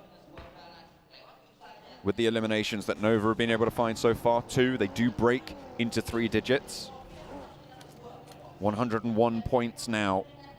We said at the start they need a big game, every game from here on out. They are still as 4, and they're on the southeast side and pretty much the center of the playable terrain. Mythic spotted, cut out, and Vampire continue picking up their 5th elimination of the game. Oh, Carrillo wants to push them back though, and Schwepp finds a second as well. Carrillo looks for a third. Ooh, he gets it as well. Oh my goodness me, but not going to be good enough, unfortunately. A third party comes on in. And that is beautiful news for Vampire to keep themselves alive, but my, what a go of it from Alpha 7. Shift comes in, it's all the way down south, and 4 Angry Men, with a rotation playing out in the water, somehow, Blank, have one of the best positions in this next circle. Yeah, extremely strong. I think the real question for me is, can they get up onto the coastal side? Currently still in the water. Most likely we'll have to move up towards the docks on the northern side that Influence Kemen are currently holding on to. So a little bit awkward, but certainly still playable. Question is, how much loot do they still have? They weren't out in the blue for a very long time either, considering how much water was still in. I think they played that move very, very exceptionally well. Just because you're on that western side anyway, usually they might have thought about dropping in earlier on the south, but they understood that there's so much water out there. We're outside that 400-meter LOS range, so we can just drop out the vehicle. No one even knows we're here. We swim towards the coastal side. It's not likely anyone's going to be looking at that coast anyway if they didn't see a boat in the first place. So for 4 AM, this is a very heads-up play. It will kind of run on the curtails on the fact that if they can get up onto the island itself without Influence Kemen spotting. Some more swimming going on through. IHC sharking off the Fnatic. Trying to live his best dolphin life here. Going to struggle with it. 3 players in pursuit for the squad. Nova playing on the eastern side of the circle, just to the southwest of Ruins, will be guarding out DRS. A very important fight for not only Nova's progression, but DRS's to try and climb up those tables towards S2G, who are still going, by the way, with Kelsey on the northern shore, but I'm sure that's going to be very difficult to make any more headway. WWX making a dangerous move right now. Swinging over the top side of this rock. Fnatic doesn't take too much damage, but IHC unfortunately spotted much quicker. DRS just to move in towards Nova's position, but gets sent back fairly quickly here. Good Xiao. The rest of 4 AM. Frozen though. It's a heavy hit there, but DRS is just slowly but surely bleeding out as the bullets find the target too many times. Just Delta remaining under the purview of Nova, who seem to have turned it up a notch. 5 eliminations now on the game. That nade is going to cross with the one from Frozen. And Delta takes a little bit of damage. Frozen and Jimmy playing off that same angle, trying to move on forwards as much as they can. As Godlike Stalwart on the northern side clashed with Influence Kemen, it's going pretty even on that trade over on the northern side. If DRS go down here, it is going to be so close, with Kelsey almost certainly going down fairly soon. I think he's still healing right now in the blue zone. We saw that strategy go a little bit down the pan with the changes to the circles that we saw, but you can still get to maybe a top 8 if you're lucky. Top 8 certainly still available. Stalwart moves up though. Influence Kemen taking punishment here from them. Pika moves in, finds another little boy. I think last remaining now for the team. Wolves in the meantime keeping Geek Fam off their doorstep. Pushing them back. Pick Feet the only casualty so far for Wolves, but in come Nova to try and play spoiler. There they go for S2G as well. So the top of the tables is down and out. Delta most likely not long for this game either. And the nades from Nova start to pour in through the windows. One more launched on in for Order. 3 eliminations for Order, 3 for Paraboy right now. And they're going to try and add that one as well. Pick Feet still down for the Wolves. Chinese team pushing onto Chinese team, but Memory shuts down Frozen's close position. A second knock over towards the back from Remember finds Order. Jimmy wants the res on the player towards the back. Paraboy still active. Order super low, and there's the knock. Paraboy now in a 1 versus 3 on the hold. Needs to push in, but Delta's still there. DRS are still going, and they might be the spoiler that they were looking for. Frozen knocked on the front, and Jimmy resable here, sure, but the nades can come from the Wolves, and Paraboy, he's not looking his back, he's not checking his 6, and Delta might move on through and play complete spoiler. Delta falls to Geek Fam, who play a third party, and Nova are going to stay alive for it. Jury might stay up here, 33 Zan. Also on that western side, has been watching as Fnatic and IHC have rolled in, giving the information back. WWX looks over towards that spot, and Zjol might just try and play spoiler, but the information's already been gathered, it's already been thrown through, and already 4 AM are starting to swing, sift, flow down towards this south side. And Fnatic's still going for Alter Ego. Let's take a minute to talk about Vampire, though. They have reached 10 eliminations. They hold a massive high ground compound in this next circle, Blank. We've seen them take a fight. They held out Buriram really, really nicely, and they've been leveraging their position ever since. Absolutely, it's going to be difficult to remove Vampire from this spot. They knew they needed the big game. Scry tries to run across, but it's over open ground. It was only a matter of time before some of those shots hit, and this is the PMGC. This is where the players don't miss. This is where you give them an easy shot and you go to your knees. Speaking of, Paraboy and Jimmy lighting it up against Godlike Stalwart on the hillside. The Wolves still in their compound, holding out Nova with the blue zone pushing in. They do need to go for this fight. It was slowed down earlier and taken out of the mix. And teams are really not willing to give any ground. 4 angry men want to go on the chase. They had 14 points to make up, but Svan goes down to top. 2 players active for Godlike Stalwart. Fnatic still in the water underneath, but Zjol's close by. Looking to roll that one up. Paraboy knocks Nova, find the last as well, and Wolves alive with 3. 7th place, 6 eliminations. It's not terrible, but Blank, they needed more than that. They did need more than that. 4 AM as well. I thought that push from Svan was a bit weird. Massive grenade there. The only saving grace is a nade takes down top. WWX has to hit this first aid kit soon, but he's out into the open now. I think 4 AM's going to struggle. Already down to just 1 player in WWX, and he has to hit one of these shots. 5th place for Alter Ego. Ravenclaw nearly gets away with it, but WWX Meerkat's back. Underneath, peeks down. Wolves are now looking to roll on in and play from the bottom of the hill that everybody else has struggled with so much, but underneath them, it's action and maybe a little bit of an unknown X factor here. I don't think they know. They're certainly not aware. Steps up, pick feet. Oh, he's whiffed the spray completely. Action now. 3 players bearing down right upon him. He's somehow away. gets to some sort of semblance of safety, but he's finally sought out and sanctioned for his trouble. Wolves versus Vampire, and Vampire up on high. But it's a 4v4, an unlikely setting here on Sanhok that we see this type of engagement. Both sides own some cover. There's a row between both of them. But Vampire want to end up in the top 8 today. Like Sir Tanny was saying earlier, the coach from the team, this will have to be the clean 1v4. 4v4. They started the game on none 157. That is true. So they are going to need to... Most teams are on the hundreds and somethings. Exactly. So hopefully with this game, 14 eliminations, they're looking to put more up as well. They might even challenge the 18 elimination game we've seen already today, Blank.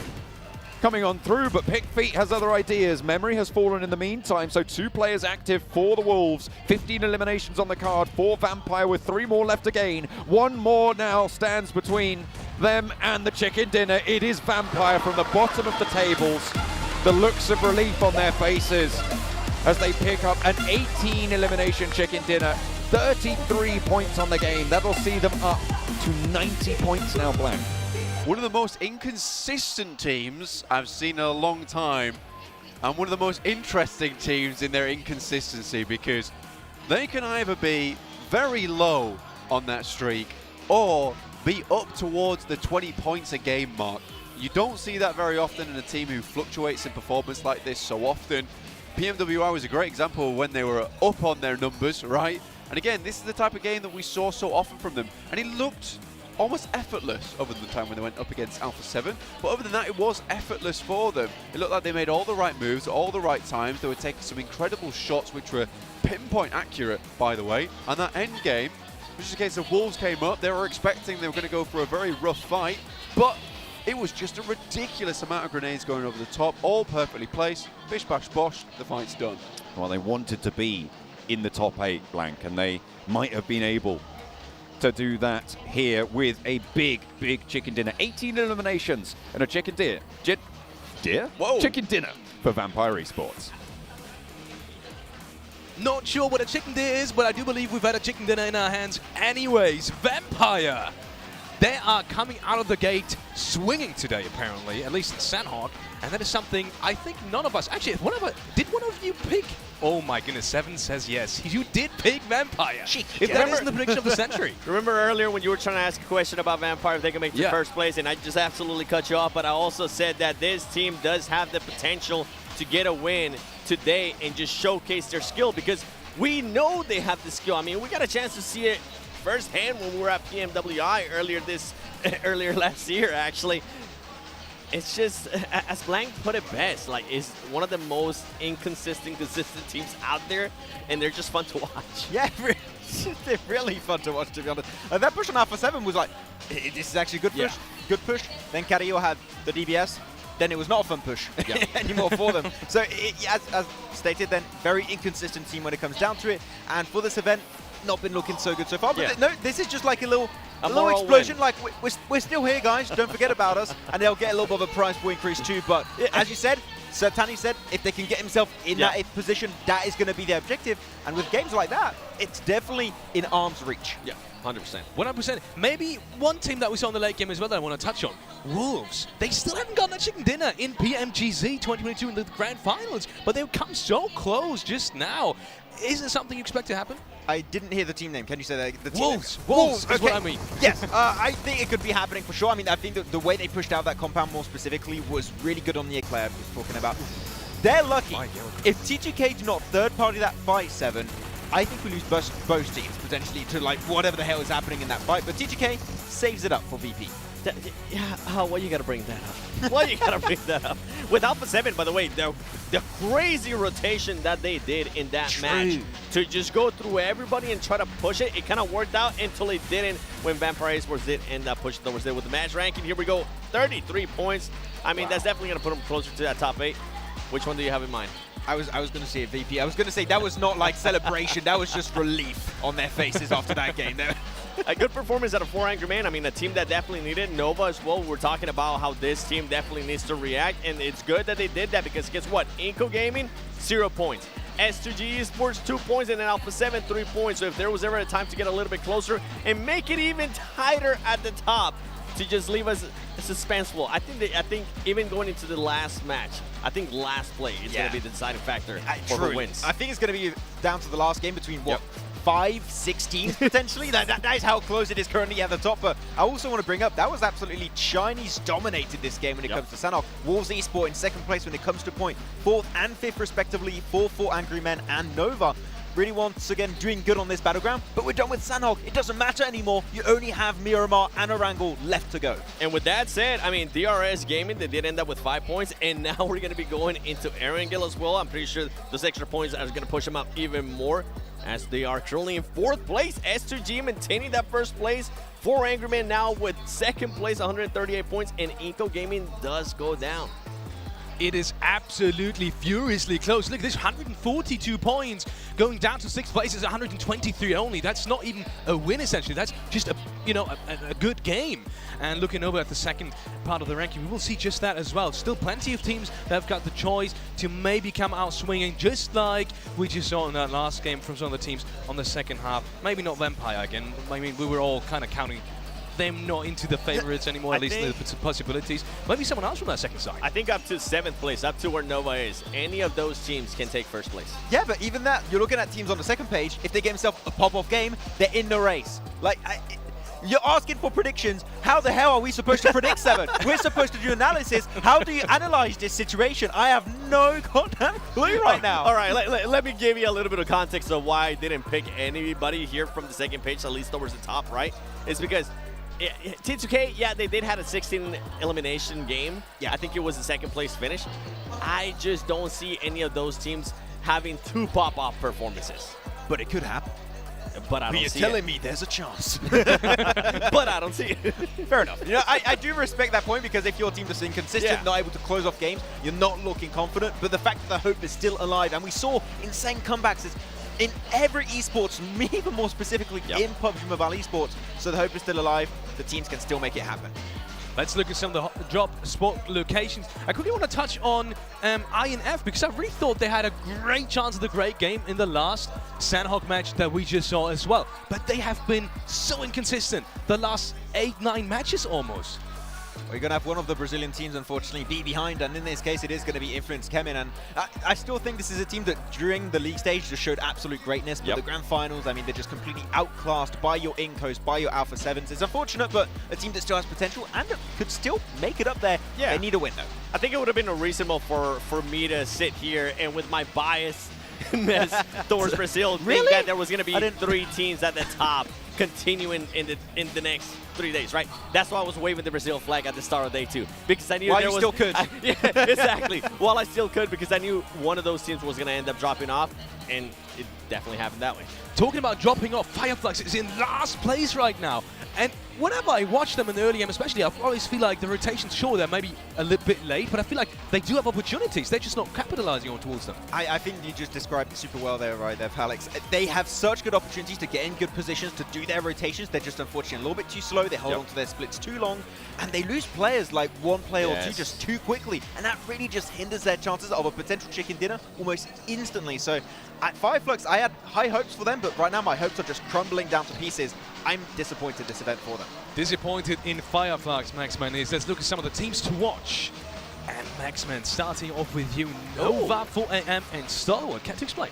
Stalwart's been having a little bit of a redemption, right? Their second, third place of yesterday, they gave themselves some good points. Third place here. Like, that is not that big chicken dinner that I still want to see from a godlike Stalwart game, but it's enough to still remain in the race, to slowly but surely climb back up. They're in 6th position right now, I do believe. That is close enough to still become the world champions right now. That is how close it is for them in this event. Oh, man. I have DRS. Because... well. Yeah, sorry, Max. I'm just thinking about DRS. They were able to show me some stuff in Miramar. We still have 1 Miramar left. And then we're going into Erangel. We have seen what they're able to do in Erangel. We do have 2 games left. This team set themselves up perfectly for this chance to go for that push to first place. We've seen S2G have some great performances, but they are just not able to be consistent, right? They're not able to be consistent to the likes that DRS has been able to be consistent and maintain themselves there towards the top. God like Stalwart, I 100% agree with what you were saying there. And I mean, with Nova, I was saying it earlier, if there was ever a chance for them to try to go back for that three-peat, it's going to be now. We did see some flashes here and there. We saw what Paraboy was able to do. And we saw Order wake up a little bit. He has had not the best tournament. We saw him get at least 3 eliminations in the last match at Sanhok. This could be a chance. I think it's fair to say if we see Order wake up and play at the level at which Paraboy's been playing, especially Frozen, like a big surprise. Didn't really know what to expect from Frozen. He's really stepped up in these past 2 days. If we see Order on the level we saw him last year, where he took the MVP award for that season, I'm telling you, they're going to be unstoppable. But we need to see Order up there for these 3 matches. Yeah. I also really want to, now that I quickly want to touch on that topic in terms of who we want to see in that first page as well, Alter Ego. I was surprised you picked them, I think, almost all of the times today, but not now. And I really feel like if they do want to make it in, if they want to keep that momentum, they need to perform now. They need to make this Erangel game count. I think the reason why we keep having them as their team to watch is just on your screen right now. All the fans. Well, you got the Geek Fam fans also.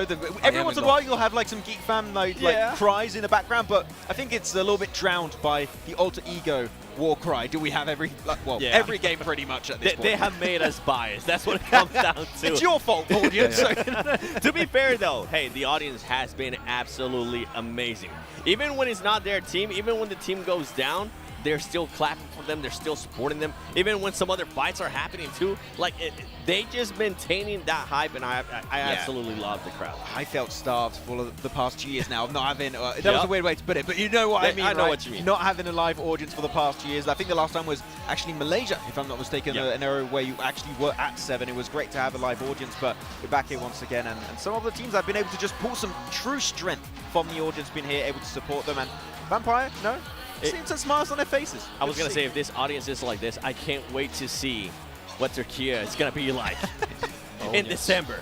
Okay? That's going to be absolute madness as well. Yeah, I really hope we're going to see just as strong of a performance in terms of Turkish teams as we're seeing now in terms of STG. And I quickly want to touch on them because they're still very much in the race.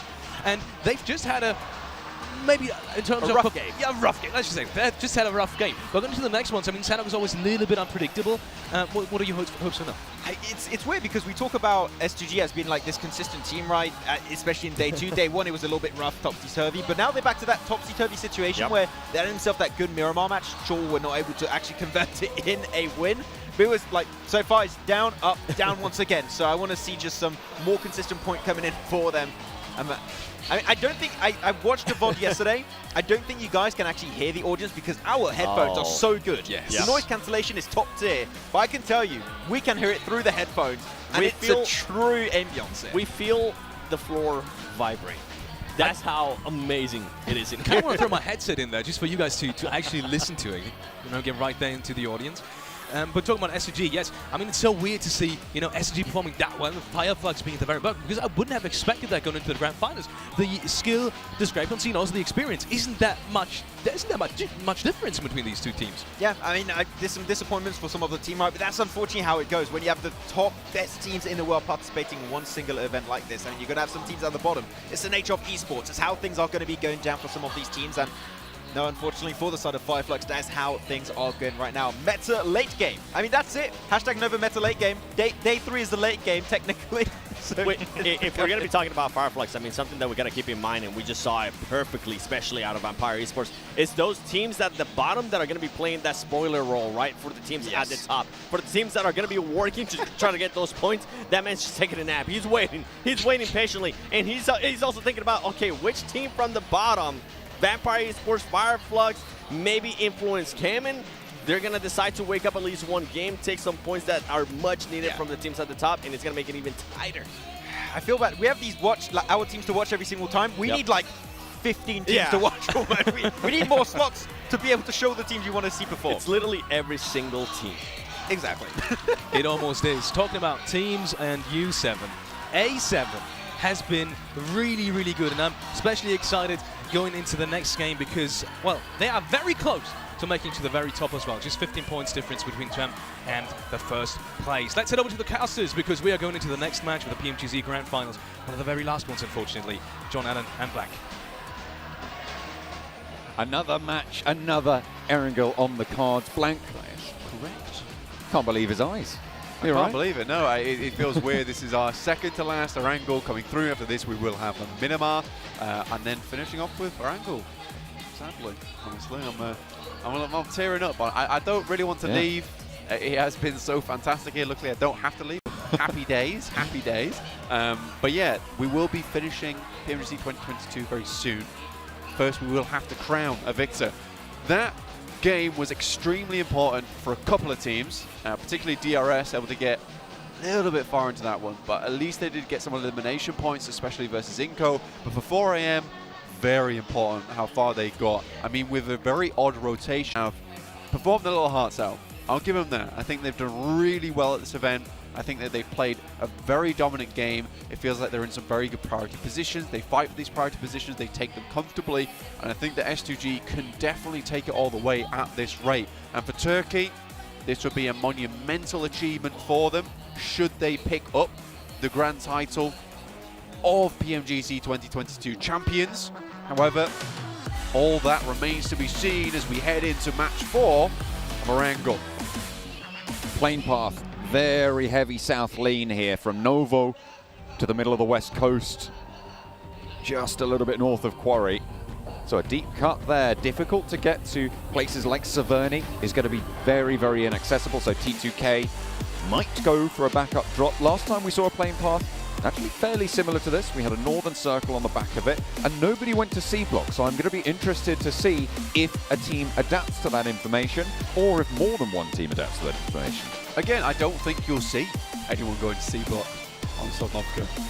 I genuinely don't see it happening. I think most teams are prioritizing getting these central spots on the circle, and that means being up towards that northern side. There you go. I think a change like that would mean that you are in contention with Stalwart crossing these bridges, those kind of late challenges a bit more difficult. I think everyone just realizes, look, we're just going to allow Stalwart to have it. There's no point us clashing with Stalwart at this point in the game.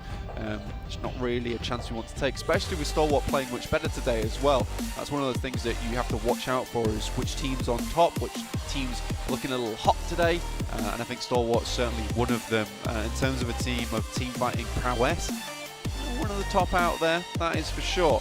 Looking at a lot of the other teams dropping out, Vampire coming off the back of a big win there over on Sanhok. I think that is our elimination lead for the entirety of PMGC 2022 with 18 eliminations total. Primos drop for them. 4 AM able to get out towards North George, especially with this little bump up at the end of the plane path up towards the western coast. This does give time for 4 AM to head up there. Influence came in close to Kengzo with Koyovsky. Federer's there as well, but he's too slick with it. Might be able to get in the vehicle. It's just wasting time until there can be some backup from the rest of the squad. You can see there is a micro Uzi on a bike. Wow, Koyovsky actually in a little bit of danger. Might be going the wrong way if he heads towards Sky Only. There's more bullets to worry about, I'm sure. Keeping them separated and actually regrouped up, so does not get pushed into danger, into the line of fire, unlike Vitali.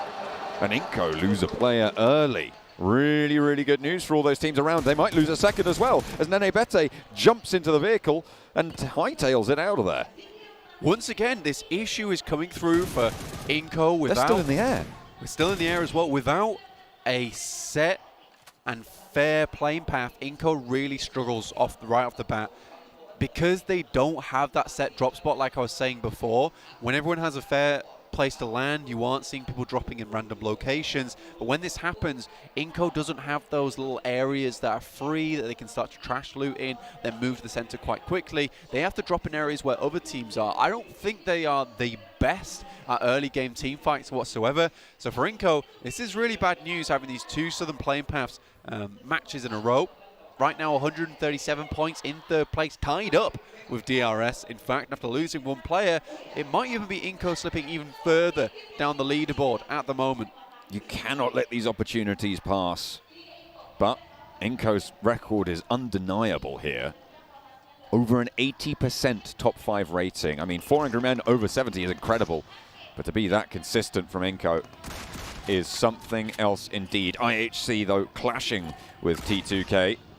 Shotguns and pistols at dawn of the game leave both teams a little bit hampered and harried. IHC, though, managed to keep everybody alive, and that is a big bonus against Rig and Jane, who did go down for T2K. 4M also close by in this area, John. They do have weapons. They do have things to play around with. A UMP, a micro Uzi 2. Demo down the way, and it looks like 4AM is just going to pick up the vehicles and head back out. Try and meet back up again with Svan over towards North George, waiting for this engagement to conclude. Now IHC moves further down towards South George. The rotate 4AM becomes a little bit more easy. Central position, central spot. Central spot is great. Alter Ego also towards the center of the map too, so Rozok is looking good for them. Inco, on the other hand, have had to move up towards Yaz at the moment, which is a little bit more awkward, John.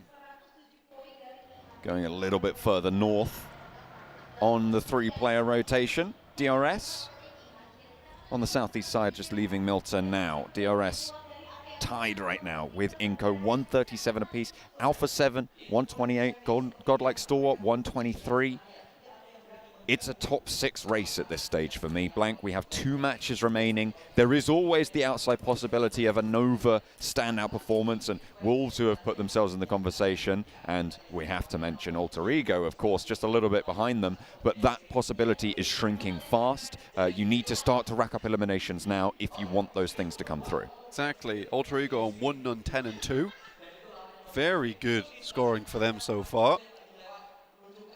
And I mean, look, up towards 7th place, they're only 5 points behind. It really is 6th to first place at the moment, which is a bit more difficult to get into. I think top 8 is a really good result, whatever team you are. Top 8 in PMGC means you're in the top 10 of the world. You're not 10th place in the world, which is kind of not what you want to say, but you're in that top 10 of the world. So getting into top 8 is a really good goal for a lot of these teams. Vampire, unfortunately, after that last game, even though they want to be in that top 8, that huge chicken dinner has only dragged them out of 16th place by 3 points.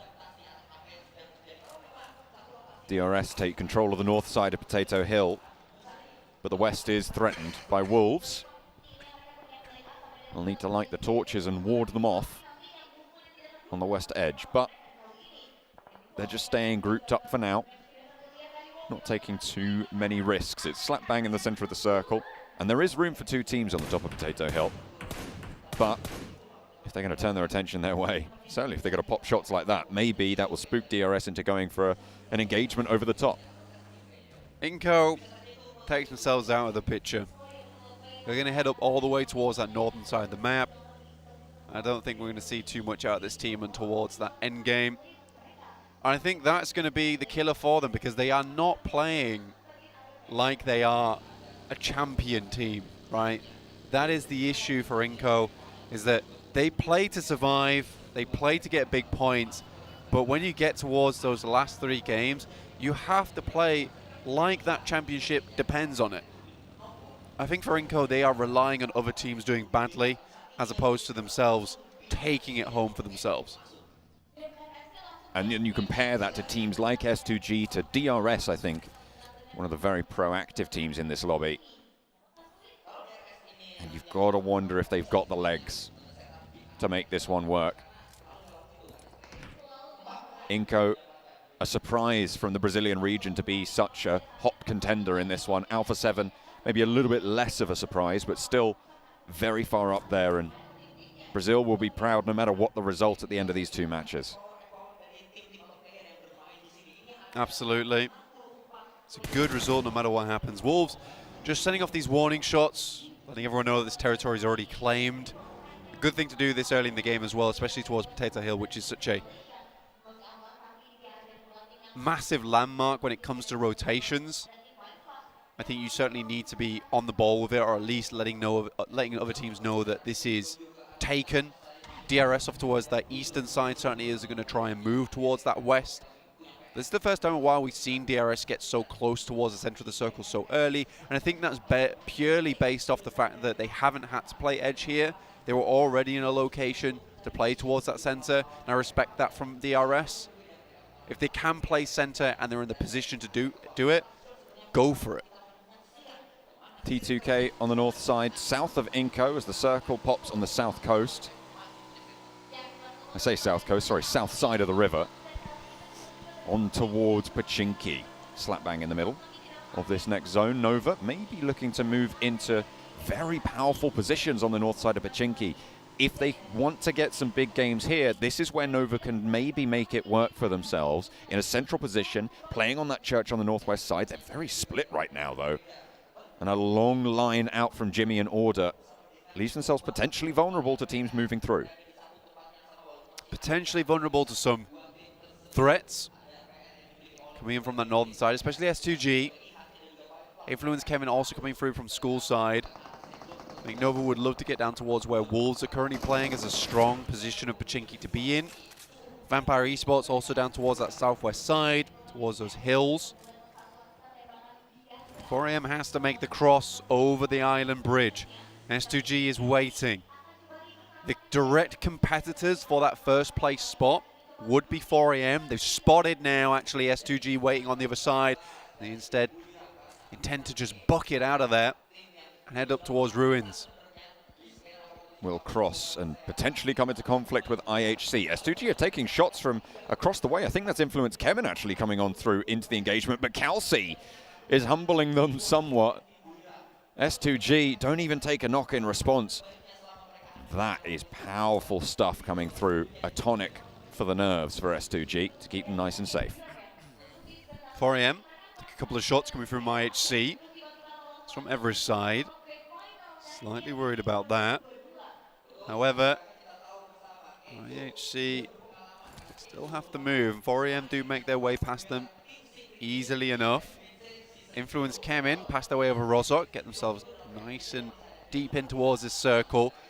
A lot of teams already here. In fact, most teams already in this circle. One of the most central circles we've seen in PUBG Mobile in a long time, actually, John. It hasn't been super common to see the circles finish in Pachinki, so yeah, could potentially be a nice little change back to something that we've seen a lot from before. Yeah. Seen I think, about 3-4 Northern Circles on the trot. Yeah, we've seen a lot of Northern Circles so far. And for Inco, who intended to kind of take themselves out of the picture with T2K, once again, run down by AHC. I mean, talk about taking out the picture. That's T2K getting absolutely painted over there. Just Legend now on the northern shore to cross in for T2K. Out in the blue zone as well, so severely diminished, and T2K's run might be finished now. With this game in hand, they might have had a chance. They were on 101 point, I think, at the start of the game. But we are going to see teams start to fully drop out now. Anyone below 100 points at this stage will not be making it to the champion spot. Yeah, it's going to be a real tough road ahead if you want to make it towards that champion spot, and if you're behind by this much. I think 7th place downwards is still difficult. That requires you to have a chicken dinner on top of a chicken dinner, and then a very good game to finish out with. It's unlikely. 33 Svan though. Ooh, that is real bad news. That's S2G. And an absolute winner of a decision for them. However, Inco, Hamzy G, right over the side. A nade as well. Could spell doom for Inco. Well placed, and they're done for. Cooks it, but it's a little bit long. Nenebete low, has backup from Razy, who moves up that ridge line. Nicely found, and look, Nova are going to light them up from the back as well. Jimmy has a good angle into the vehicles. They try and flow around the edge, and Nenebete knows they need to get out of there. But Becca, and he will fall. Squash left last standing for Inco, and they have it all come crumbling down around their ears. S2G picking up those points is almost a worst case scenario for them. Absolutely. For Inco, this is all just falling apart at the scenes. And we said that you need to play like your life's on the line now. And for Inco, I think they've taken that a little bit too far, because they are playing like this is the only life they're ever going to have. It's too safe. It's too cautious. Alter Ego, though, being anything but cautious, and why not? You got to rip it towards the end. With 2 more matches to play, they want to put some numbers on the board. We've seen that they are capable of chicken dinners. They've already managed to accrue 2 over the 16 matches, well, the 15 that we finished, and the 16th match now on the cards. 3 eliminations this game, tying it up with IHC and S2G, both of whom also have 3. 4 AM, now just 3 players. Fireflux in 16th place down towards their south side. Squash finds himself a little bit of safety. And Alpha 7 fairly central. Nova split around them. Again, for Alpha 7, things aren't over yet. Still a good chance with 3 more matches to go now. Nothing is out of the picture for at least the top 5. The headshot hills on the northern side making up a massive swathe of the circle, and S2G control it. Going to be very difficult for anyone to move into it as well. With 4 AM on that west side, you can't really swing through without taking a fight. And those 3 players that remain for them will be a strong barrier to move. However, the circle gives them some semblance of safety for the rest of the lobby, and moves down towards Pachinki yet again. Nova on a 2-2 split, looking to regroup now. Look at that, Order and Jimmy sailing across. It's a really good regroup. Great timing for it. Squash also happy about this one from Inco. Will just be about in. 4AM may try and hold out against S2G, understanding they'll have to pass it along some quite open ground to get towards this circle. They could swing all the way towards that eastern side, but that's very clumped up. It's a difficult ending. It's Pachinki, a lot of fielded area, a lot of awkward buildings to play. Influence Kevin finding that out firsthand. All these windows. And all this trouble, spelling doom for Influence Kevin. 1 player now remaining. Federal does manage to get the first knock. And a flush potentially coming through as well. Looking for a res, slows down any aggression, pick feet. 4 Wolves will be able to get the first aid off. Nade cooking now, underarm, switches back to over. And a nade into the side room would be the end of plenty a player on Influence Kemin, but instead just gets the double flush, and there's the last as well, as it does get picked away. A 3rd party from GeekFam. A real shocking performance from Influence Kemin. Not in the sense of it being bad, but in the sense of it's so surprising for me to see them in 13th place. I thought that this would be the Brazilian team that we see taking us all the way towards that top 3 position. Unfortunately, they've just not found their footing here in the PMGC 2022 Grand Finals. Unfortunate ending for them as well. I think at 96 points, 1 elimination, only 2 matches to go. All but over now to try and get towards that top 5 at least. Maybe some redemption in a top 8 potential. 4 Angry Men with some rooftops to play around and S2G to slow. So important for them to do so, as much damage as they can. Preferably take them out entirely. Fnatic takes a little bit too much damage and takes the knee for it. Rules crashes into the side of the entrance there, and there's a knock going their way, and he swivels around and somehow plays it around the edge of the smoke and completely destroys Alter Ego. 15th place. Kind of hope that Alter Ego had left a grenade behind there. Thought he was cooking one. 4AM though, taking massive damage from Squash alone, of all people. A good nade over the top, but now 4AM down to just 2 players at the hands of Squash, helping out S2G in a way. And they're going to rock up on this one, taking no chances. This is the perfect opportunity for them to take out the majority of their competition. This is absolutely huge. A double roll-up coming through from the S2G. We've seen them do this before, and it has gone pear-shaped several times. But they're on the chase now. The last player from 4 Angry Men is taken down, and their closest rival eliminated. DRS now, a big threat for them. 1 player of theirs has fallen already. 3 players active for DRS, 4 on Alpha 7, 4 on Godlike Stalwart further behind. All 4M can hope for now is for S2G to go out early, but the way they're playing, the finesse of it, the way that they're just flowing through these hillsides, taking fights and making sure no one can step to them, it doesn't seem likely. S2G are feeling more and more like a champion as the matches go on. The west edge of the next circle guarded by Nova. S2G have been taking some pretty tricky fights, to be fair, with teams that are main competitors for them. Nova might be their next challenge, but will it prove to be too much? Taking players outside the blue to pick up vehicles left behind. Smart move from S2G. Trying to use as many vehicles as possible because they know the run ahead of them is going to be disgustingly hard to hit. So having as many vehicles to ensure as many lives are saved, because I think that they know there are going to be casualties going into the circle. It would be amazing if 100% of the squad made it through, but is it likely? Not really, no. Nova moved away from the hilltop that they were occupying for a long time. The church position overlooking Pachinki is currently available, and S2G might be the ones to try and take control of it. Vampire a little bit too far south and not wanting to step too far in. S2G are worried there's a team in there already, and why wouldn't you be? It's a seemingly valuable position that should have an occupant. Yeah, Nova playing for late game there, and because they were playing a split and they are so strong at holding onto positions, they've essentially held on to 2 spots that 2 teams realistically should have had. So you're right, for S2G, this is almost certainly position that has been taken up in church. So they all just lie down underneath it, expecting to be shot at any second.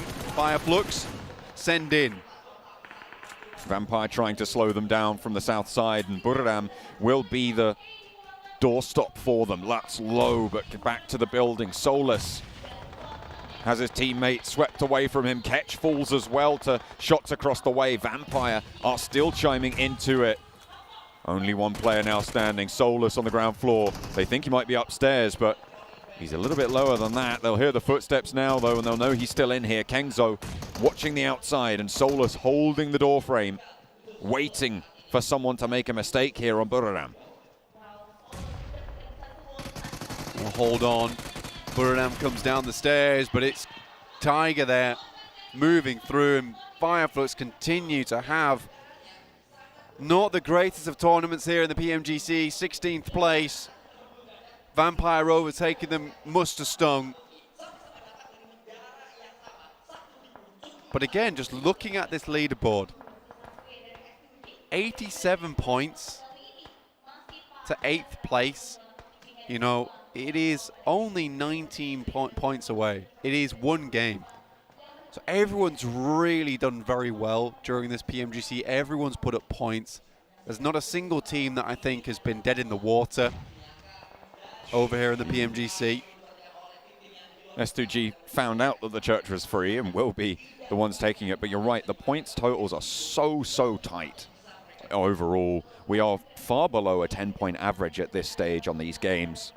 At the top of the tables, which you would expect 2, if not 3 or 4 teams to be able to achieve over the course of a tournament.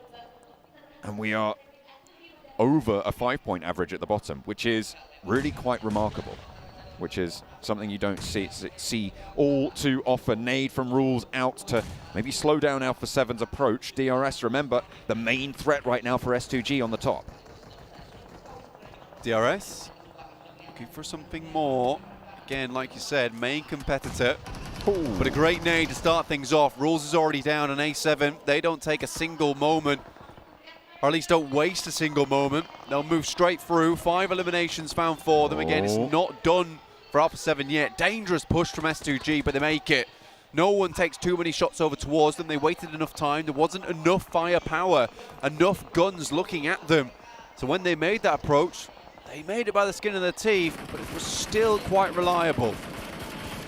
6 eliminations for S2G and all 4 of them alive. 9th place for DRS, and now Alpha 7 with 5 eliminations, all 4 of them alive, will take up the mantle of the closest chaser in this game to S2G. Shots from top over towards Mafioso as he hides behind the wheels, trying to stay hidden. The Axel ricocheting the bullets away. Mythic hops on into the pickup there and will be alive for the time being, but there's a nade from Geek Fam and a second as well on the knock from the nade. It's beautiful. Micah wants to keep it on pouring, and Alpha 7 being torn apart here. Godlike Stalwart might be able to step up to the plate as the next closest competitor to S2G's top spot. The nades do not stop, and Geek Fam rack up 5 elimination points already, with 1 more soon to follow. That's 6. Refusing to allow anyone from Alpha 7 to survive this one. Just Carrillo remaining now, looking for those placement points in the smoke, but outside, the blue will push him into open ground. It's unlikely that Carrillo stays alive for much longer, and Micah will put him to bed.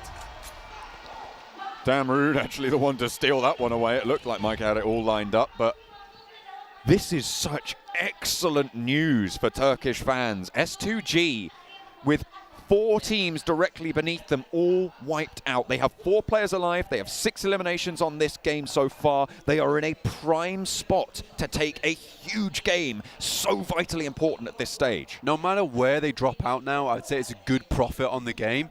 Even 7th place right now would not be bad for them. For 4 AM, it's going to be pretty rough to profit on top of what they've earned this game anyway. And coming into Miramar's Game 5, I said this earlier today and yesterday, that for S2G, that's a map where they do excel. We saw it on the first Miramar of the day already, and having that in the back pocket for Game 5, this is a place where you can bump up even more points. And 4AM really was suffering on that last Miramar. They didn't get very far. They looked a little bit lost. So for S2G, I'm really excited to see what they can do here. In our second to last Erangel, to pump up some big points here to secure their position at the top of the table. Buriram 2 players, Wolves 2 as well. If they fall, that would put you in 5th place, which is desirable for everyone, other than, of course, those 2 teams, but we'll see what can be done. Vampire crunching in a little bit on that south side. They have got the 2 buildings there, and they're pushing in towards Kengzo. DBS in hand for Schwepp, and Fluke actually caught out by Godlike Stalwart, having some angles there to play with. Nova are clashing with S2G in the meantime, but Razy has some cover to play with. Backs off the high angle peak, but will be very resible for S2G as they play a little small 2-2 split. Nova not wanting to push too far out, but they'll have to regroup and push into the town if they want to keep it on going on that northern side. S2G, Kelsey very low, Wolves have to move forward. Zone 7 right now. 2 more to go. Close to Zone 8. Nova swings round towards some compounds very close towards S2G's position. Very clumped up, so a few grenades could spell doom for S2G. You wonder at this point, how many does Nova still have remaining? The only Malaysian team here, Geek Fam, have got 9 eliminations now, and it's a team that has fragged out before. See if they can do anything with the 4 players they have on the north side, but Micah does go down. Potential trouble there. Vampire seen, and Godlike Stalwart have been so troublesome on this south flank of Pachinki. An urban finish, we haven't seen it so far. But now Nova, a big test for S2G. Frozen will fall first. The burn from Hamzy is good. It isolates the room and looks to put pressure on Jimmy and Order, one of whom has to leave. Jimmy will be the one to elect to do so. Hops out, and Paraboy on the corner being isolated. There's another player in the kitchen though, and Hamzy could be caught broadside, but he has backup to deal with the threat. Order falls, and now it's just Paraboy at the back. Not too much HP, but S2G have lost 2 players in the midst of the fray. Silas wants the flushes. They want to confirm these points. With 8 eliminations, they'll take what they can get. 6 teams remain, and Paraboy backed off with the burn. S2G, 3 alive, 8 eliminations racked up to 10. They are on double digits already, and with 5 teams remaining, they have guaranteed a bumper game to see themselves safer towards the top. This is going to be so hard to chase in the next 2 games, regardless of what happens going forward. For S2G, 3 players still going outside the circle now, though. If they can conclude this game in a top 3, the teams underneath them are going to be quaking in their boots because that trophy is going to look so far away. Might need to go to Specsavers just to even have a hope at seeing it.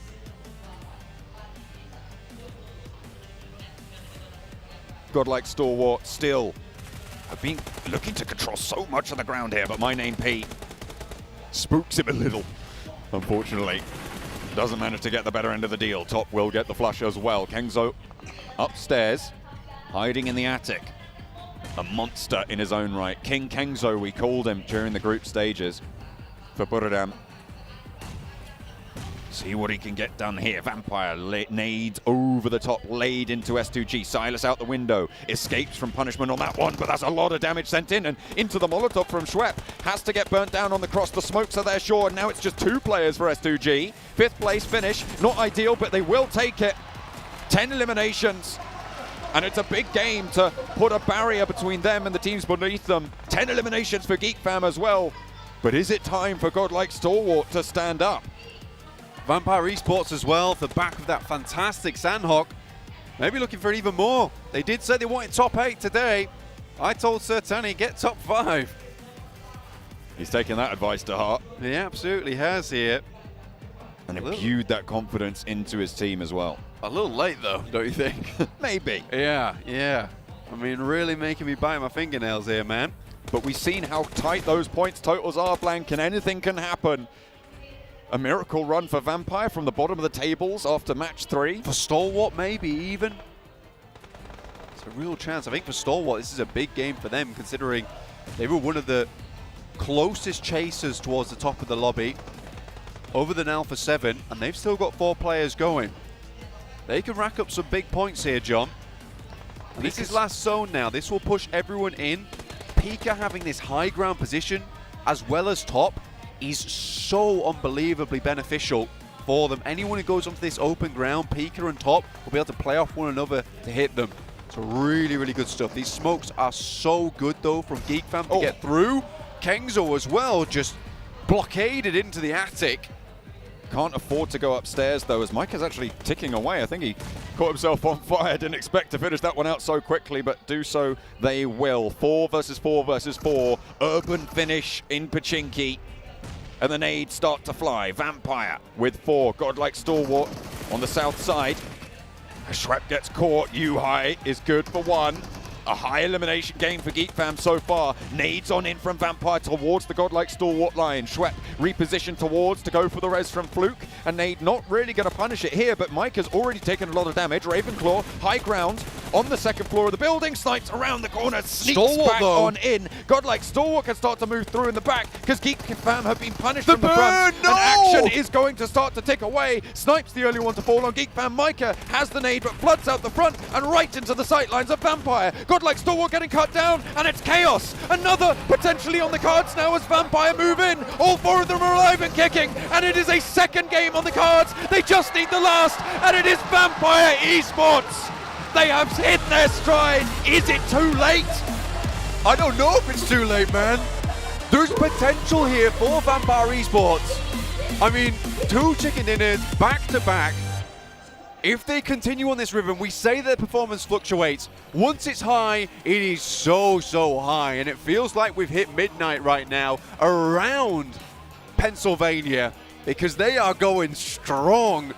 I am worried for all these other teams because there is a beast in the night and it is hungry. Flashing red. The eyes of the Vampire turn their gaze onto the lobby and strike fear into the hearts of many, I'm sure. PMWI champions, remember, this is a team that has power. We just have not seen it until these last 2 games. Yeah. And Blank, with those 2 games, they have done so much in this lobby that is so tightly packed on the points tables. Absolutely. I like that, Schweppes is MVP. He got subbed out for 2 stops yesterday and was like, I am good, by the way. You won't be subbing me out again. That's just how this is. I mean, this was a couple of very, very good games from Vampire. I mean, that was not an easy finish on either. Sanhok was a little bit easier, but again, good positioning.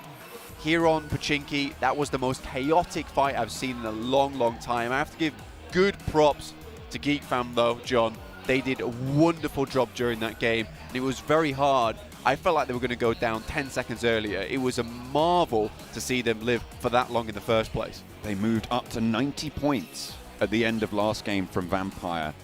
This time around, they're going to have put a massive dent in the leads ahead of them. It would be funny if they were like 16th place to first place. This is crazy. Not in one day. Blank in 3 games. Like, they've done it in 2 so far.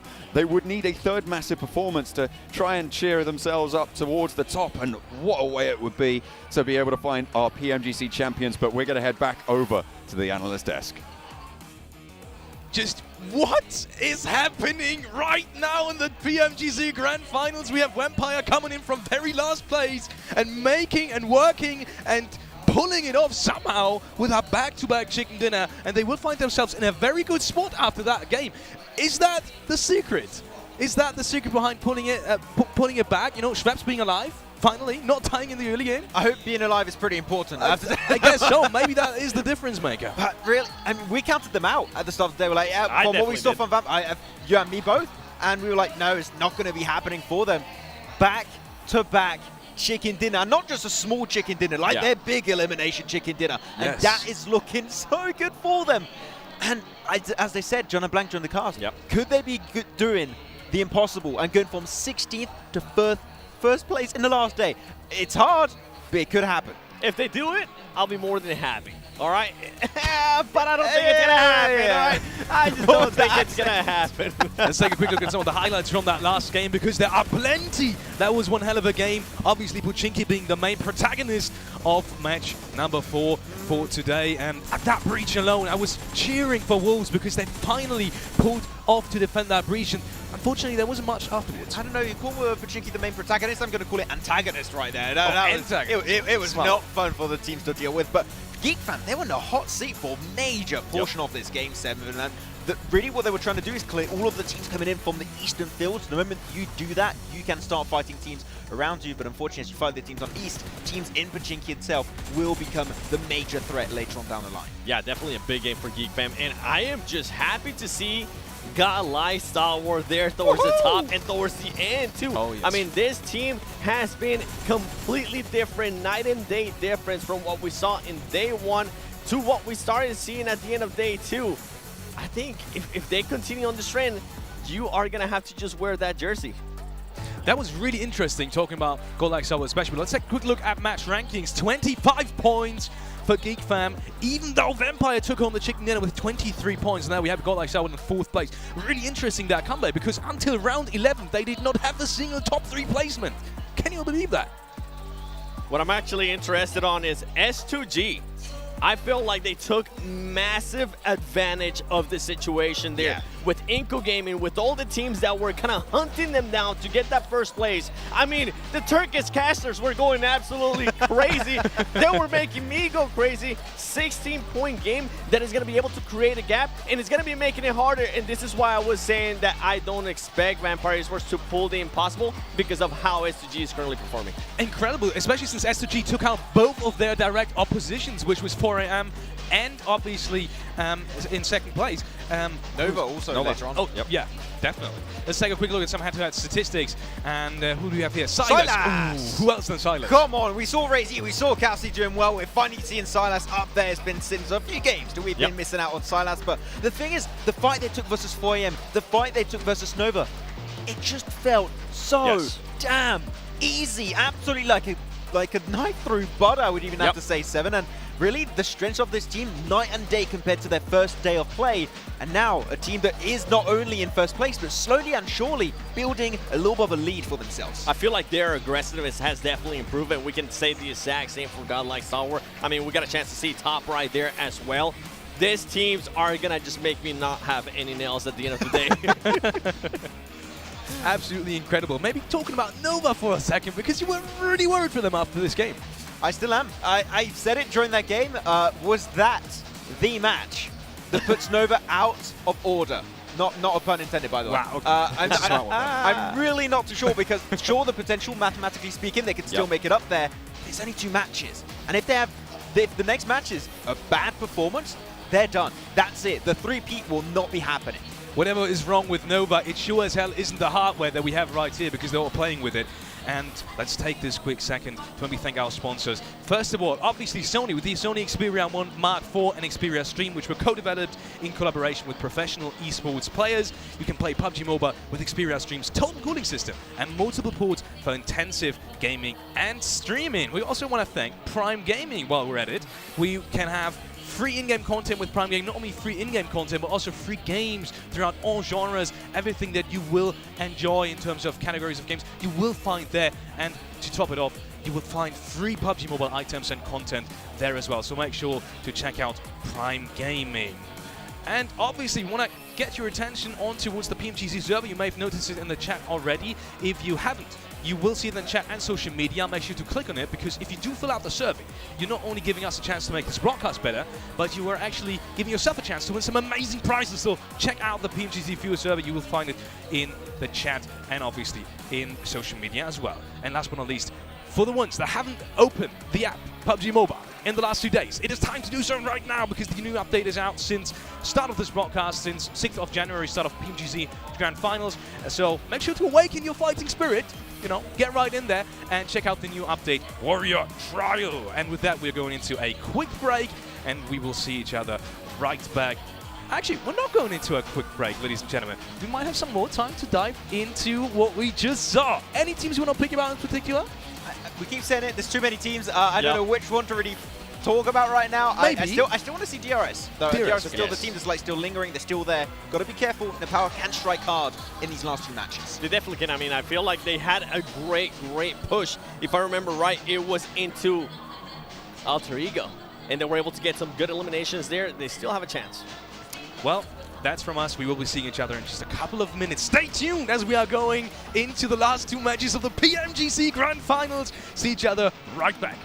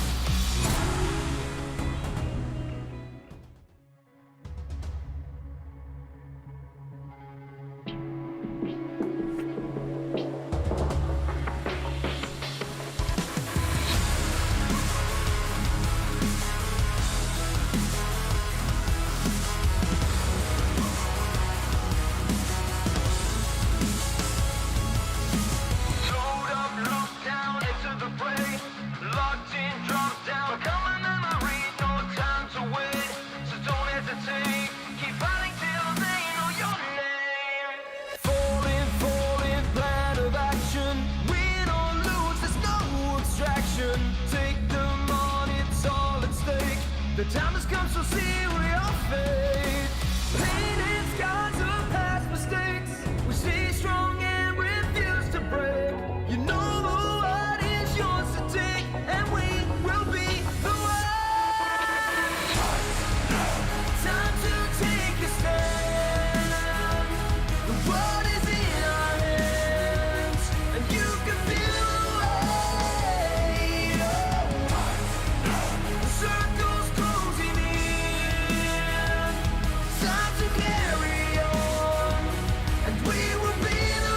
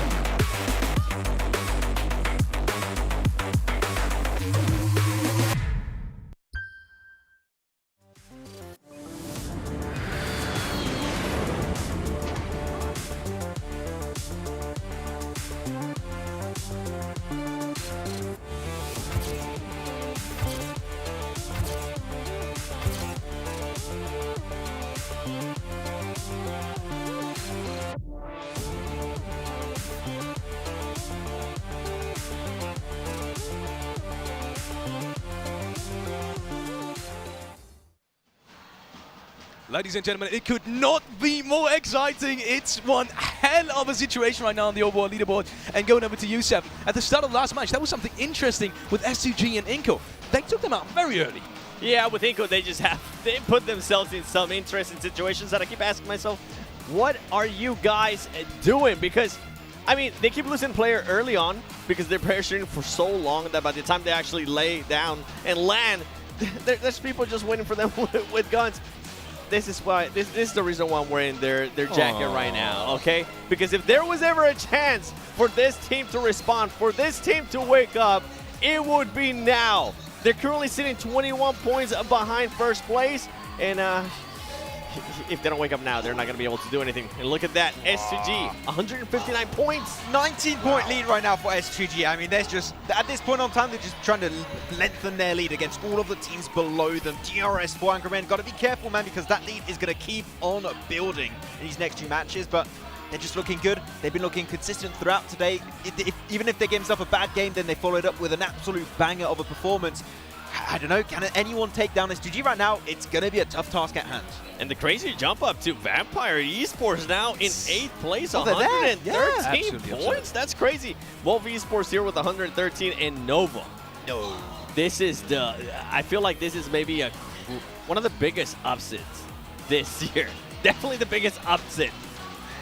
I really can't imagine Nova just staying in that 10th position. It just absolutely feels weird. Looking at the next two matches that we have coming up, it is once again Miramar and Erangel. Any tips for Miramar already? Because I really thought the last two games were super interesting. Are you just going to say Vampire's going to get another chicken dinner, Max? No. I think we're kind of stretching it right now. But as we tend to say always, right, Seven, Nova are a team that do well on Miramar. This is going to be the battleground where they can bring it back for themselves. So I want to see Nova get himself a game here. I want to see the chicken dinner. I'm with you. Let's take a look at the teams to watch that you guys picked. And obviously 3 each once again. I'm kind of curious to see if there is a Nova in there. It's only for you, Max. No Nova for you, Seven. Have you given up the hope? No, have you lost it? I mean, I talked about them enough earlier on. I feel like I wanted to give some light to some of the other teams. Like DRS, they were able to showcase some good performances earlier in Miramar. I want to see them mimic that again with S2G. If they can stay alive, if they can just get a top 5 situation and get some, even 5 eliminations, even 3 eliminations, I think they're going to be able to maintain a nice lead. I'd have to agree. But also, you got to keep in mind that S2G, if they get a chicken dinner, like a big one that we saw earlier, it's done. It's GG. They will be the world champions, okay? So S2G, one chicken dinner, and it might just be done and dusted. Imagine the situation where we have a defending country, Turkey, Grand Finals 2023. Oh, that would be amazing. That would be the best storyline ever. Okay, Yep. I want to see it now. It really would. And with that being said, we are going over to the commentary desk, John Ellen Blank, with the second to last game of the PMGC Grand Finals. Hype it up, boys. Match 17 on the cards here in Miramar. We draw ever closer to the inexorable end of 2022's chapter in PUBG Mobile history. With 2 more games left to play, this is the last we'll see of Miramar. Oh, yeah. What are you doing? Alex said to hype it up. Oh, yeah. So I had to hit him with one. I did debate whether it was a good idea or not, but I was like, I'm in for a penny, I'm in for a pound at this point in time. You've broken me. Oh, I'm so sorry, bro. But yeah, we're heading into Miramar, and we've talked about this before. Max has already set it up. This is where S2G could pick up a chicken dinner, a bunch of points, a position which would set themselves pretty much untouchable towards the top of the standings. But is this the Vampire comeback? Is this the Vampire top 5? Is this the Vampire top 3? Can they keep up this kind of pace? Because it's a difficult pace to keep up. If anyone can do it, it is Vampire, the streakiest team in all of PUBG Mobile. Puerto Paraíso to Torre Almada in the north side for our final Miramar. I would love to see Vampire be able to pull that out of the hat. I mean, they've won 2 back-to-back now. They started the day, and in fact, they started match 13 out of 18 with a match 13? No, it would be match 15 out of 18 with a 16th place record. 57 points they were able to have. In 2 games, they have no, they haven't. They've almost doubled it. 1 point shy of that mark. And if they're on form, then there's nothing that can stand in their way. But there is a long, long way between them and that top spot if they want to be able to take it. They have to fight S2G for it, and I'll tell you what, there is no way that that is an easy fight to take. It really is, and I think S2G feel like they're so close to that prize at the moment. They almost have their hands ripped around the trophy. They do not want to let go, and they are holding on for that chance to defend the trophy on their home turf next year over in Turkey. This will be an incredible story to finish off PMGC 2022 and look forward towards the future, but already T2K set sights towards Vampire. Maybe look at a spoiler here and now. Stone doesn't even have a weapon and he's on the hunt. Unfortunately, a stake through the heart of the hopes through Stone to have the 4-player power here, but with 3, Vampire will try and carry out further mischief in this lobby. Nepal also challenging out for that #1 spot at the moment. DRS, 140 points, tied with 4am. Inco, they fell off. Is an unfortunate truth, to say the least, for them. Right now, just do not have that confidence to ascend for that center. So many other teams have set their sights upon those best compounds, and Inco is struggling to find an entrance at this point in time, with the meta of the lobby shifting slightly over the days. But DRS, I think for Nepal, it would be one hell of a victory for them. From the amount of times we've seen Nepal make their way to PMGCs before and do pretty decently well, but never towards that top side. DRS has really turned things around this past year. They look so fantastically strong, and you know what? They are the real soldiers now. They are the real soldiers. You know what, Blank?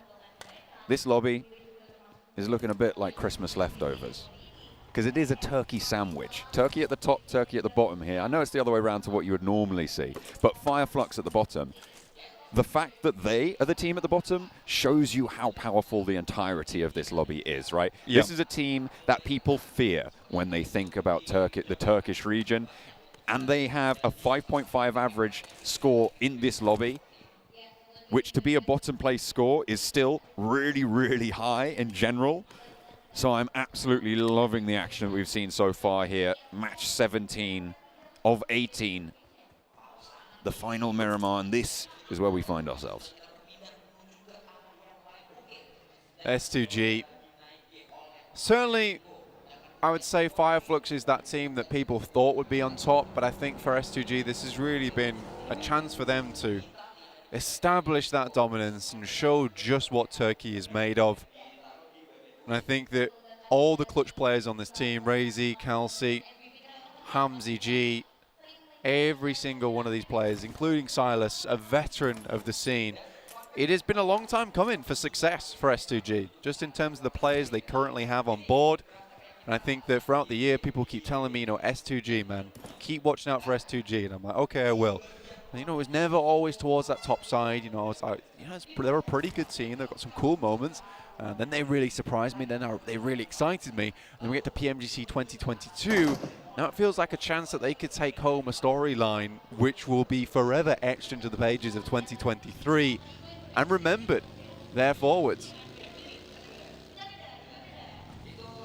Would be an excellent foundation upon which to build their year to ride to glory. Silas, Razy, Hamzy, Kelsey,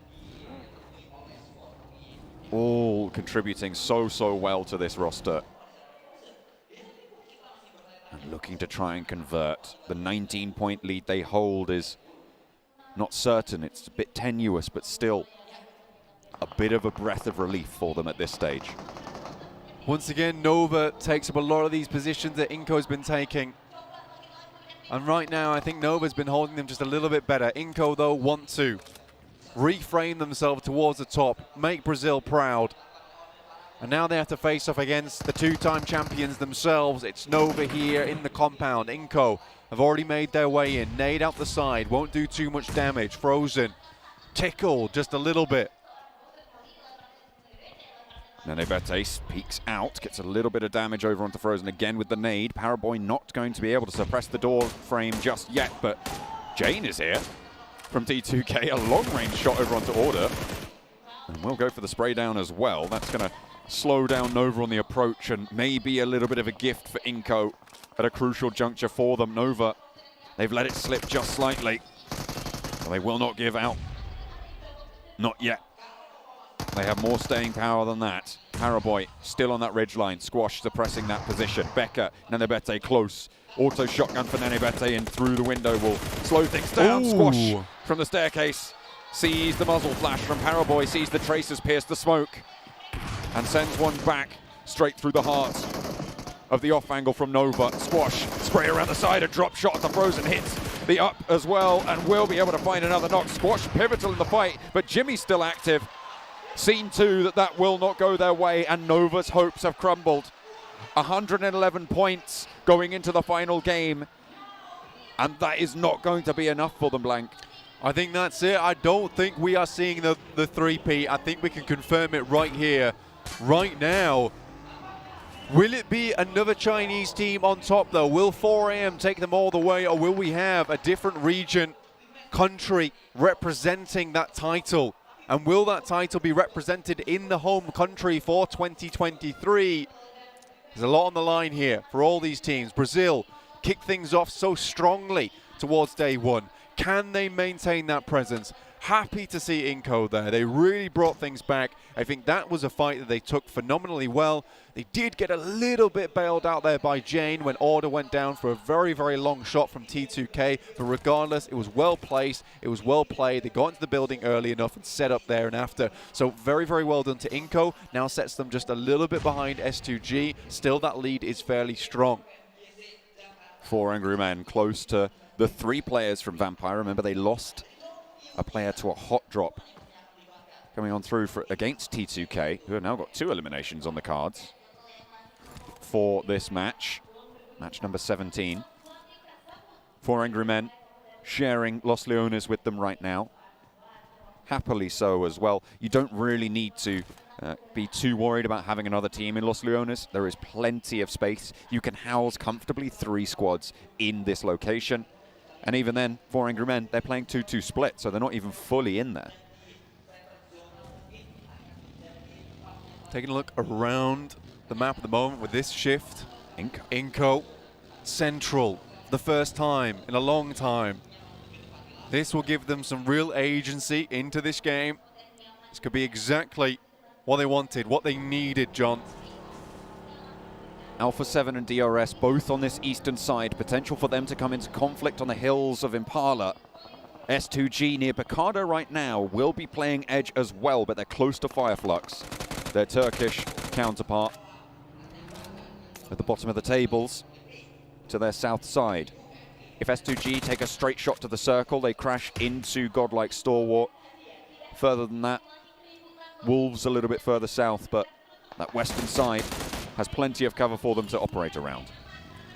Influence Kevin coming in from the south, in the north. Vampire Esports down towards that south side. Remember, they are 3 players strong, purely off the back of that initial knock coming through from T2K. It certainly caused some big problems for a lot of these teams at the moment. But S2G, like you said, John, coming in from Picardo, a difficult rotation for them to make.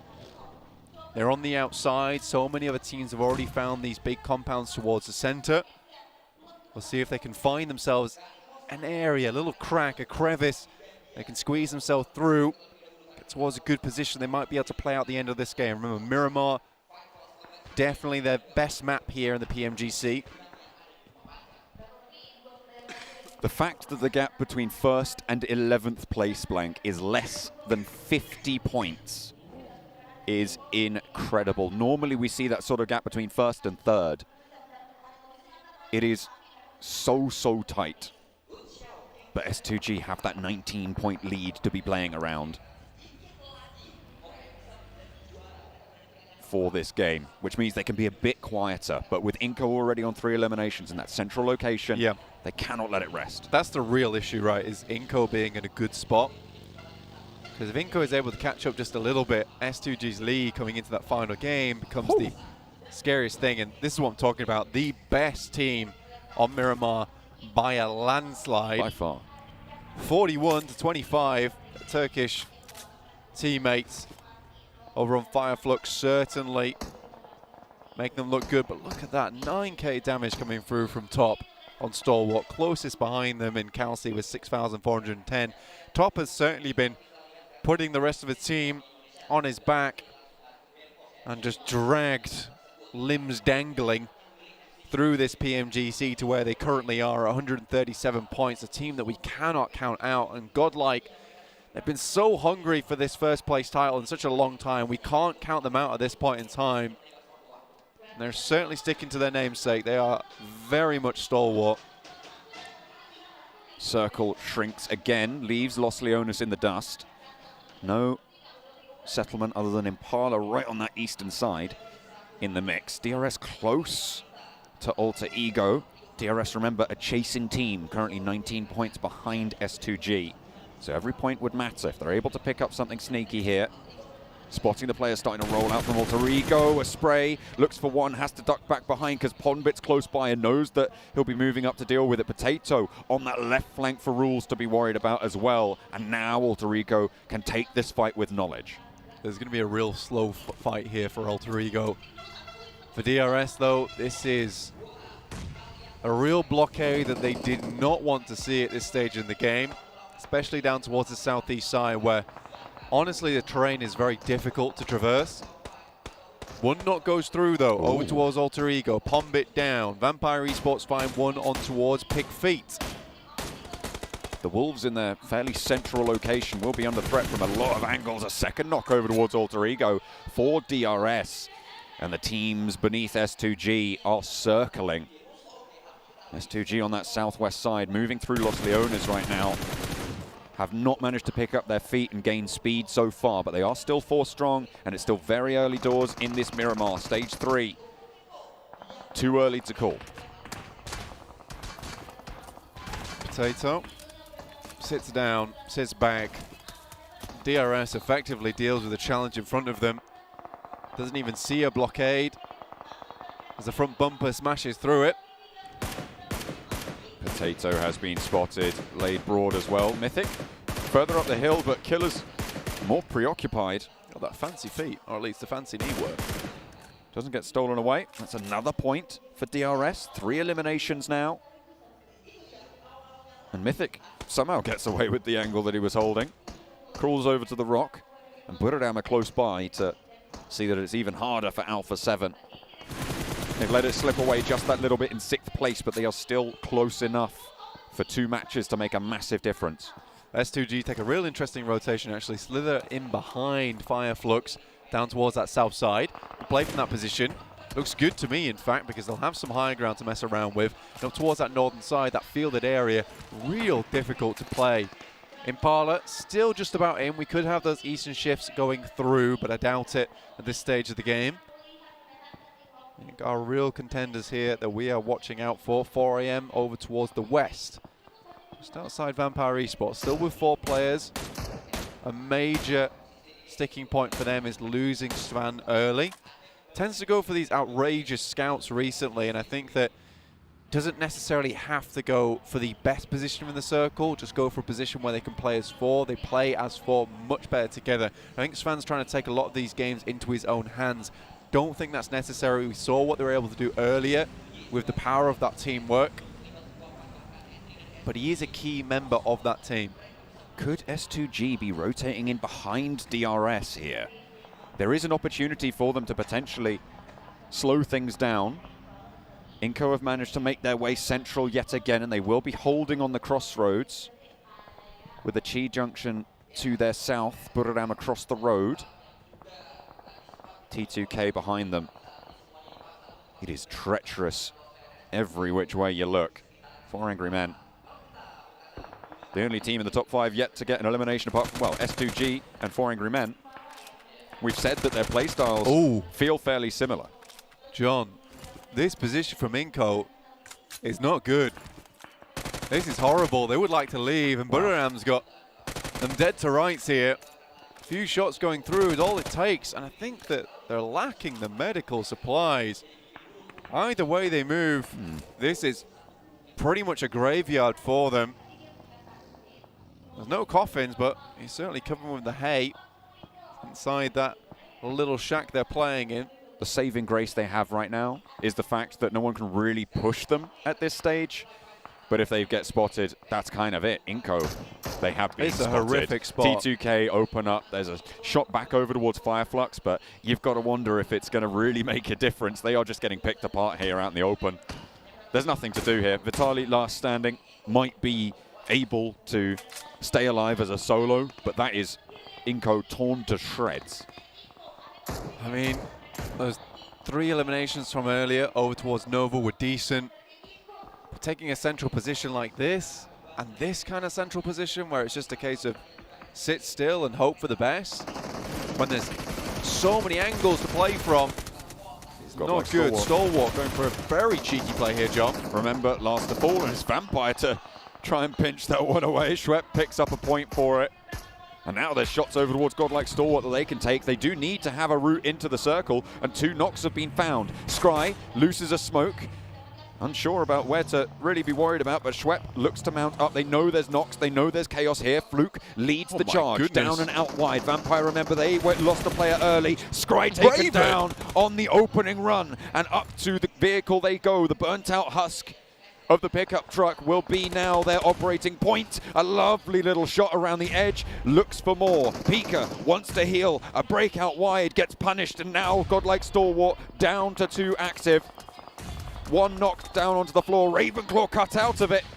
Unfortunately, T2K are just third partying everywhere they can spot. Pika hiding under the hay. Somehow it's protecting him from the fire. Another nade could prove to be disastrous if it lands on the target. If it's on the money, it's good, but falls short just. Schwepp sends one back, hopefully on target for Vampire.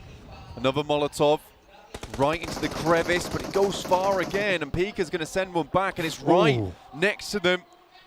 Svan from 4 AM takes that shot over towards Schweppes. It looks like 4 AM starting to rotate over towards this western side. You can see now Svan's on our screens, taking shots over towards inside that smoke, ensuring there's no players inside that one. Vitali also in the sights, but 4 AM will have to move further in. So will S2G. Calci currently behind DRS John, checking out their rotation, checking out their mark. The res so close to going through there for Ravenclaw, but Vampire lose another player. Their back-to-back chicken dinner isn't going to save you from nades, unfortunately. 4 AM disengage. They move back south because Fireflux have managed to spot Svan. Svan going down again, we said this earlier, is that is like a very bad thing for 4AM to lose. Now S2G looking towards their position, rotating almost hand in hand with them. And now 4AM has to play without their star player.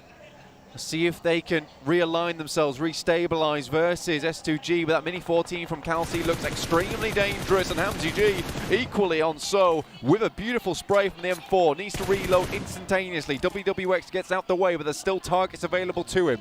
Out of the frying pan and into the fire, though, because DRS are across the road. Another team in the same situation. They both started on 140 points blank at the moment. DRS are ahead, but it is such a squeaky tight gap. As Fluke gets taken down. Another player knocked, and it's 1 versus 1. Ravenclaw, did he get spotted? I don't even know who took it down. It was Buradam with a third-party engagement, and Vampire will be denied. Stalwart up to 3rd place now. 5 eliminations, 137 points.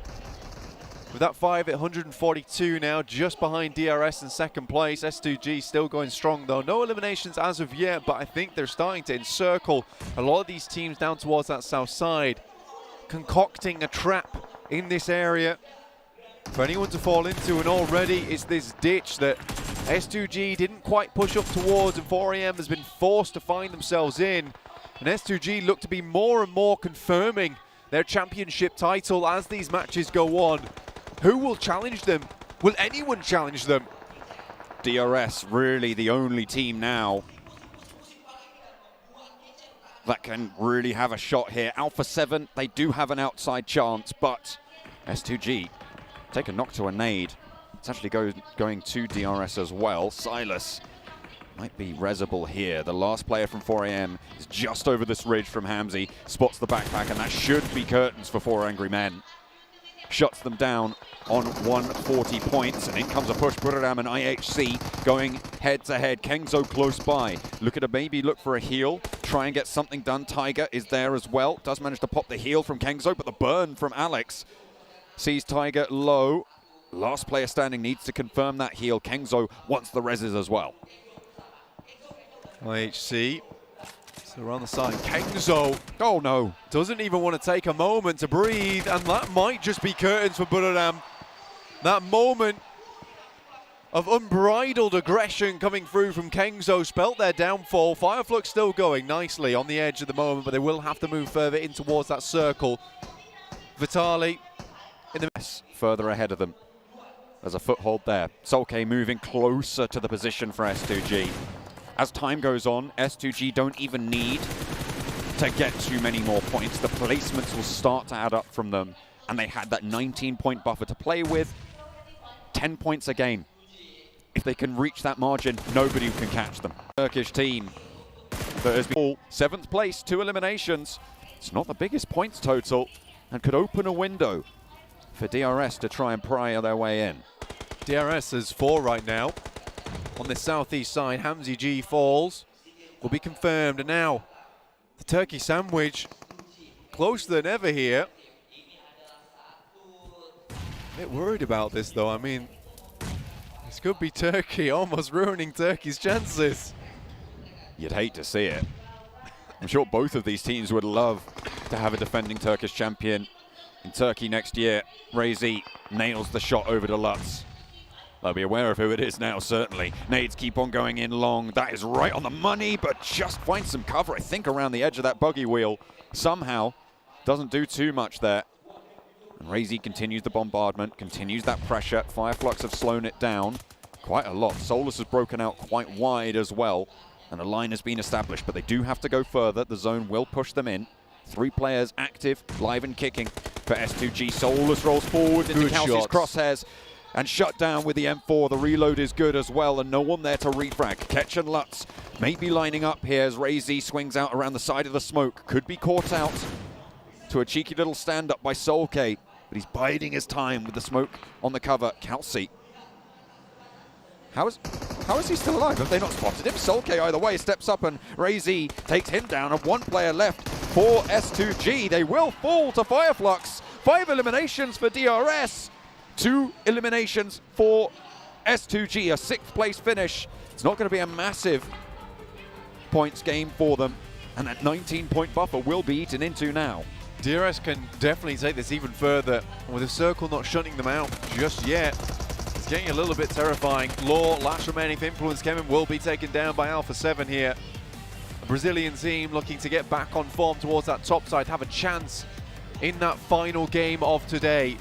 Certainly still doable for Alpha 7. IHC off in the distance. Next circle will decide all. There is so much interesting terrain in this final circle. But I'd say northeast, northwest, and the south. Whichever side this circle decides to center up on, it should win, but it goes right towards the center, and everyone's forced to push into unfamiliar ground. But A7 made that move early. Proactive gameplay. We know how fast, slick these guys are with it. Alpha 7 have got such a good stronghold now with those silos to use as cover. They can have some pretty significant control. All that it's going to take is IHC having to leave the high ground on the compound that they hold for them to be isolated. And that's going to happen fairly soon. The zone about to shut in about 10 seconds from now, Blank. Fireflux, south side, will need to push in past DRS. They played spoiler to their countrymen. And now DRS on the chase. Can they reignite the S2G hope? Fireflux send in DRS. Giante looks out the window, takes some shots. Lutz is already down to rules, and DRS are holding pretty well already. Lutz already out of the picture, but rules gets taken down. But look at this, Alpha 7 up in the distance. They're sending in, they're taking no chances. They're fighting off against Fireflux, though not DRS, which means that there is still another contender against their spot to be worried about. Gianti is split from the rest of the roster. Ketch is allowed to get this res onto Solus, as Gianti not quite finding the utility. There is a burn there, could spread. They do need to move, but he wants to put more into the mixing bowl. Solk low on the outside of this engagement, spotted out by Delta, and 7 eliminations now for DRS. This is big, 4th place already, a 19-point differential between them and the top dogs, S2G, and they want to get more done, but Ketch has other ideas. Forced into the burn. I'm not too sure what you're trying to do there, Ketch, but we'll go down to the play zone, and DRS is still going. 3rd place now, a 17-point minimum gain for DRS. 10 eliminations for Fireflux on that one. That might see them a bit further up the rankings and no longer, sadly, in that 16th place. Revo moving up, spots the smokes, knows there's got to be players around this location now. Just about spotted that shoulder peeking out from the top of the smoke. DRS might be going down here in 3rd place. Mythic behind, waiting, ready, raring to go. If either Alpha 7 or DRS take a chicken dinner here, this is huge for the top of the tables. S2G's got to be a little bit more worried. So unfortunate, but for the rest of the tournament, S2G has been absolutely stellar here on Miramar, and it's match 5, day 3, where they dropped the ball with it. This was meant to be their hope over on match 5. That would give them some decent points, knowing that they are the kings of Miramar. But at the moment they've been dethroned. There's been a betrayal. And the red carpet stained more red by S2G. The more Alpha 7 can get, the better it looks for a Brazilian playing team to have a chance here. They started off so strong. Remember, the first day ended with the Brazilian 1-2-3. Inco, Alpha 7, Influence Kemin all at the top of the tables. We thought Alpha 7 might have dropped off day 2, but day 3 has been good to them. 5 eliminations now as they wither IHC stepping up towards them. Carrillo wants to take the fight aggressively. It's characteristic Delta of Alpha 7, but a nade over to Mythic on the off angle might give them second thought, might give them pause here. Points, they know they need points. If they can confirm it, it's good. Anything they can get at this stage of the game is brilliant, but they lose another. Alpha 7's down to just 2, and it looks like Delta's cutting out the vehicles from Alpha 7 now. Revo in the back, the clutch maestro from Alpha 7. Looks to maybe 1v2 versus DRS, but this could still be a chicken dinner for them as we even the tide here just a little bit. It could go any way right now. Stage 9 is closing in 5 seconds. Most central, IHC's position at this stage, Alpha 7, will be cut out by the line that IHC have established. Demo is there, but that's spotted by Killer. A beautiful opening pick for DRS to try and move away from this roadside that they've held for so long. But Revo is there for the refrag. And 3 players for Alpha 7 now back in and healthy versus 2 from IHC and 1 from DRS. IHC with 2, Godless, Zeol, both looking to rotate around into the buggy. Might be a mad send. Killer needs to get rezzed here, and Delta will try and stick that one. The blue is going to push them at some point. Refrag Revo has to do something special. Going forward, Carrillo, Mafioso. For a bit more, he already finds 1. Delta starts to crawl through. Positions himself just slightly past that cylinder there to make sure he can spawn him, but already Godless finds Carrillo. For Revo, it's really important to find that pick over towards Delta, but he's helping out the rest of his team.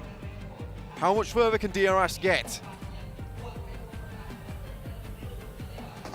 Crawling up from the pits, all these teams with so much to play for, scrambling over one another. Okay. And it's Alpha 7 to push DRS's head under and keep themselves afloat. In Miramar, 3 versus 3. Carrillo taking an aid from Demo, and IHC might slow things down. And make it a little bit closer, but Revo is not going to let that happen to his team. Not here, not now, but he might not have a choice. Godless moves in, and Demo at his back. It's Mafioso to go, and IHC's taken away from both DRS and Alpha 7. Blank, the top of the tables, is so tight.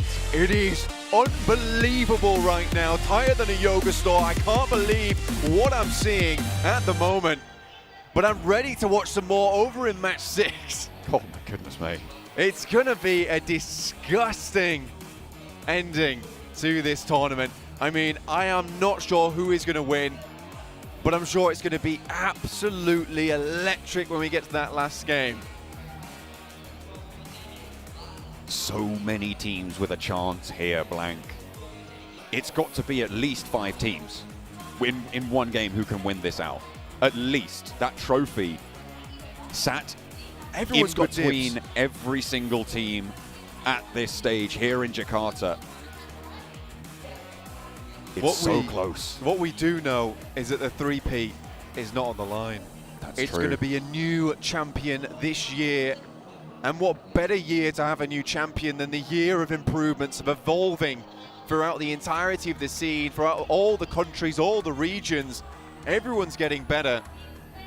And it just shows that the 5.5 points average towards the bottom of the table is just unheard of most of the time. Incredible stuff coming through on Miramar, and IHC, the ones to take it home, right? I don't think you would have called it, but either way, no, they slow Alpha absolutely 7 and everybody else around them as well. IHC take the chicken dinner. We're going to head over to the analyst desk. What an absolutely crazy performance coming out from IHC. Somehow they win that late game fight, and I was so worried for IHC in the early stages of the game, win that fight against Buriram, because that's where it all started. The unsung heroes. I mean, this is what I was kind of talking about, right? The spoiler roles that were going to be coming into play at one point, and that just happened. Alpha 7 had a chance to put themselves, actually, I mean, they still put themselves in a great position if they would have gotten that win. By the way, Revo, we got to give him some credit. He played out of his mind in that game, and he definitely did a lot to keep Alpha 7 there within the top 2. Yeah, Revo absolutely chef's kiss in that game. Absolutely something of beauty. But S2G, the fact that they go out earlier than a lot of those teams towards the end enables a lot of the teams to still have a shot for that first place, for that trophy to claim to be the best team in the world. And they're taken down by their Turkish brethren of Fireflux. I think that qualifies 7 as treason. I think it does. And what's crazy is that those two teams are just so used to playing against each other. If there was a team to take down S2G at that moment, it would be another Turkish team, right? You couldn't write anything more poetic than that. And I want to kind of go back a little bit more with STG because we saw them making some weird rotations. We saw them playing super passive, like they were trying to go for those placement points, and I feel like it definitely backfired in a way, and it's something that I always hate to see when teams do. They decide to just switch it up, and it ends up hindering them. I'm hoping going into this last game, that is not the case for STG. That playstyle could have worked out for STG if they were able to survive a little bit longer, get more eliminations. The fact that DRS survived so long into this game, the fact that Alpha 7 got so many points, they're back in the race, they don't have that cushion anymore. They're not safe anymore. Teams down below them can still catch up. 27 points on IHC with the chicken dinner, 12 eliminations in that game as well. And I do want to have to highlight Alex. His performance, his fight against Buridam kept them in the game. And Alpha 77, 19 points as well in second place. They're still very much in the race. They are very much in the race. I mean, those 7 eliminations, I don't even know how many of those eliminations were actually from Revo, but the 19 points total, that's massive. You were just talking about it too, Max. DRS Gaming, 18 points, and Godlike Star Wars with those 18 points as well. I mean, like, I think Blank said it best. It might come down to 5 different teams having a chance at getting that first place. Yeah, I think it's going to be 5-6 teams. I am so hyped to see exactly what the leaderboards are going to be looking like right now. But, I mean, DRS, we call them like a more silent team, but they've been ramping things up to the point where today they're getting banger after banger. After banger. Nepal are looking just so good. And T2K, they're like the third-party turrets in the lobby. They're just almost assisting DRS in some way, shape, or form. And for me, one of the teams that I kind of gonna a small shout out to has to be Inco Gaming. They had the lead at the start of the day. I felt like that team definitely started to crumble there under the pressure of the last and final day. And another one is that we are not gonna have a three-peat anymore. Nova out first.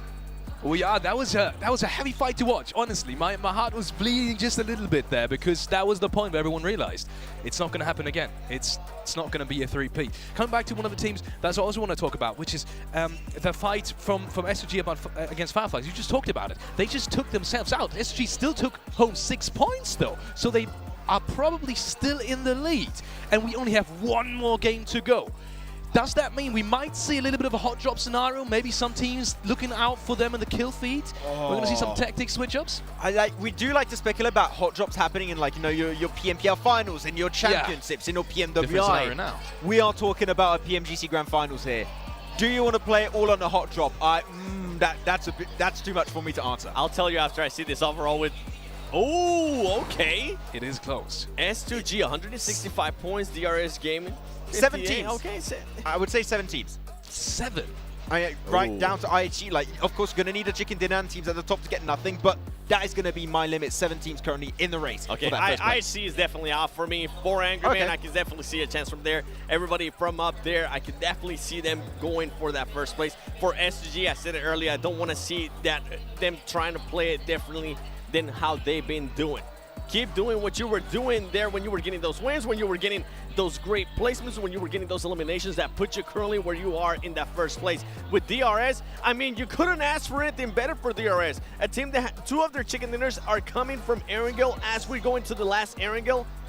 It couldn't be more poetic for them. And then you guys were talking about hot drops. You guys were talking about teams that need to be careful about that happening. Guess what? I'm going to be looking at all the teams here in this second page because at this point, they got nothing to lose. Influence Chairman, I mean, a team that went from 3rd place all the way down to 16th. You better believe that team from Brazil is going to be looking to make a statement, and I would be massively surprised if nobody decides to hot drop anybody. At this point, you're just fighting for glory. You're fighting for prize pool increase going into this because you have some pretty... It's still no $4 million prize pool tournament. That's pretty significant. But as you can see on your screens right now, it's the final game right here for the Grand Finals of 2022 PMGC. Oh boy, 16 teams all ready to drop on down, and only one will call themselves the champions after this one.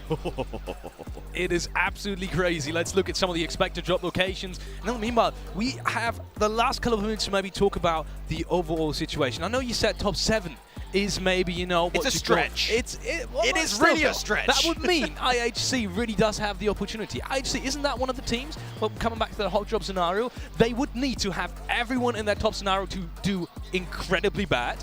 Would you say that's how they should go into this match as well? Literally just pick every fight from every team that you know is the top of you and maybe just go for it. Isolated fight. Let's take it. You know, I'm going to agree with your point. I think that if there's one team that's currently in the race for that first position that has to go for a hot drop, IHG is the team that would make the most sense, right? So we'll see if it's going to happen once again. I would say maybe don't go for it, because even if you do go for the hot drop, even if you do win it, you maybe lose a player, you lose 2 players. They need a chicken dinner for this one. You're taking a risk that I think you want to avoid, so I would say even if the idea is to go for the hot drop, don't do it. Aim for the win, play a normal game, the game that you just did previously to get that chicken dinner on Miramar, and that might be just enough to make the cut. Go for the hot drop. Come on, just give it to me. Okay, screw it. Okay. I really want to see a hot drop as well. I mean, at the very biggest stages like this one, I think we've very rarely, if ever, seen that. So that would be definitely an interesting thing to watch. Let's look at the teams to watch from both of you. You have, except for SOG, you have different teams. Maybe starting off with SOG, because obviously they're in the league.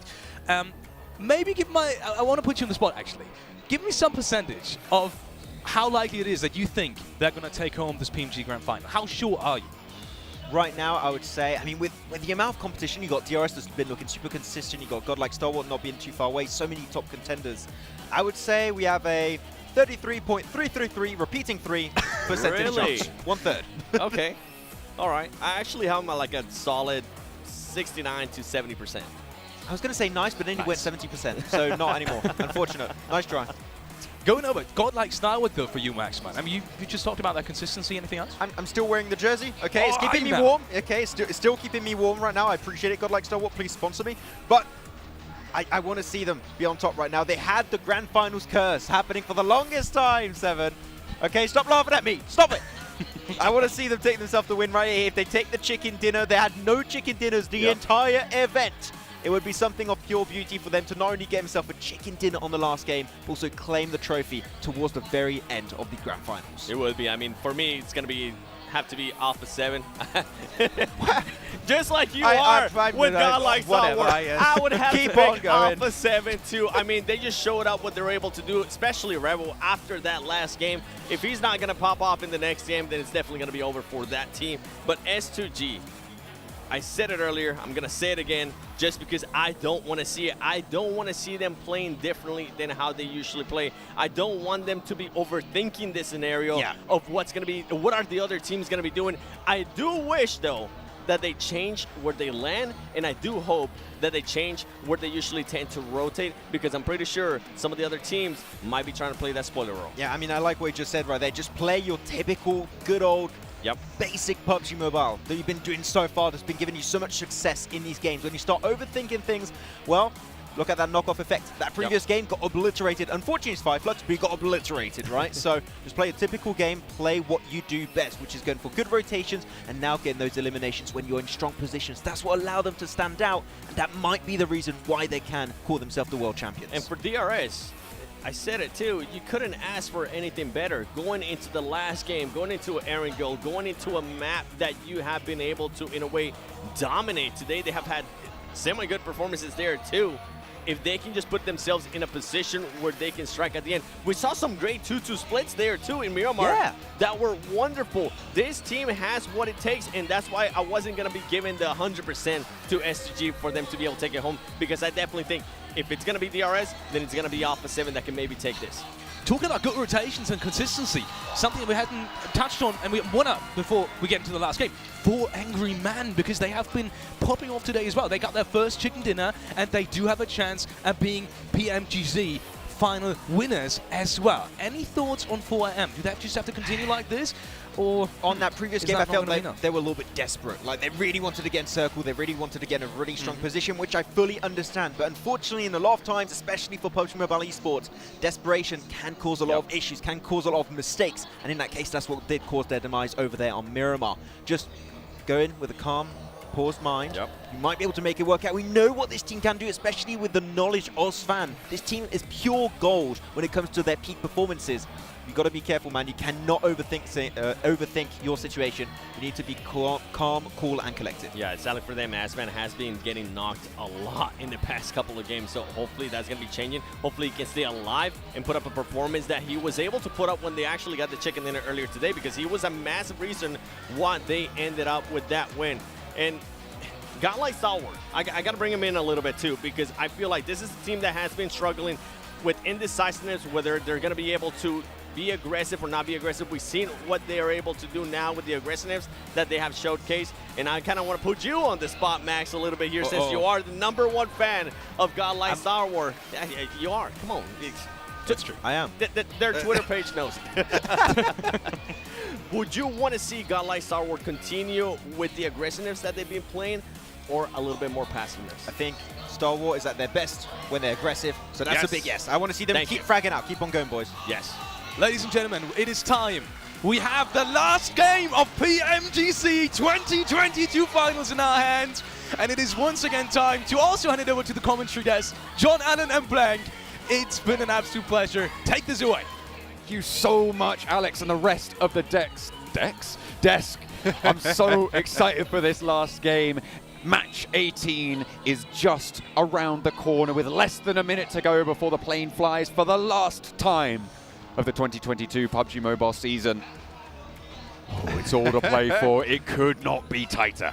It's real nerve-wracking right now for a lot of these teams, for a lot of these players. We saw the camera shots, we saw some of these guys. There was praying going on. There was the full anime Death Note L sitting coming through from S2G. They are nervous, and no reason not to be at this point in time, but S2G, they have what it takes. It would be an incredible win for S2G to take it all home right now. 165 points currently at the moment, 7 points ahead of DRS. Alpha 7 behind them at 153. S2G need to live here. There are a couple other teams that might be able, with a gigantic chicken dinner, a gigantic win in 4 Angry Men, Inco, and Godlike Stalwart, potentially. But right now, we're looking at the top 3. S2G, DRS, Alpha 7. This is it. This is now. This is where they could become the champions, the new champions of PMGC. Nova are not even on the front page of the overall standings at this time, with not enough done and not enough left in the tank. You're right, it's looking good that we could crown a new champion to lift the trophy, sparkling in its glory. And now in Jakarta, the last plane path seeks its way from Novo to the Midwest coast. Southside plane path, Novo. Like you said, the west side coast here, we've seen this one multiple times. We've seen it towards the center of the map. We've seen it up towards the northern side. This is something that the players, the teams are all used to here in Jakarta, ready to play out their final game, these final important 30 minutes. And those 30 minutes, those hearts better be pumping, those fingers better be darting. We better be looking at the champion that deserves it all here at the end of this match. The drums herald us in. Only time will tell now. Who will take this one home? S2G defending for all of today. As we drop out DRS over near Milta. Buradam going to be dropping a little bit longer than they are, with potential for a little bit of a sneaky upset there.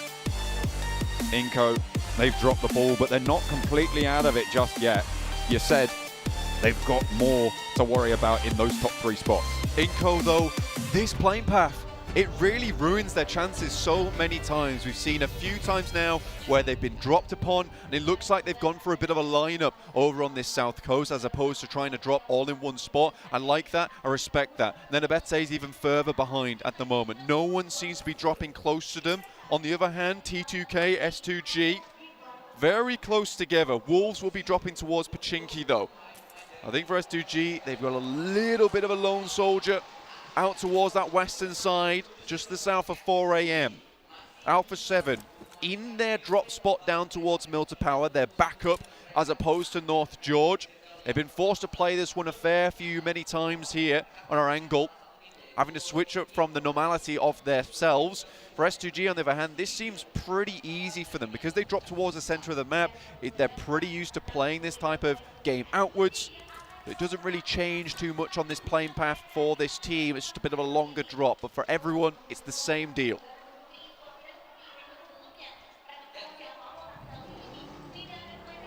The advice given by Nenebete at the end of day one, breathe. That's how you can make it work. Hopefully everybody is paying attention, brushed up on their Brazilian, because they need to heed that information, heed that advice now. It's such a crucial time for the top spots, and the tables so tightly packed. Nobody over a 10-point average and nobody under a 5-point average. This is the closest final we have ever seen. It has never been nail-biting quite like this. The popcorn is flying everywhere at the moment. Some of it's not even meeting mouths. It's on the floor. And all these teams are worried. It's those little moments, those little mistakes that might come through, but this is the game where you shore up everything. You make sure every single hole is patched up. There's not a single leak in the ship. You can keep on trucking, keep on sailing, because the waves, they are roaring, they are high, and the waters are not easy. But smooth sailing does not make good sailors here in the PMGC. Hold fast to the wheel. Call strong to your team. And look to the horizon. On the tables, there is a top 3 clear. At the moment, looking at how it stands, DRS with 2 chicken dinners win tiebreakers. Unless one of the other 2 teams, S2G or Alpha 7, takes the chicken dinner here, that could be important. DRS, remember, they would win a tiebreaker. By Buriram, we're getting slightly ahead of them. Now Alpha 7, we've seen that they've found it a little bit difficult to keep up on that streak sometimes. The momentum looks good, but when it starts to falter, it falters hard. So losing a player early like this would be terrible news. Luckily, they quickly swing the wheel to the left and veer off to the western side, on towards where Inco and Alter Ego are currently playing, taking a central spot within the circle. Vampire, they got back-to-back chicken dinners today. They started down in the dumps, 16th place, and I feel like it wasn't what they deserved, and I think they showed that in matches 3 and 4 of the day. I think a team like that needs to really find their feet much sooner, though. Can't be looking down and watching where you step. You need to be firmly planting those feet with your eyes out towards the future a lot of times. I think Vampire took too long to make those changes. The Desk talked about it, we talked about it. Making those changes on day 3 and looking absolutely sublime just does not cut it, especially in this PMGC where every single team is horribly, horribly strong.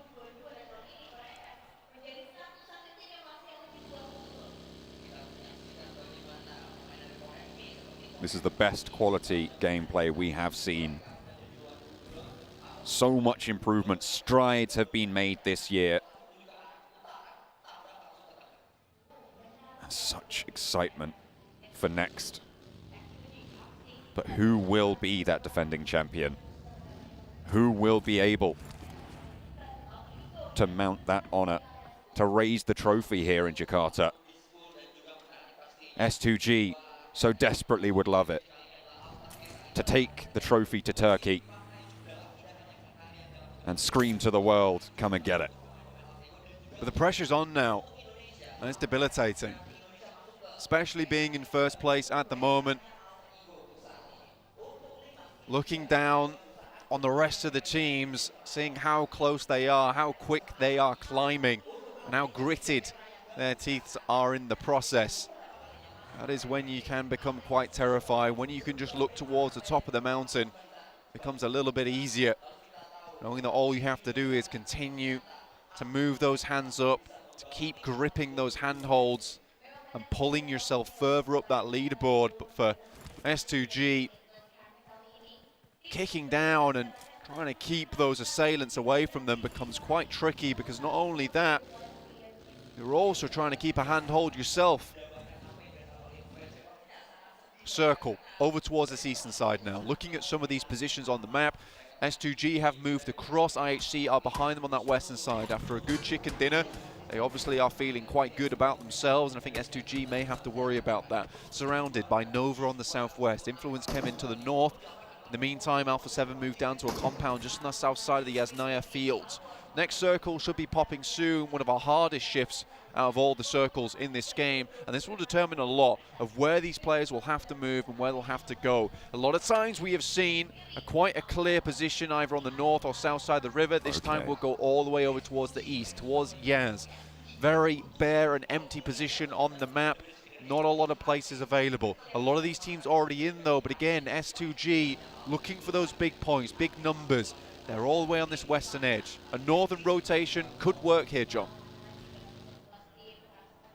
Plenty of options for them, but moving over the tundra of Yasnaya Polyana Fields on the south side is so barren and difficult to use. Far from ideal. S2G move up to potentially control Yaz Bridge. If they can find 4 AM on the cross, it would be a great result. Not only would they be able to accrue the points for it, but take out an outside chance to overtake them in 4 Angry Men. 141 points to their 165. Sure, it's a bit of a long shot at 24-point difference, but we've seen crazier things. We definitely have. I think holding on to this bridge crossing as well is smart. 4 AM's forced down towards that south side. It clears up even more of the northern edge, meaning that S2G's rotation is even easier, and this is what makes them the #1 team in the lobby so far, is they're always thinking steps ahead at the moment. Alpha 7 take a knock.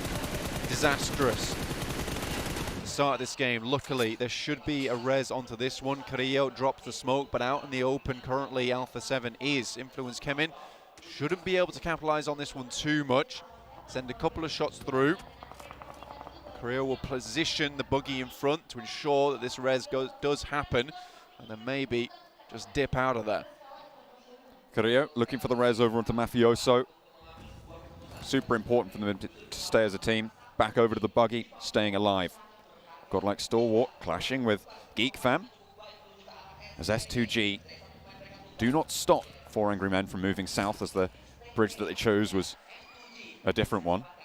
Instead though, Ching Chen might have spotted S2G looking out for the hold on the northern side. Ray Z, oh my goodness me, he's so open. Takes a shot, takes a hit, back to cover. Such an important little top down there. Ching Chen could have had such an impact.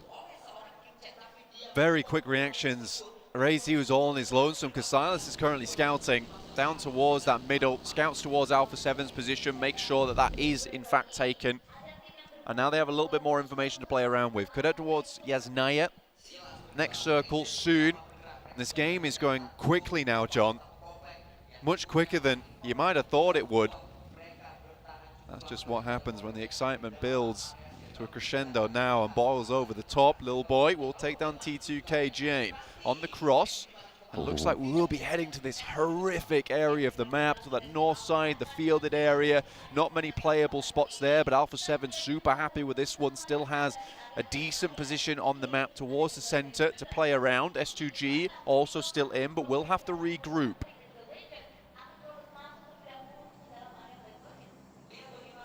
Influence Kevin on the north side. Yasnaya is their drop spot. Should be familiar with the terrain, playing 2-2 split. Ooh, as S2G move through to the center. Silas is scouting, is going to pay out here. Moving down, actually might be a decent compound for S2G to head towards, but Silas is unfortunately cut short. And now they have to go against 4 AM. That's just 3. This is terrible news. DBS in hand of Ray Z already. One very low. Has to hit this shot. Does. This is great news for S2G. Ching Chen's angle could be pivotal for 4 Angry Men up on the hill. Kalsi and Hamzi a little bit further back. The flush is good with the burn from the Molotov. Good Xiao and Svan both launching nades on through, and Kalsi gets tagged. Svan finds Kalsi on the sidelines, and Good Xiao wants to put another one in. Through the window there, ricochets off burst close, but the burn is brilliant. A lot of damage found instantly, has to pop it. The nade in through the window, doesn't quite get the knock, and Svan is low on the upstairs, but Ray-Z in with the DBS, spots the heal. You cannot get away from him. He is on the hunt, looks for more as well, finds the nade in hand, and it will not be found. Svan is shutting down the Ray-Z. Oh my God! He is vengeance. He is the knight, and S2G have Ray-Z to thank. 2 knocks though still went through. There has to be a quick regroup, a quick refresh from them. T2K is off in the distance. They still have more to go here. Ray-Z takes a tag. Kelsey's going to have to hold on for a little bit longer. And Silas still nowhere to be seen. That one tyre been popped out the back was disastrous for the team, but Ray-Z brought it back together for them. T2K a major threat at the back now. On the north side, Alter Ego, center. A little bit further south, Alpha 7, slap bang in the middle, a major barrier. But the big news here, 4 points for S2G. That's a point salt, they'll put them to 169 right now. DRS Alpha 7 yet to find anything during this game. All players back up on their feet. Ray-Z has just pulled S2G back from the brink. With a DBS, he looked unstoppable, rolling through like thunder on the stairs. I don't think 4AM knew what hit him, but they are now out of the running. A potential chance at the top 5, and 4AM were cut short by S2G, who has had the time of their lives during this PMGC tournament from day 1 through to day 3. Consistency, and they ramp it up. S2G, so difficult to handle, and we will not see a Chinese champion either. That much is for sure. The circle shift comes through. Wolves, Nova, all passing through up towards Silas's position now. Hamzy G realizes he has to move down and support. But all through this game, S2G's been fairly split. They need to get back together. Looks like they will grab their teammate and run back to safety, back to regroup. Nova, order. Fireflux feeling the pain. They played spoiler since S2G in the last game, but Nova might be too tall an order for them. However, they have gone fairly even, but Fireflux falter, and they play split. They split their attention, and Solus rolls in so late to this fight. Falls flat on the face, and Fireflux fail to go any further. Fireflux going down here. Alter Ego, Influence Kevin, both having a chance now to put up some more points and pass out of the 15th and 16th place.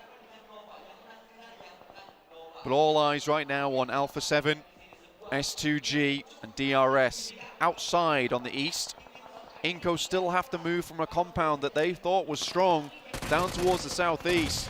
Unwilling to head central, but DRS losing 1. Bad news for them.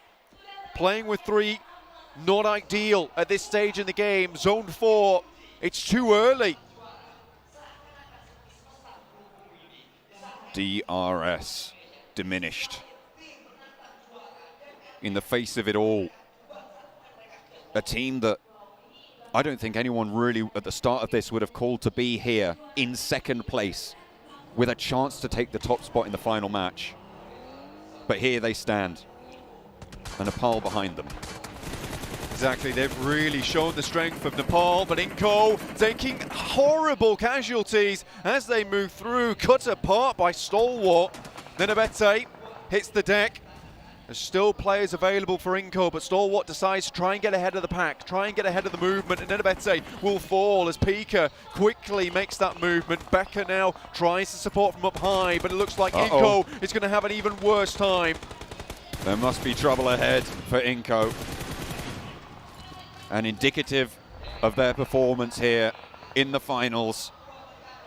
They slow and they falter in this final game. DRS though with a crucial challenge, losing it down to Delta. Could this be the first contender out? Oh God! Delta somehow dodges the wheel, but a hop out and the bullets are there. And S2G have less to worry about now. Alpha 7 poised in a central spot. The only team now really with a big chance, as godlike Stalwart have more to deal with than they'd like. Inco is out. They cannot go much further anymore. DRS also down. The two teams that displayed great central play and great edge play will finally fall. Can DRS hold on to their second place spot, or will Alpha 7 overtake them? A shift away, and Alpha 7 will have to leave. Godlike Stalwart, 5 eliminations and 4 alive. But S2G in a good compound here, delivered at their doorstep on the precipice of victory here in Jakarta. So close to it. DRS feels like the pressure got to them just a little bit. I don't think I've ever seen them falter that badly on Erangel before. But still, an outstanding performance from them this tournament. Any Nepali fans should be proud of what they've achieved here. Stalwart looking for the final members of Budadam to close this one out. Already 7 eliminations. Stalwart want to take this game further, up to 150 points, make that 151. 2 points behind now of Alpha 7 at the start of this game. 2 points separates them from that third place position. And they will be just that little bit further behind the top. And with S2G still as 4 as they are, it's unlikely to change too much. S2G, if they make top 5 in this match, that should be enough for them. As Godlike Stalwart want to rewrite the fate. Tug on the threads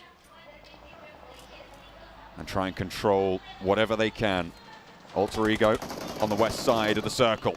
Res needed after a self-nade, unfortunate.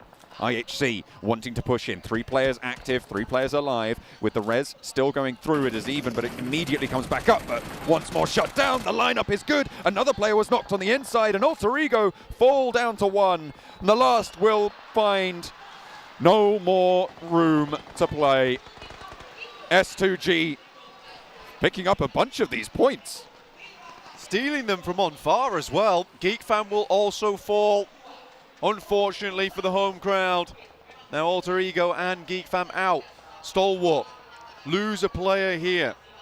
Pika now out, leaving Stalwart at 3 players going forwards. Alpha 7 moves a little bit further in, but their eastern side, it's looking tricky. It's looking pocked with teams and players all looking for a little bit more. Mythic spots that position over towards S2G, but that spot is just so good. They knew they had to fight for it versus 4AM. And arguably, if they take this game, they have Ray-Z to thank. 4 eliminations from Ray-Z in that first engagement. The DBS louder than ever. In match 18, 7 eliminations total. The lead stretches away. The stride is hit. And S2G may have already done enough. Alpha 7, though, want to challenge that. Knock over onto Scribe, bringing Godlike Stalwart down to 2. A nade over top from Revo confirms the point. And Alpha 7 begin their march, grim as it may be. Pushing back Stalwart. They do not want to give up this top 3. IHC, the only others, would be able to challenge it, but they're far behind at this point. Stalwart down to 2 players. Alpha 7, a second place they'd be happy with at this point in time. For Brazil, it would be a wonderful result. But can they go even further? With 8 eliminations from S2G, I don't know how likely it will be. Ray-Z up to 6 eliminations, 9 total now. 3 for Kelsey, 6 for Ray-Z. Is there anything anyone can do? The compound so strong. Vampire cowed behind any cover they can cling on to. And Alpha 7 just don't have the points to stand up to it. They need something huge right now, and they haven't started to make that jump up. And the amount of eliminations available inside the lobby is starting to dwindle just a little bit. And all the while, S2G is picking up more and more. Hamzi will find the knock over towards Vampire Esports. They have eyes on. This God compound is disgusting. Circle moves their way once again. What a finish here for the PMGC. 10 eliminations, unstoppable. They were unstoppable about 10 minutes ago. 175 points already found. A monumental ask for Alpha 7 to be able to overtake them. Godlike Stalwart maybe, and in comes Alpha 7 for the run. Vampire looking to hold them off and maybe play spoiler. The Brazilian roster fall apart and it's Vampire to pick them up. That might be it. S2G have no one else.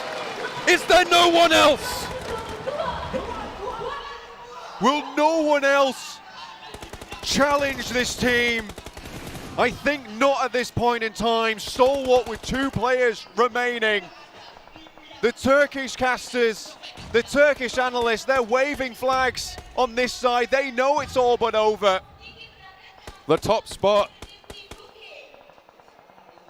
sat proudly upon right now, with only Godlike Stalwart far in the rearview mirror. One more twist and turn is all it'll take for S2G to raise the trophy. And S2G are looking for them right now. They have eliminated so many and so much of the competition during this one game. I thought they looked nervous, far from it. They were prepared, ready to do what necessary to take home the trophy, to take it back to Turkey and guard it like a dragon. Spray out into the open and stay alive, survive. The Wolves, the only other team, as 4, and they're trapped right on the south side. Next circle, looking to shrink. Where will we find it? Finally, it moves away from S2G, but blank, it's too little too late to stop them now. Closing this out with a chicken dinner would be beautiful. Already a knock over towards T2K, and the dominance continues. A 1-2 punch, and T2K sent out of the ring. An uppercut so deadly. The force from it can be felt from here. The sightline's known. Godlike Stalwart will have to move. Ray-Z gets knocked, but nothing can dampen their spirits at this stage. Hamzy, Silas, under pressure from Alex Shaw, but IHC will have to leave their spot too. Spirits bolstered by titanium, as you say, John. It's going to be very hard to pierce this bubble.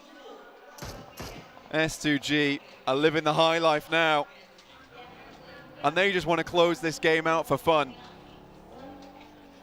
12 eliminations. Potential to break records here.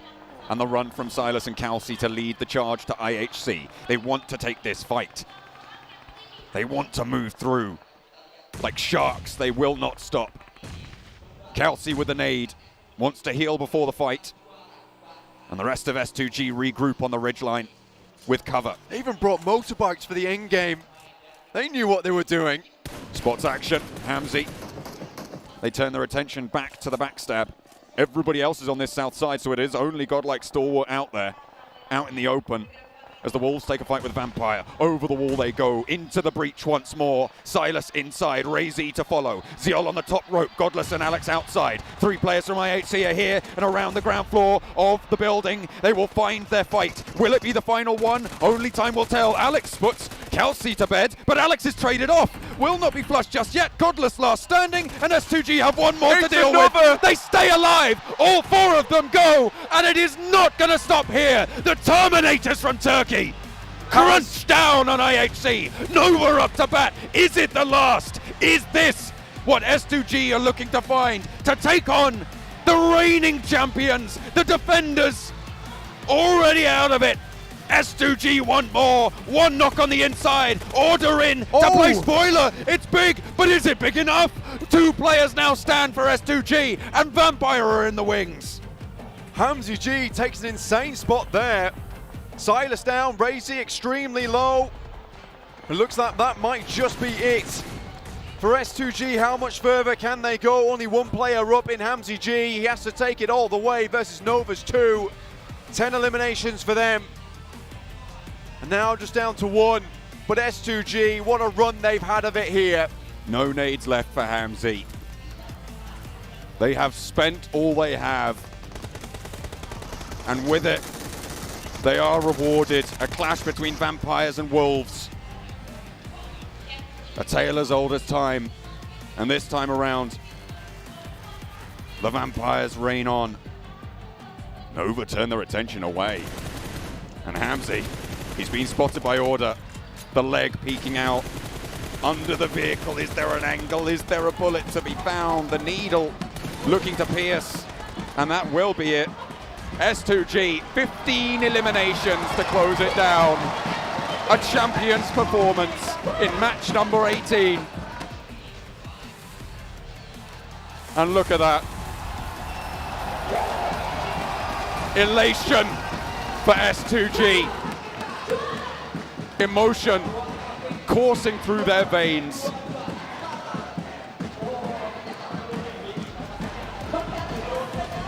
Nova, defending champions, graciously will hand over the title. But at least show them that there's still other teams out there that can take it to them.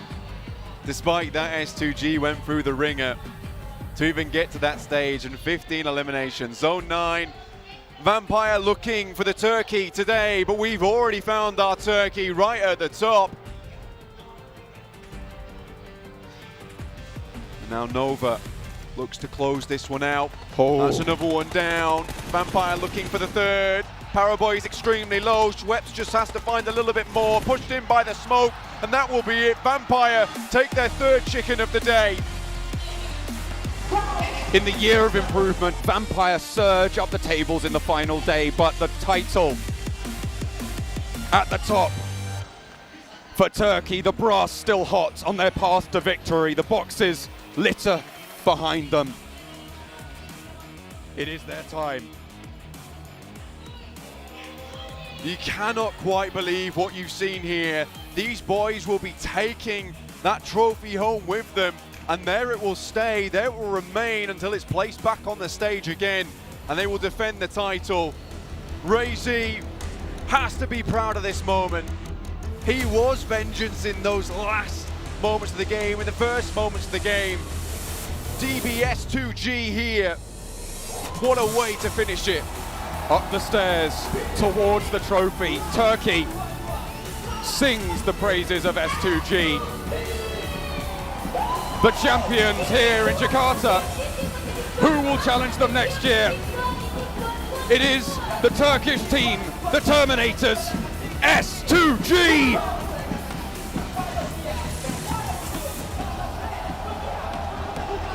Congratulations, SCG.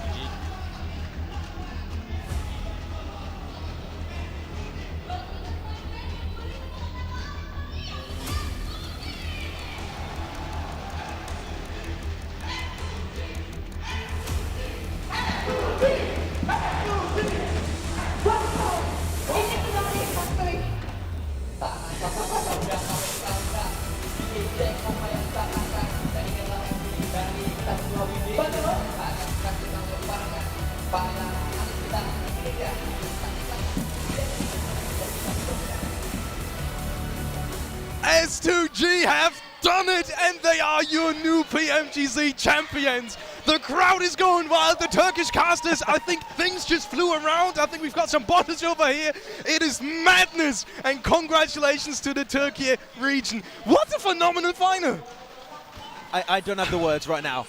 I'm so happy. Turkey take themselves the finals, and Razy not only qualifies his team through the league stage into these grand finals, but also clutches things up versus 4 AM. This man just, solo-handedly almost in his final game, just enabled his team to hold on to that first place. What a great storyline for the team that will be able to defend potentially their title in Turkey next year. And we talked about them from the get-go. If this team could have just narrowed down the eliminations, could have just narrowed down the placement points, they were going to be able to take their win, and they did just that. And what a beautiful way to finish it, too. They decided to play their game.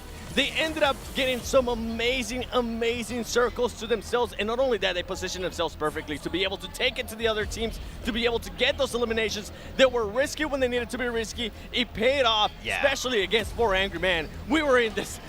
We're in the edge of our seat wondering who was going to be winning that. S2G to win that. I am so happy for them. Definitely well deserved. Especially when we were talking about it, right, Seven, after that Miramar game, we were like, you don't overthink your situation. You need to be just calm, cool, and collected. And then what they bring up, a 15 elimination game right up there in the podium finish too. You can't overdo that. It is going to be S2G to claim the trophy. What a game, what an event, and what a year of PUBG Mobile esports. You were saying Kalsi is one of the best European players right from the get-go, and I think at this point we can think bigger, can't we? Oh yeah, he's a world champion right now with the squad. Oh my word, look at that, 190 points. That's not a lead, that's like the Grand Canyon of difference between first and second. They wanted to send a statement, and they did. They said, you know what, this cup later this year is actually going to be going to Turkey for the Grand Finals. Possibly, they might be able to defend it at home, which is going to be the first time ever for PMGC. Yeah, they better requalify, okay? Actually, that will be a crime if they do not requalify for the Grand Finals next year for 2023. But so many teams that have been just so close. DRS, no, they've been constantly been also able to make it into these Grand Finals of PMGC, getting himself a second place. Very impressed by Nepal region as a whole, and second place is huge for them. And the back-to-back champions, Nova, finishing in 9th place. I feel like that has to be one of the biggest upsets ever. I was definitely expecting them to be able to get that three-peat. It is not going to happen. SG showcased that. And then with Nova, I mean, this is going to be a scary team. That's all I got to say, because they're going to be wanting to get back. They're going to be wanting to make sure they send a statement next time we see them in the global event. Looking at some of the individual awards, I specifically want to go over to the Gunslinger award, because apparently Top took that home. It must have been today, because he really put on a performance. Yeah, today and the last 2 matches of yesterday, he's just been able to get performance after performance after performance. Really, when it comes down to it, we do know that godlike Stalwarts still have the potential of absolute greatness. Unfortunately, it was just a little bit too late for them to show up. But you know what? I'm still proud of their performance. A little bit better than last year's Grand Final 7. Yes. Maybe next year, if they do make it, will be the win. Just slow improvement over time. Yeah, hey, little by little. I mean, another team that definitely improved was Alpha 7. For Alpha 7 to be able to finish in top 3, that's very impressive for that region. Alpha 7, always a team that there's always been questions, what can happen? Yeah. They're the only team out of that region, especially out of Brazil, that used to perform.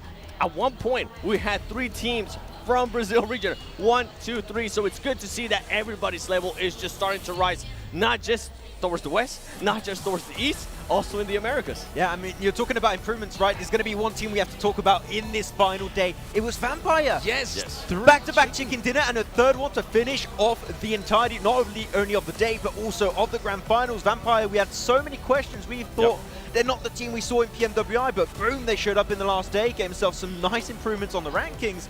I'm telling you, man, that we didn't know what was going on, but this is the Vampire we want to see in future events. And this is what I was saying. I mean, they just have so much talent. They were bound to showcase it to us at some point. I thought it was only going to be one match.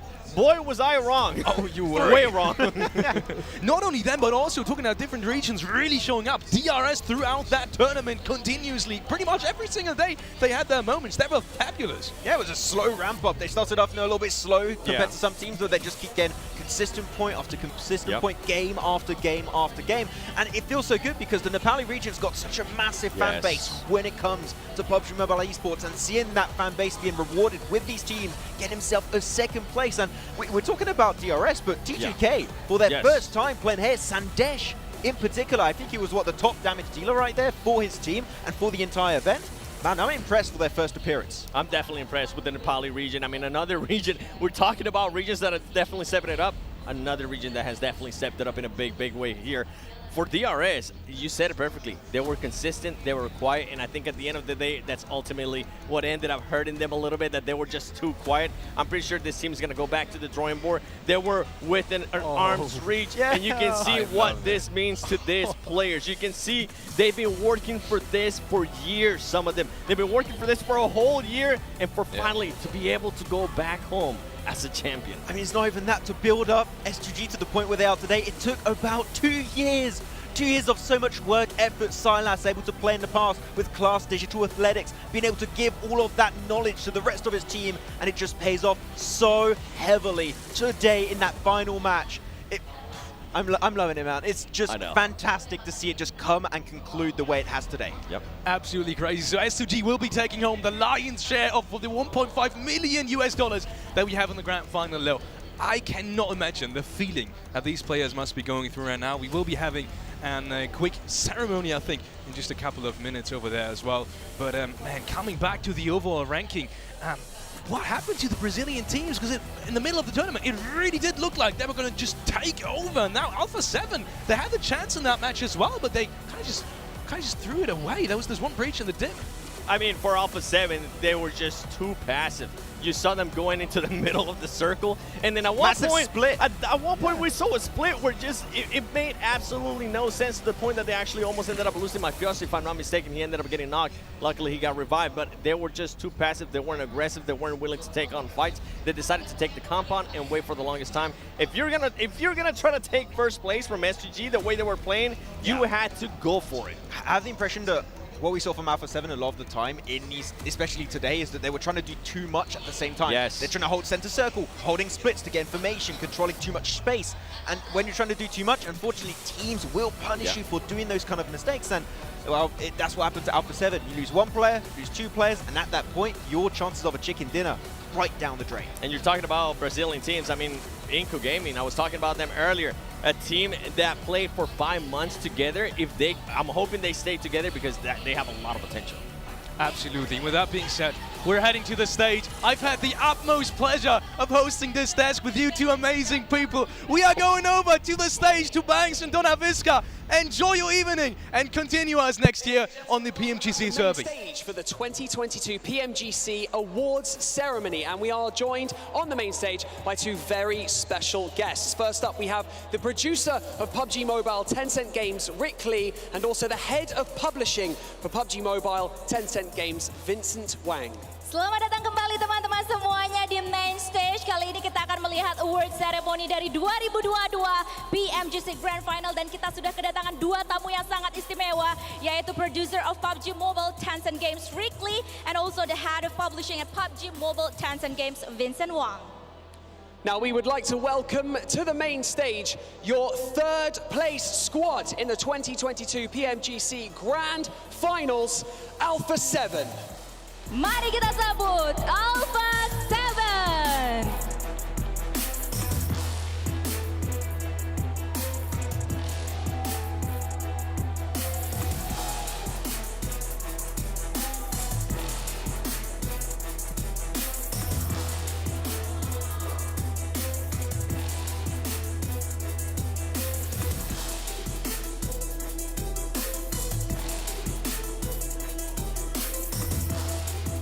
Congratulations, Alpha 7. You're being presented with your check for $120,000. Embrace this moment, enjoy it for your photo.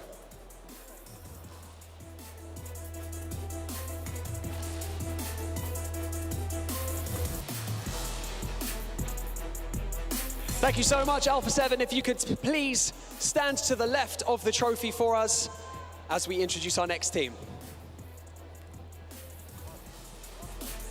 Just over to the left, please. Thank you so much. Once again, congratulations. And now for your 2nd place squad in the 2022 PMGC Grand Finals. Please put your hands together, Jakarta, for DRS. Berikan tepuk tangan yang meriah untuk DRS, peringkat kedua dari 2022 PMGC.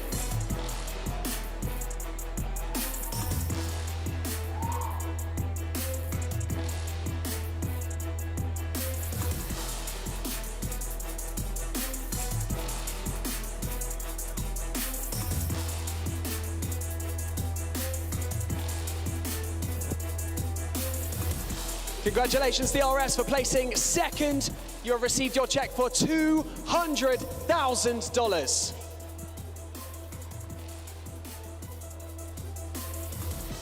Thank you so much. If you could please walk over to the right-hand side of the trophy for us, that would be absolutely fantastic. And now, People, fans of PMGC in Jakarta, please go wild for your PMGC champion of 2022. It is S2G!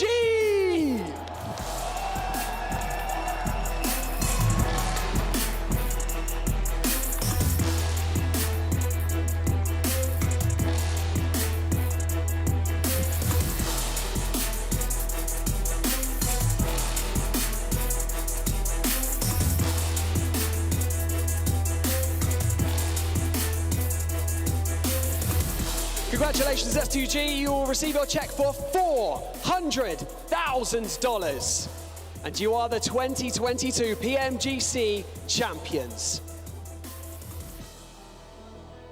Thank you so much, S2G. If you could please stand behind the trophy, that would be brilliant, because we have one more award to present here on the main stage. And yes, Donna, it is your PMGC final MVP. And it has been decided your MVP will be from Stalwart Esports. Give it up, Jakarta, for Top. Tepuk tangan yang meriah untuk Top sebagai MVP 2022 PMGC.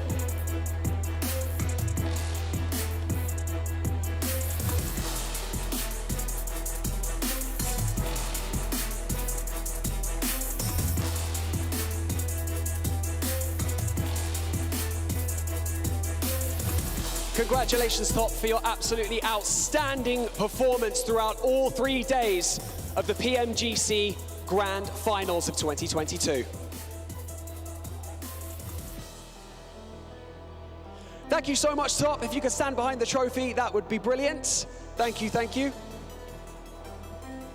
And this marks the end of the 2022 PMGC Grand Finals. Congratulations to all of the teams, and thank you so much to our VIP guests for joining us on the stage. Thank you so Please make much. your way to the left of the stage. Thank you, thank you. Congratulations to all of the teams who participated here in Jakarta. All the blood, the sweat, and the tears. You kept us all at the edge of our seats throughout the entire competition. You truly are the best of the best. Yes, jadi teman-teman sekalian, ini adalah penghujung dari acara 2022 PMGC Grand Finals ini. Sekali lagi selamat untuk para pemenang, mereka sangatlah luar biasa. Seluruh partisipan ke-16 tim adalah 16 tim terbaik di dunia. Dan kalian adalah penonton terbaik di dunia juga. Indonesia, Jakarta, terima kasih banyak atas energi kalian yang luar biasa. Dan tentunya ini adalah momen-momen yang memang kita nantikan sejak lama sekali. Jadi sekali lagi, terima kasih banyak. Thank you once again to everyone who helped make this amazing competition happen. It truly has been staggering, and I've enjoyed every single moment of it. And especially thank you to those of you watching at home. Yes, terima kasih banyak kepada kalian semuanya sekali lagi. Dan pastinya kita akan tunggu momen-momen spesial apalagi yang akan ada di tahun depan. Join us next time where we will be coming to you live from Turkey, where we will once again be trying to prove to you who will be the one. Karena next stop kalian harus gabung lagi bersama kita semuanya di Turki untuk melihat who will be the one. And everyone in Jakarta, please put your hands together one more time for your 2022 PMGC champions S2G. Tepuk tangan sekali lagi yang meriah untuk kita semuanya. Seluruh tim di sini yang sudah luar biasa berjuang, terima kasih banyak sekali lagi. Dan pastinya akhir kata saya Dona Fiska mengucapkan terima kasih banyak. Mohon maaf apabila ada kesalahan kata atau perbuatan. Dan pastinya saya Dona Fiska mewakili seluruh talent dan juga kru yang bertugas di balik layar pamit undur diri dulu. Sampai jumpa teman-teman sekalian. Oh ya, ada satu informasi lagi yang nantinya akan saya share di sini secara live. Tetapi untuk mengakhiri semuanya sekali lagi terima kasih banyak. Selamat malam, selamat beristirahat, dan sampai jumpa lagi next time. Bye-bye.